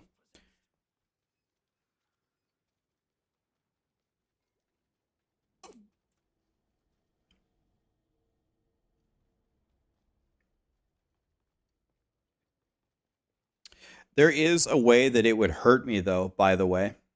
Having a rebroadcast could potentially hurt me. Let me explain to you why. And for that, we're going to go to Paint. Watch this one. Let me explain to you streaming here. A lot of people don't know this, so you might find this interesting. I will explain it to you. All right, so you're a content creator, right? And you want to make a stream. Well, there's a couple of ways that the main thing about being a content creator is, can you sustain being a content creator for the money? And the answer for 99% of people is no, you can't. Because it's just very difficult. Okay, so how do you make money to sustain yourself being a content creator? Well, one way, which is more viable now than it was before, is with ad revenue. It's more viable now, honestly, because YouTube really made everybody give higher ad revenue because they had such a good model. That's one way. Another way is with subs like primes or memberships.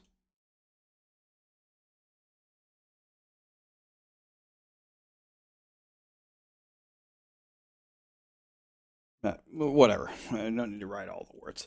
And then another way is with sponsors. Now, let's analyze something here. Let's say I ran rebroadcasts always. I stream 8 hours, 16 hours I rebroadcast. Well, there is a very cutie patootie. So I'll tell you something interesting. Here's my channel, Rax, right? This is my channel, Rax, on Twitch. There are certain stats that you could look at for my streams. You could look at my followers. You could look at my number of streams per month. You could look at my hours streamed. Now, I will tell you, these mean nothing. None of them. They mean nothing. The only thing that matters at all is CCV. That's it. This shit doesn't matter at all. If your CCV is high, you win, and if it's low, you lose. This stands for concurrent viewership. So now let's analyze rebroadcasting. So in a month, if I stream 8 hours a day and rebroadcast for 16, that's 30 days. So here's day 1 and here's day 30. Essentially, that would be the first 10 days I would actually be streaming, and this would all be rebroadcasted. I guess before I move on, I should explain why CCV is the only thing that matters. CCV impacts how much ad revenue you get, and it impacts what sponsors will pay you. If Raid Shadow Legends wants to sponsor me and I have 1K average viewers, I don't know what they'll pay me. Probably not this much, but they might pay me $5,000. They will pay Asmongold with 20,000. I don't know. They might give him like an island because the CCV is so much better, right? And obviously, it directly correlates to ad revenue. You could say it pseudo is connected to this as well, but it's directly connected to these two. So now let's analyze this. So if I spend this much of my month at 1,000 CCV, and when I turn on the rebroadcast, let's say it turns to 300 CCV. Well, we get one of these for two of these. So now my CCV is 1,600 divided by 3, which is 533. If I had instead just streamed and not played this time, my CCV would be 1,000. I would have lost this ad revenue, but I would gain a lot more from the sponsorship offers with a CCV of 1,000 versus a CCV of 533. So then it becomes a simple math problem. And the math problem becomes, which one is more valuable? 20 days of 300 CCV ad revenue, or like an effective plus 467 sponsorship revenue. And that's why whichever, it's like a math equation, but then there's other things you have to consider, like qualitative factors.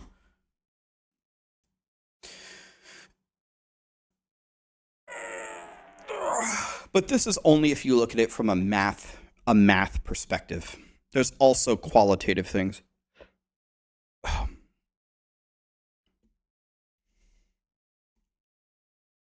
It's hard to say no to money. I've gotten pretty good at it, man. I have released on my YouTube, I don't know what the number is, 1,100 videos, something like that. Out of 1,100 videos, the number of them that have had a sponsorship integration, I think, is like 10. 10 out of 1,100. I could put one on every single video. I get offers all the time. If I put one on every single video that I made, I would make over $1 million from it a year. Probably. I haven't done the math. That'd be my estimate. At minimum $500,000. So I don't have any problem saying no to money. I genuinely don't really care. But like, if a mobile game contacts me, I don't want to play the game. And you're not going to easily coerce me with money. You're not going to. So whenever a mobile game asks me if I want to play it, I always tell them, I don't want to play your mobile game on stream. I don't think my viewers are going to like it. It's possible. Some of them might like it. I don't think they're going to like it. If you want me to play your mobile game, you're just going to have to pay me a fortune. If you pay me a fortune, then I'll do it. I don't think my viewers will care because, well, you paid me a fortune and that means I can keep streaming. That's literally what I tell them. If Path of Exile reaches out to me and says, Rax, I want you to play the start of the season. I'm way more open to, let's make a fair deal. I'd be happy to promote your league. I hope your league goes godly. Torchlight, I'm happy to help you. Last Epoch, I'm happy to help you. But mobile cash grab bullshit game, you're going to have to pay me 3-4 times the amount a real game has to pay me.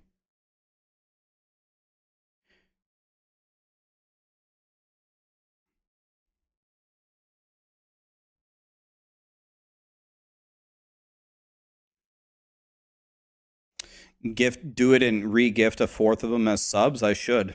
Yeah.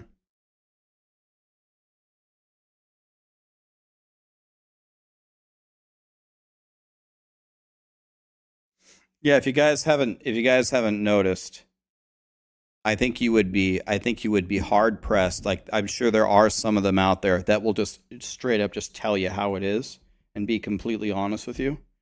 But I think you guys can probably tell I'm being completely honest with you guys. I'm just telling you straight up how it is. Look at my YouTube. You ever see... I did a sponsorship for RuneScape, for example, a couple weeks ago.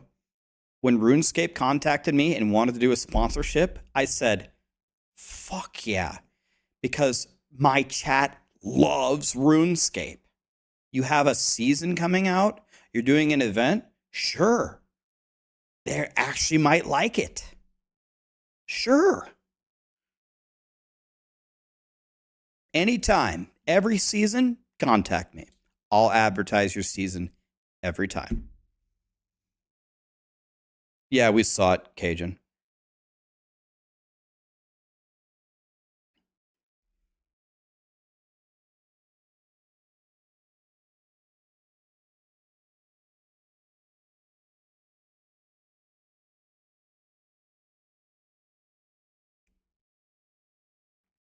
Ironically, out of all the garbage mobile games out there, the one that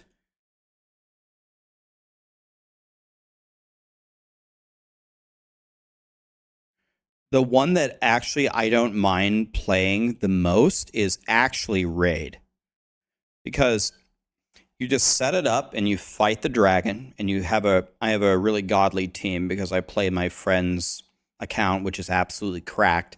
So we just shit on the dragon the whole time, and they allow you to listen to whatever you want while you play Raid. So we just listen to Diablo videos. We listen to theory crafting on Diablo, just killing a dragon. And they give you several $100s. I always spend it on my friend's account. I've done so many integrations for Raid over the years. I mean, he's like a whale. His account is just godly. He's got like everything.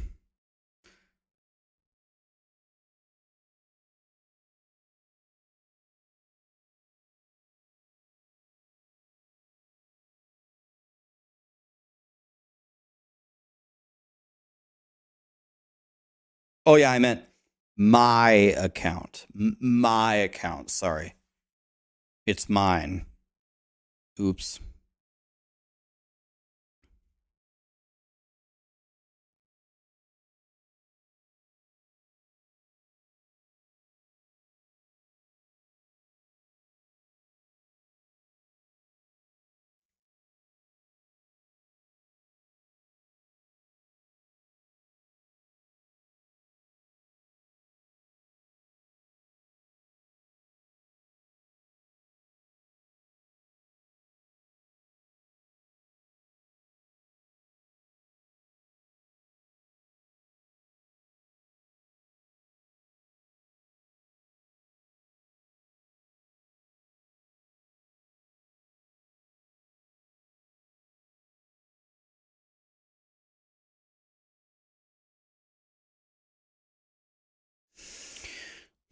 A lot of discussions going on here. A lot of people weighing in on things and giving their opinions. Some of them I agree with. Some of them I don't. I don't agree at all.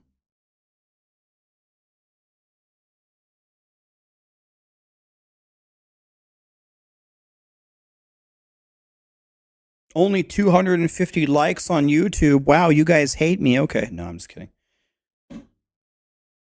That whole meta of like, subscribe, comment, and download raids Shadow Legends, again, I can count the number of times I've said that in 1,100 videos and on one hand, probably. Does help, though. YouTube is all about the algorithm. And I have a meeting with YouTube, by the way. YouTube said they're going to teach me, but they don't have time to meet with me until January. God. So I'm meeting with YouTube in January, and they're going to teach me things. Okay.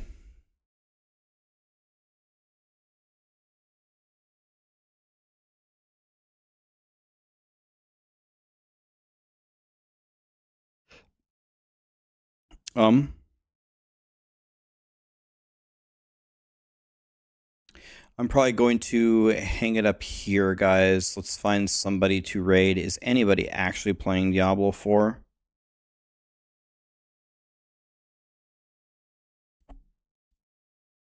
Damn, there's someone in the top 5 streamers who has 11% real viewership. 11.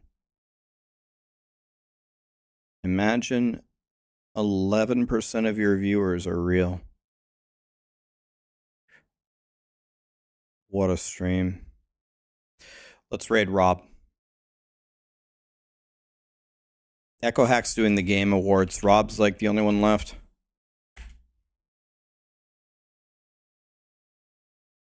And no, Rob is not the one with 11% viewership.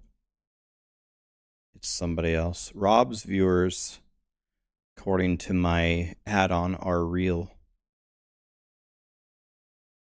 They're real.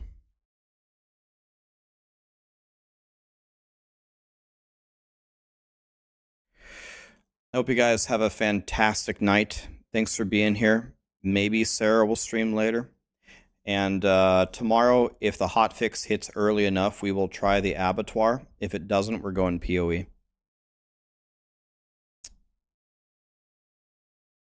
Have a fantastic night. See you guys tomorrow. Thank you for being here. Thanks for all the subs. Zozo, Dark2 Elite. Thanks for everything, guys. See you tomorrow. Thanks for all the likes on YouTube. Bemol Tuna, thank you for the membership. And tomorrow we'll go Lightning Arrow. It's going to be fun. Thank you, guys. See